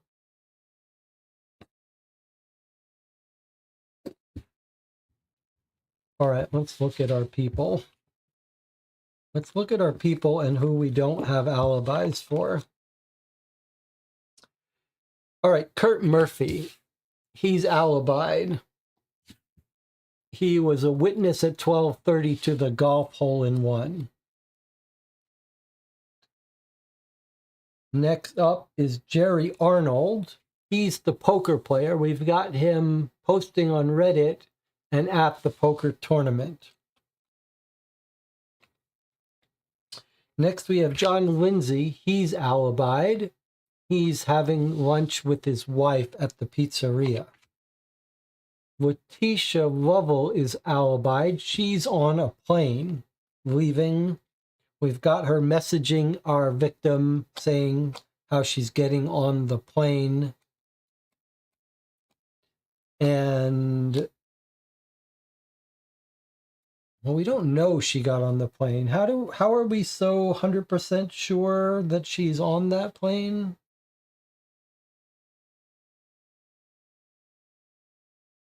I need to be reminded how we know she actually got on the plane. I know she sends him a text message saying I'm getting on the plane, but that could be an alibi. Here's our murder victim. Okay, Rachel is alibied the newspaper. She's at that lecture. Corrine is at work during the time of the murder, 12:25. She's alibied. Philip Stanton is doing his cleaning business. We've tracked down his movements. We know he wasn't at the scene of the house, although pretty close by. So we've got two more. We know how this guy did it. So not only doesn't he have an alibi, but we've traced him to borrowing Kurt's car. We know how he got to the car. We actually don't really even need these alibis. That puts her in the airplane. I guess we don't even need to completely verify her alibi because this guy's, we've already figured out what he's doing. There was a plane ticket, but it does say it's not a boarding pass. Now, what about Valerie Smith? Is she, we don't think she's involved in anything. But is there any reason we've got a full alibi for her?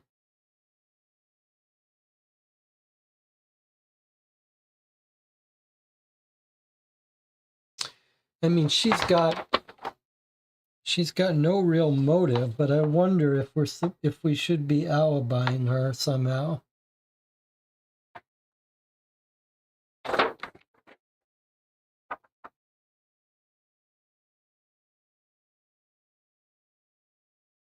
I wonder if she's got newspaper. She's the wife of Kurt Murphy. She's the wife of this guy who was killed, had a heart attack or something. The question is, where's her alibi?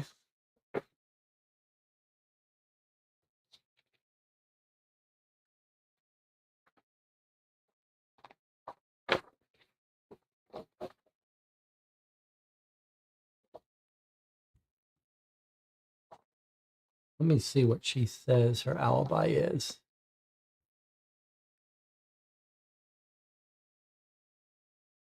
Do you know him? I know he's involved in a scandal. What's your alibi? He said, do you know where your husband was? He's going to golf. Okay. So he doesn't even ask this woman her alibi. I don't think she's a real suspect.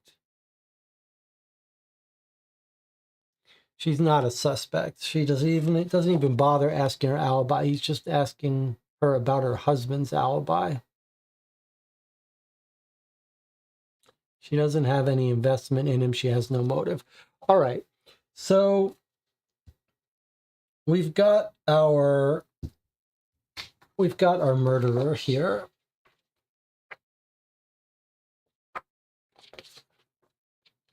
Damien Howe. And we know that what do we know about his motive?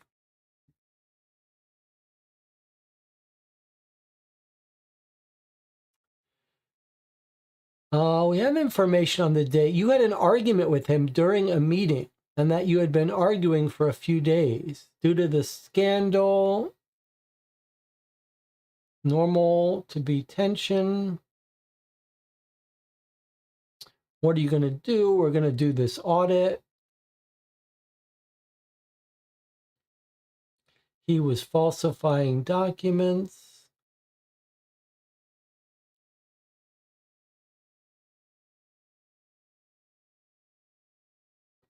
So I was going to say maybe he just went to confront him at work, but he's created this whole alibi. So this was a very premeditated thing.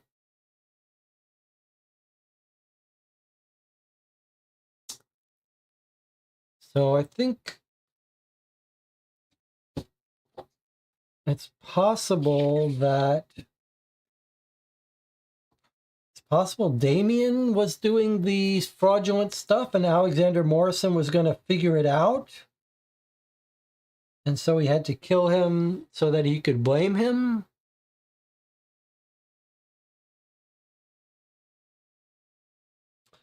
We know this guy figured out the security code that his daughter was given by Alexander because he's been wiretapping her.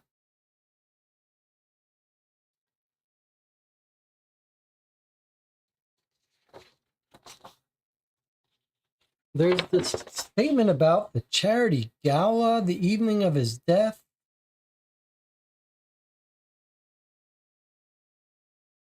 He acquired the main painting. I don't know why we got told about this painting.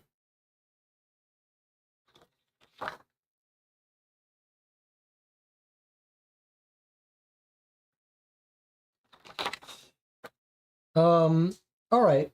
What are we supposed to do? What does this game want from us? We know our murderer. We've decided on our murderer. Okay, it says go to the website.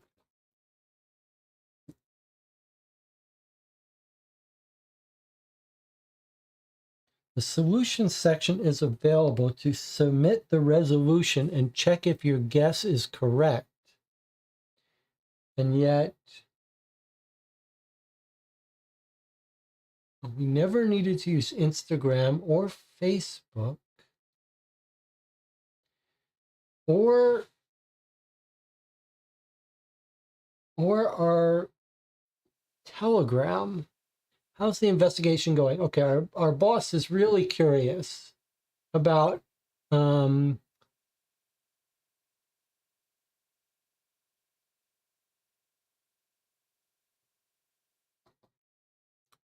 let's see.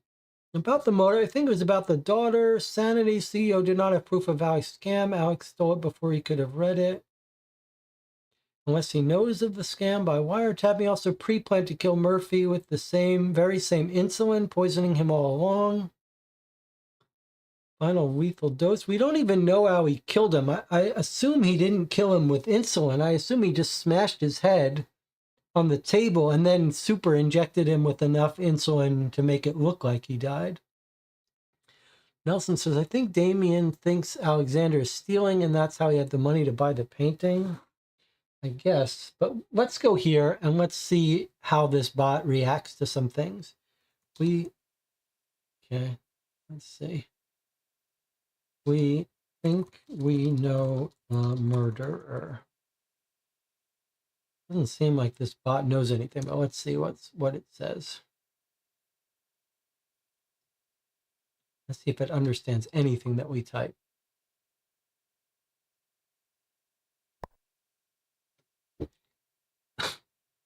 How's the investigation going? The investigation is going well.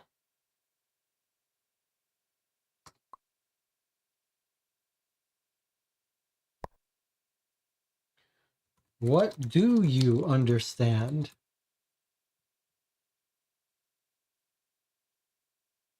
What's the point of this thing?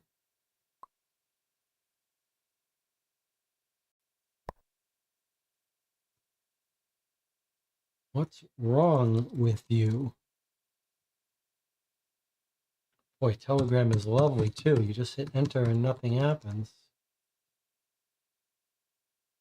What is the point of this?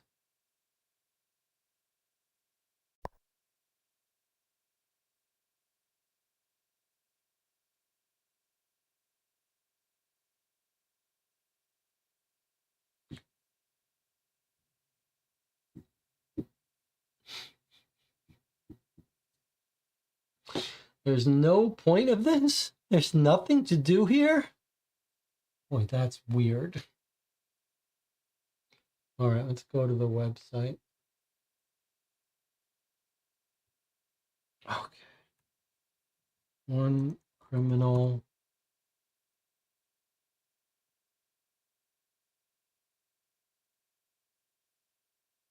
One crime story.com.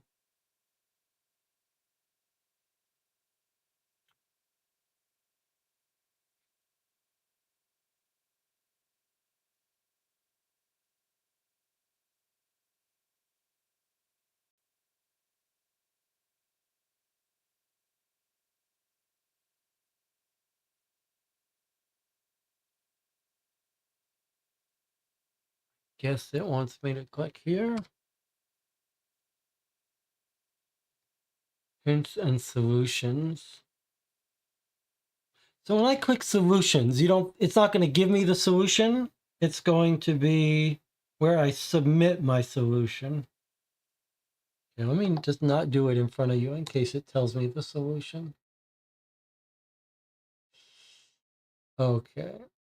So we get this page with 3 cases that seem like they're the same case. It's just if you're playing in English, I guess you get this one.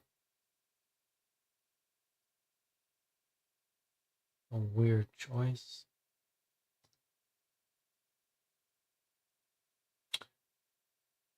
Access key on the instruction sheet. Okay. So now we type this 30-digit code.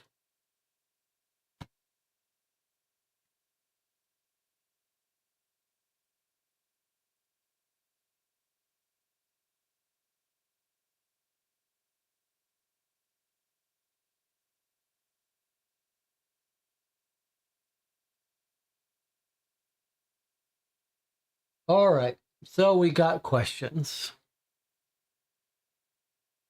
Who was responsible?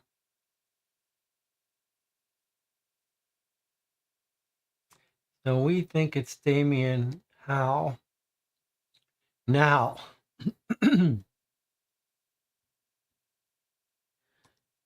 what evidence are we going to use to support our charge?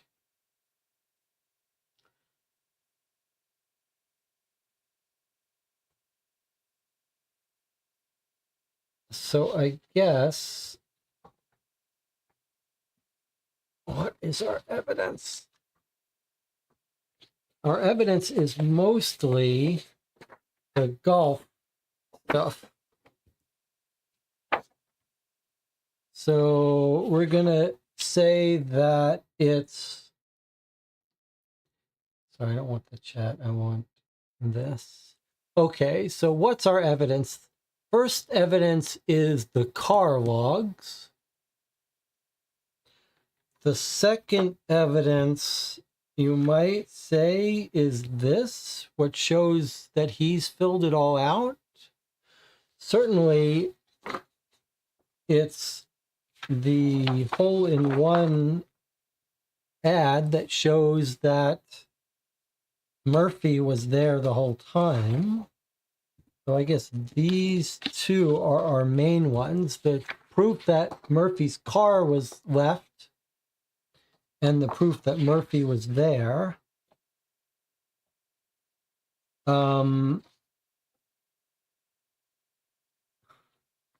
This is pushing it a little bit because the other proof is that he has a wiretap on his daughter's phone. That's how he got the code. So, but then do we need to also say that Here's Rachel's phone showing the code was messaged to her.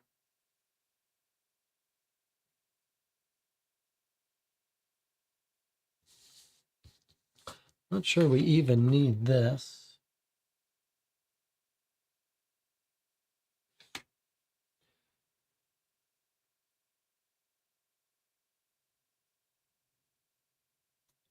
So I guess what I would check is the newspaper as a whole. And then the private detective letter about the wiretap.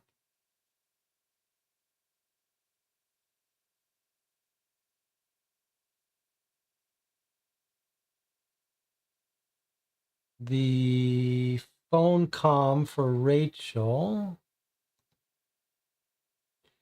The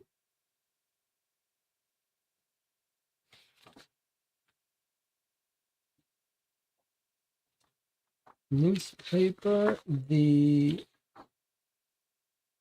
what do we call this?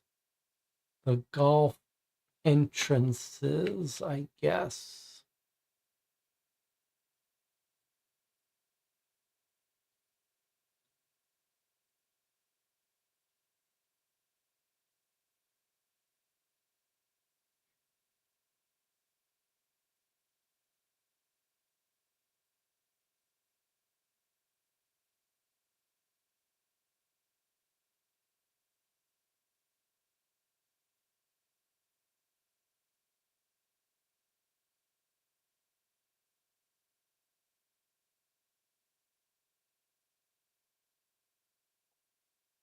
Do we need the tea times?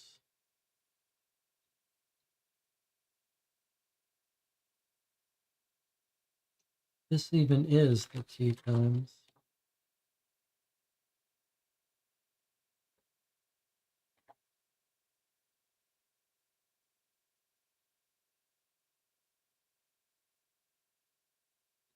Feels like this is redundant.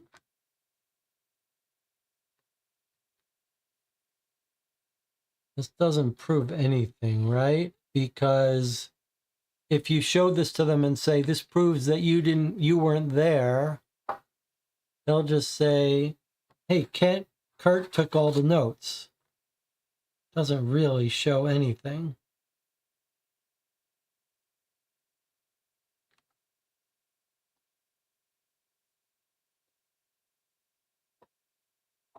Okay, Marco says tea times for the blue pen. I don't know what that means.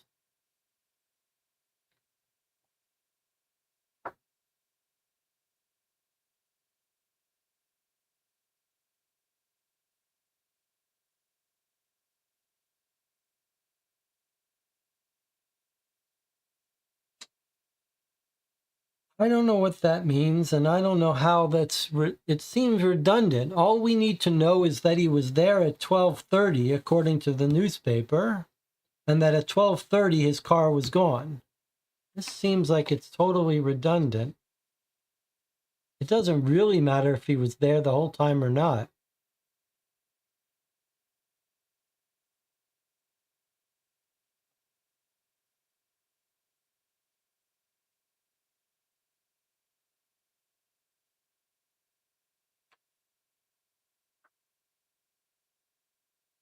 All of this could have been faked for all we know. I don't think this proves a single thing. I don't think this proves a single thing.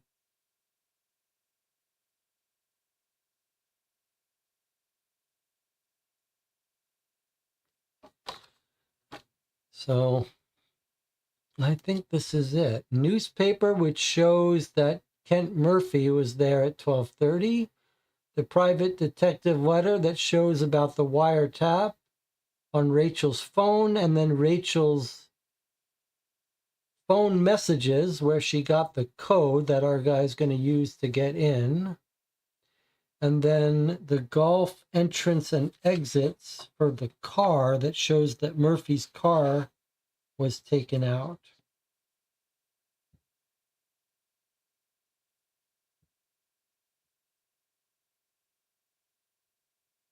sort of circumstantial evidence that this guy borrowed the car, isn't it? Is there any other way we can prove that this is the guy that borrowed the car? Is the shoe evidence important? That's a great question. That's a very interesting question. It feels like there's lots of people which matches those shoes. Are they golf shoes? Are they golf shoes? That's an interesting question, though, about the... First of all, let's see if it's compatible with Damien's shoes. Damien House shoes are 42, and that makes him compatible with the shoe size. So his shoes are a compatible size, if those even are related to the killer's shoes, which we don't know. But what would be interesting is if the shoe is some sort of golf shoe.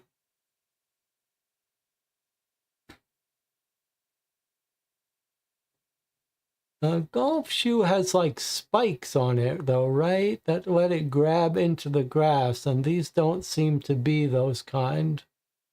So I don't think this tells us anything.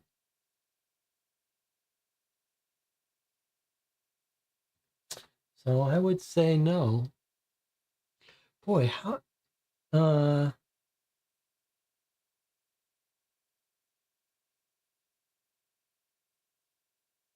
It doesn't really prove who took his car, though, if you're going up in court. I wonder if there's any way we could prove...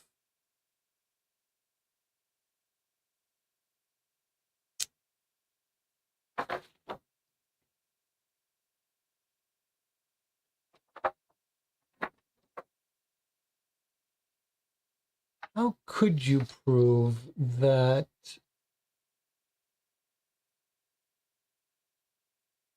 How could you prove that he was the one borrowing the car? We don't have any sign that there was a ticket or something in that car.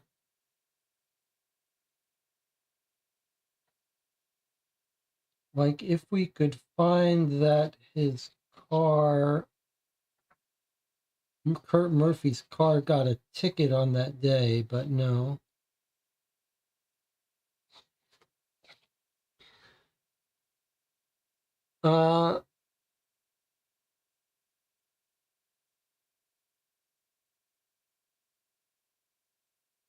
Okay, Marco's answering some other question.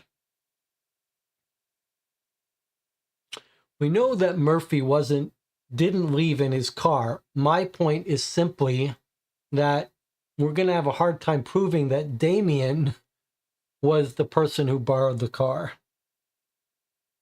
because Murphy is the only person who can explain and prove that Damien borrowed his car. That's why Murphy had to die.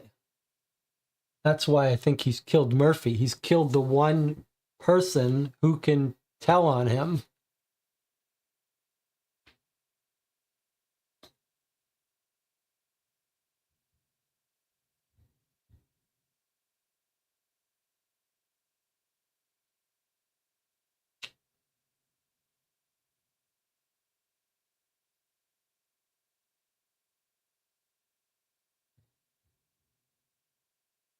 All right. Anyone want to disagree with these answers? Time to get on the record, because I'm about to click submit here.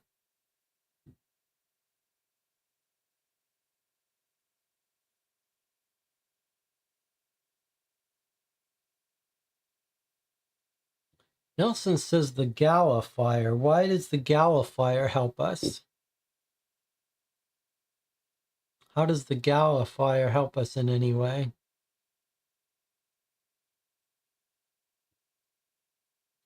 What screen is the right screen for this? How does the Gala fire help us?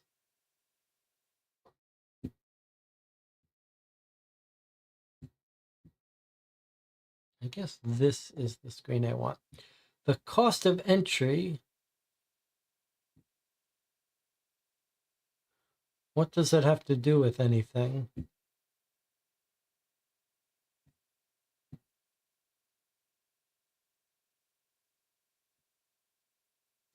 Just don't see how that helps prove our murderer.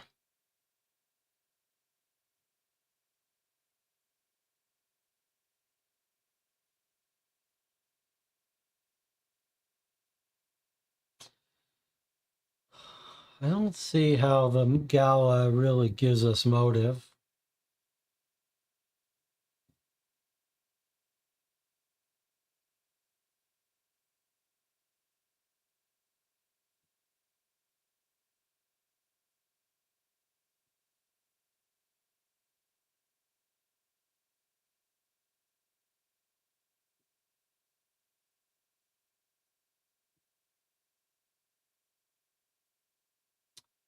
I mean, the motive would be to kill this guy who's causing the downfall of your company and mismanaging everything, or because he's got proof that you're responsible for the mismanagement of the company, or because you're cheating on his daughter. None of those things require anything to do with having cash or going to the gala.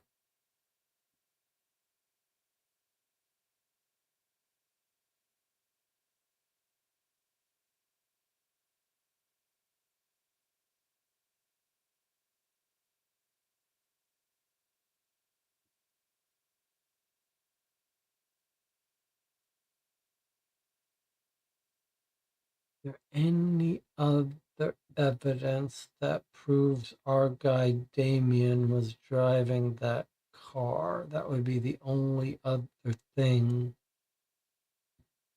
It's all very circumstantial. We've got circumstantial evidence for how he could have gotten into the house. It had to be premeditated because he's asked his friend Kurt to cover up for him.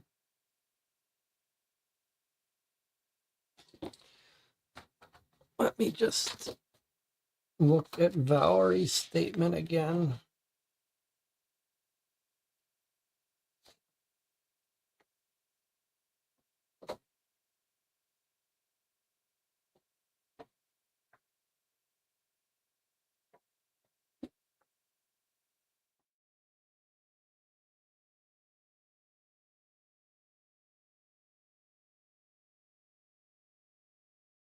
Work was confidential. He told me what his day was going to be like. He said he was going to play golf with Damien, was not coming home for lunch. Was it normal? Yes, he'd always play with Damien. They're childhood friends. They hung out a lot. That's why he's the alibi. Husband was one of the lawyers.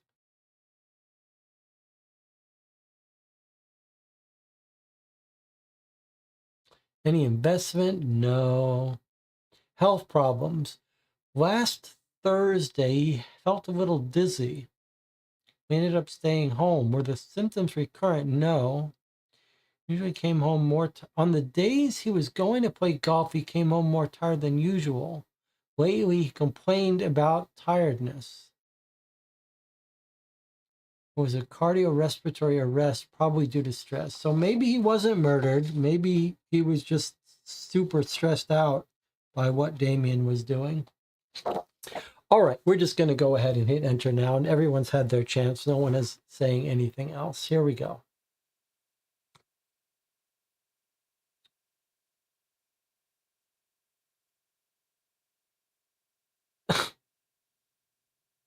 So we got it right. It was Damien Howe.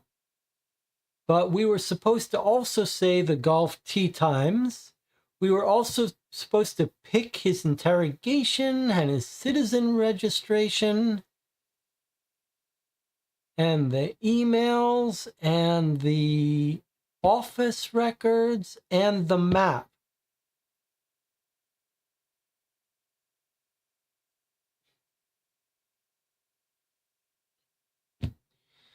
So basically, we were supposed to say half the evidence is how it proves it.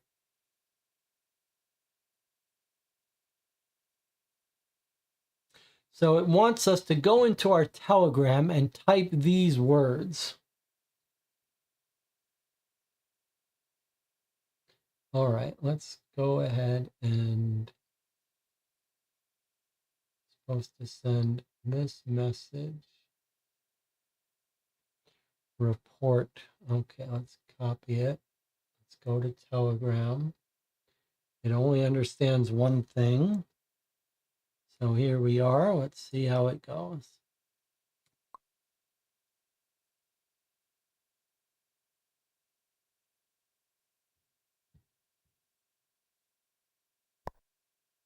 Very well. I will review report 585983 with the evidence of your investigation and give instructions to the operatives. Please wait. Guess we're going to get a little epilogue. I guess he's going to arrest the guy now or something.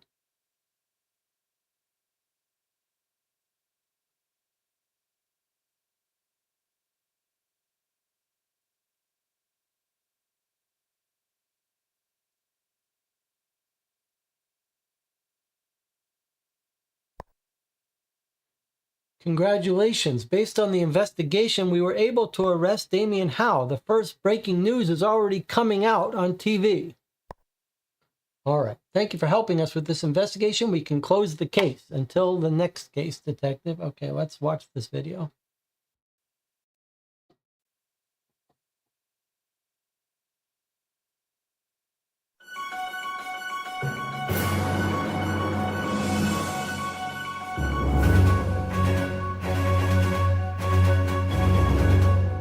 Good morning. Breaking news. Damien Huff, CEO of Tips for Invest, was arrested for the murder of Alexander Morrison, who died on July 7, 2022. We found out through an anonymous source, which was a private detective agency that solved the case.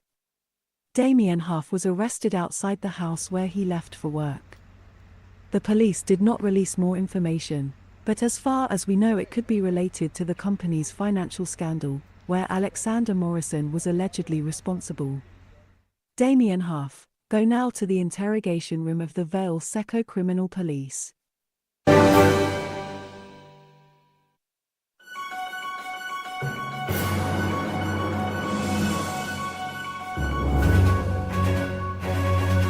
just a replay. Good morning. Breaking news. Damien Huff, CEO of Tips for Okay, I guess it's just going to repeat forever here. And then there was a solution page, right? Okay, here's the solution. Let's see. If you're using Telegram, we advise you to see the solution only after the order of the Commissioner of the Criminal Police of Vale Seco. Your experience will not be the same. In case you're not using Telegram, go ahead if you think this report is the final solution.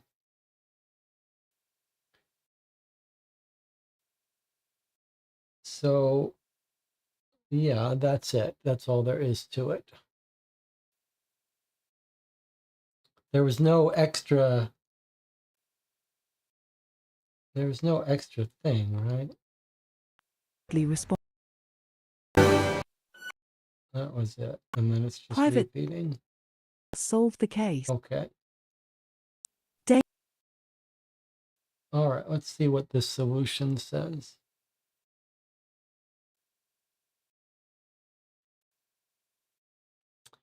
All right, let's see what we missed.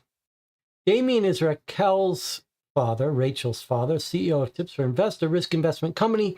He's a very caring and calm person, but when it comes to his daughter, he ends up becoming very obsessive. So this was what we were talking about, motive.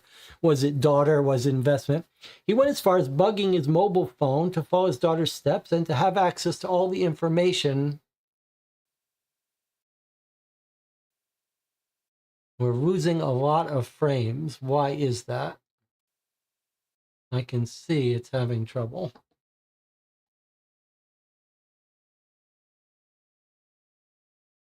I can see it's all jumpy.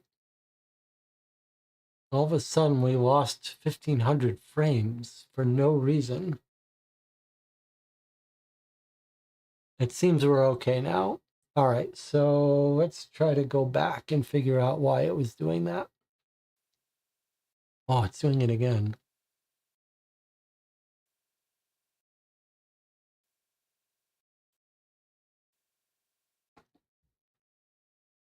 It's having trouble showing the tablet for some reason. I don't know why that would be.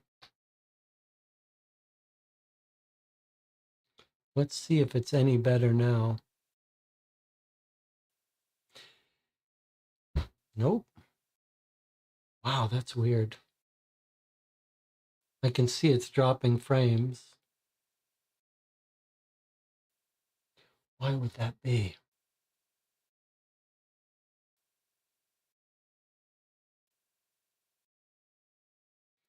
Is it the website? Damien.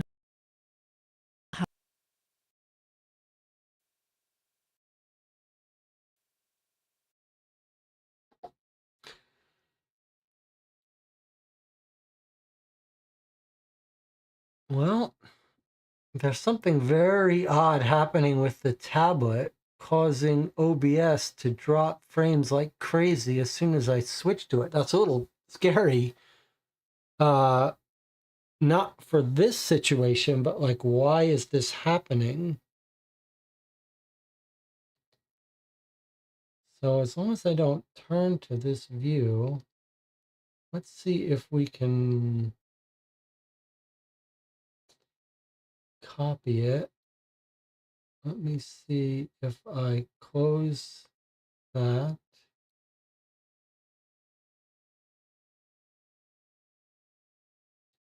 Paste the address so we can read the solution.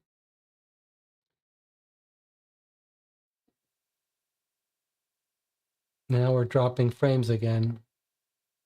Wow, that's so weird. Now it's not dropping frames. Okay, let me try putting in this code again. I'd like to read the solution for us. I don't know why it's freaking out so much.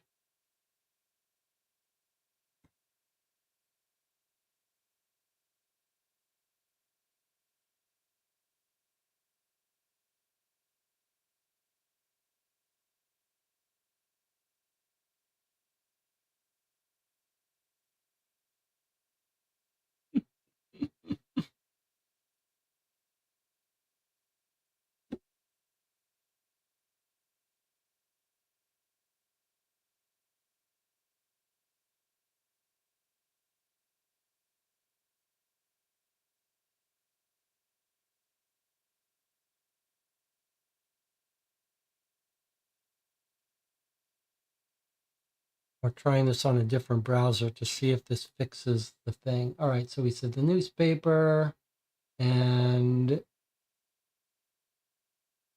Rachel's email, and I don't care about doing this again. Okay, let's just have it go and see what happens. Okay, we want to see the solution. Yes. Maybe this is causing problems. Submit. All right, here's our solution, and it's not dropping frames. So let's read our solution now. Damien is Raquel's father, CEO of Tips for Invest, a risk investment company. And now we're dropping frames again. What's happening?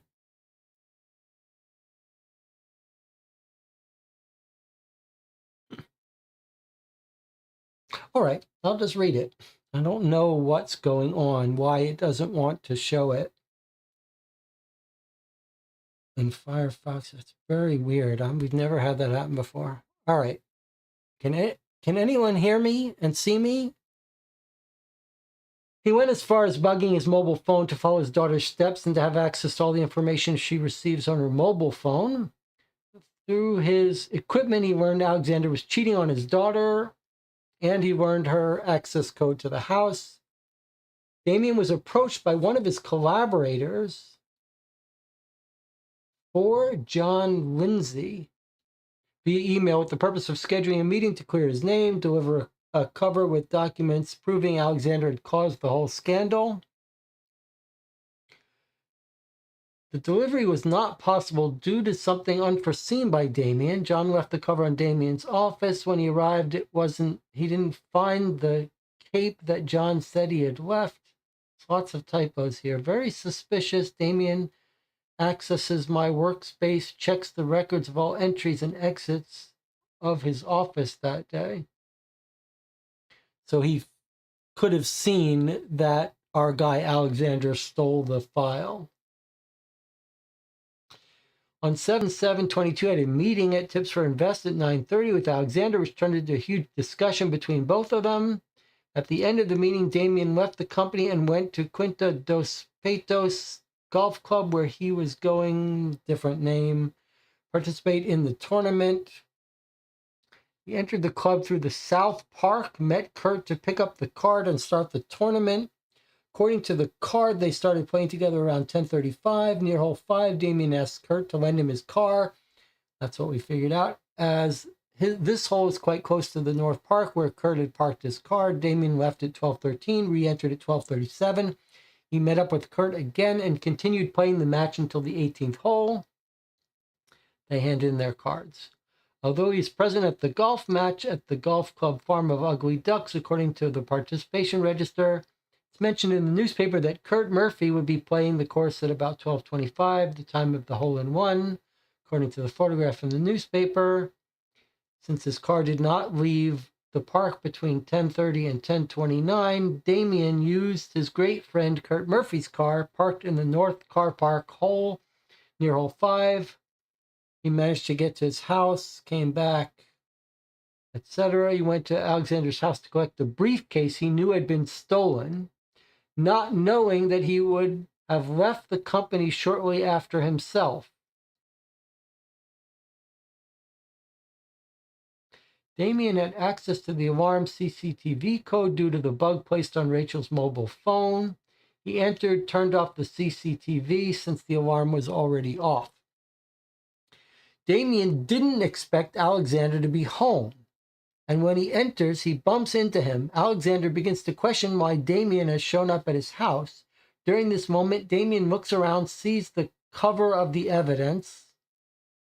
He's talking about the case file, confronts Alexander, and the situation heats up. They both grab the cover, start pulling each to their side sharply. The argument ends fatally when Damien drops the cover. Alexander unbalances and ends up crashing his head into the table. A few seconds later, Alexander starts bleeding heavily. Frightened, Damien tried to disguise the occurrence by injecting Alexander's belly with an insulin pen. A few days later, during the interrogation carried out by the police, Damien says that he has not seen the folder because when he arrived at the office, it had disappeared. But he was immediately available to request the information that the inspector needed. Don't know what that means. Considering all previous information, we can prove Damien Howe is guilty in Alexander Morrison's case. Even though it was an accident, Damien ends up killing Alexander without intention. Thus, we can prove that Alexander's death was a homicide. Verdict, guilty. Congratulations, you solved the case.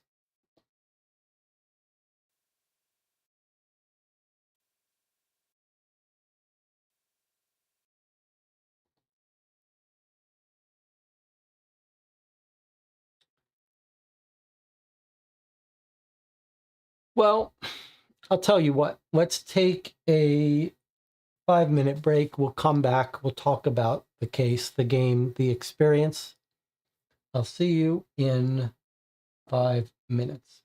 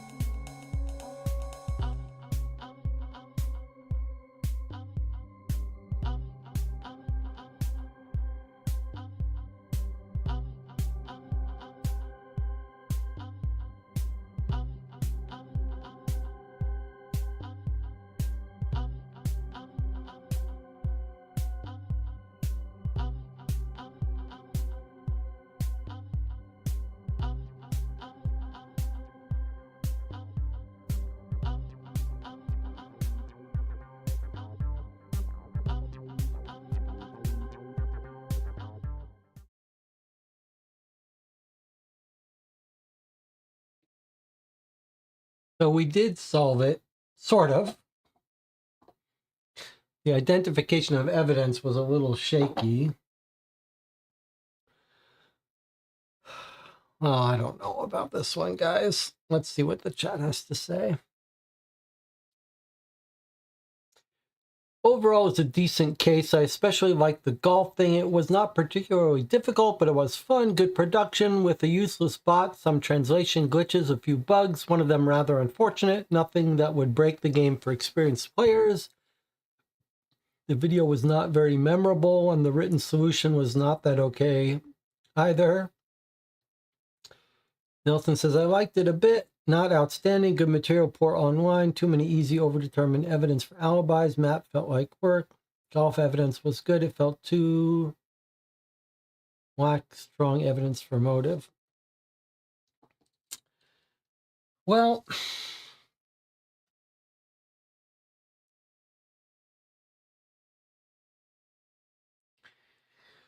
I can't say I love this one. I do think it had one good core piece of it. That was the highlight of our experience. And that was figuring out that our alibi for Damien wasn't really his alibi. And we sort of knew when we were looking at all the golf information that we sort of intuitively knew something's going on here. And we tried to look for Damien getting a ride out, whatever. And there was a very cool moment that I cannot take credit for. But the chat says, hey, Kurt Murphy is clocking in at 10 and then out at 12:15. And then here he is again coming back at 12:30 for the rest of the golf. And this piece of evidence, was sort of the entire case right here. And it was clever because we did know that Kurt Murphy was actually there at 12:30 when his car wasn't. And that was basically the totality of the case, with one extra little clever element, which is we're told the father had a wiretap on the daughter. So that's how he would have picked up the security code. And then we're told there was some accident that resulted in his death and the insulin. So, I think that core little piece of evidence, or two pieces of evidence that solved the case, was well done. Was nice, clever little subtle details.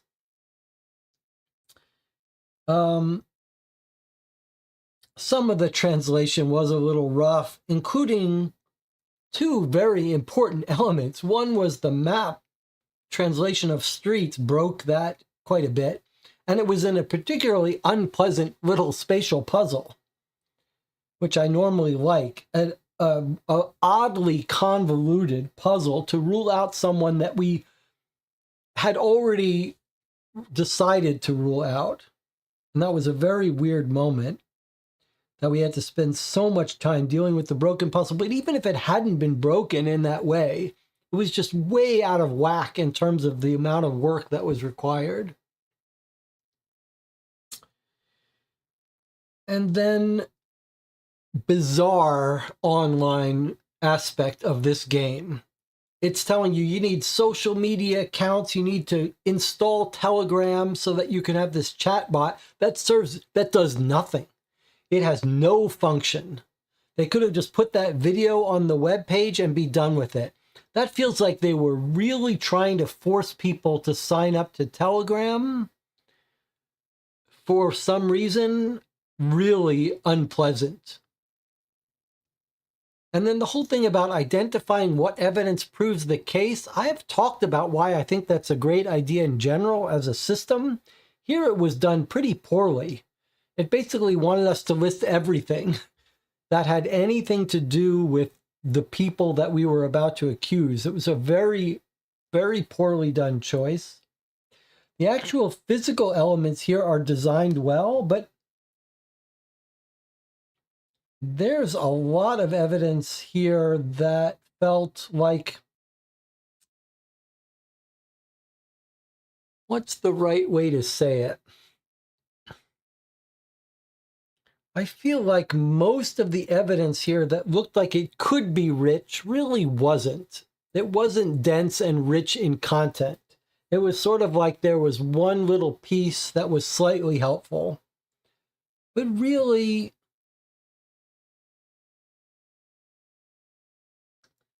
like all of the things like the fingerprints, the driver's license stuff, it never really got used for anything.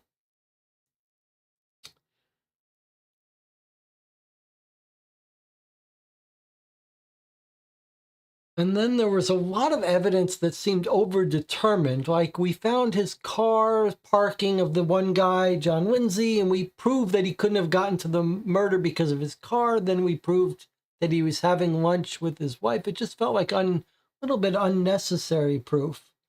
And then a lot of red herrings, more than normal. Like the shoe prints, the fingerprints on the alarm, the fingerprints on the door. Most of the evidence we saw felt like it was not just red herrings, but red herrings that didn't add to the case in any way. We never really had a suspect that we had strong feelings about.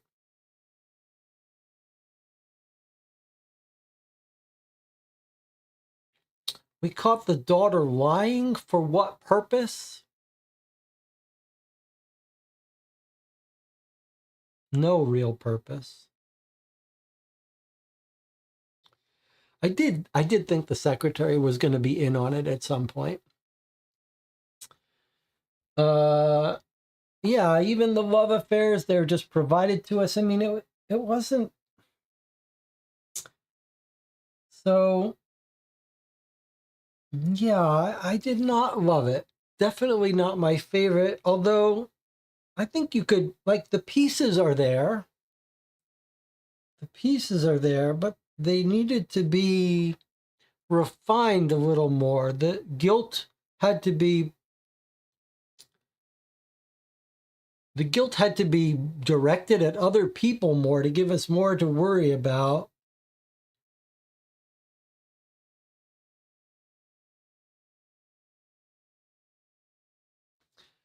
And then there are things I don't get, like what's this, all of this deal with the gala, and he bought the painting, and I don't, that didn't feel like it belonged in our case.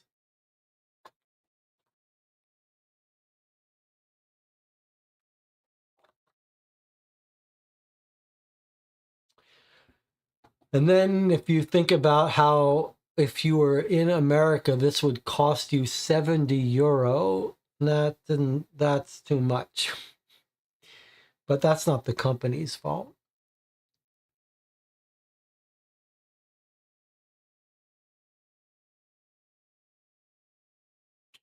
The website with the security alarms, there was no need for that to be online. We didn't have to figure out the password, right? We were just given the password, isn't that right?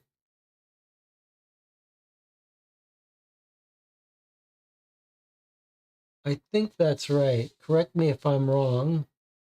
I believe we were just given...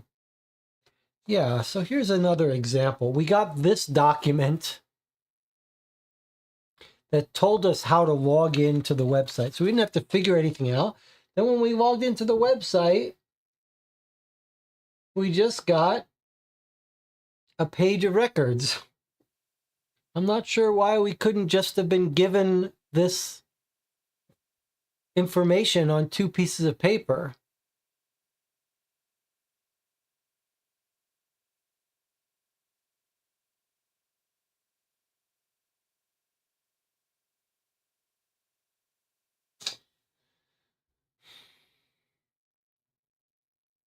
All right. Well, they can't all be amazing.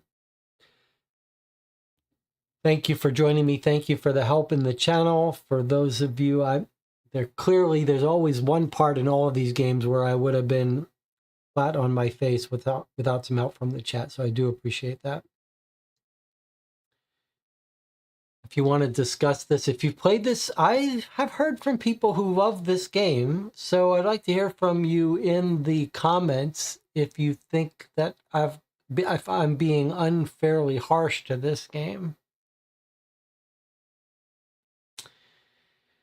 And would I play another game from this company? I certainly would, although I'm not going to be spending 80 euro for it.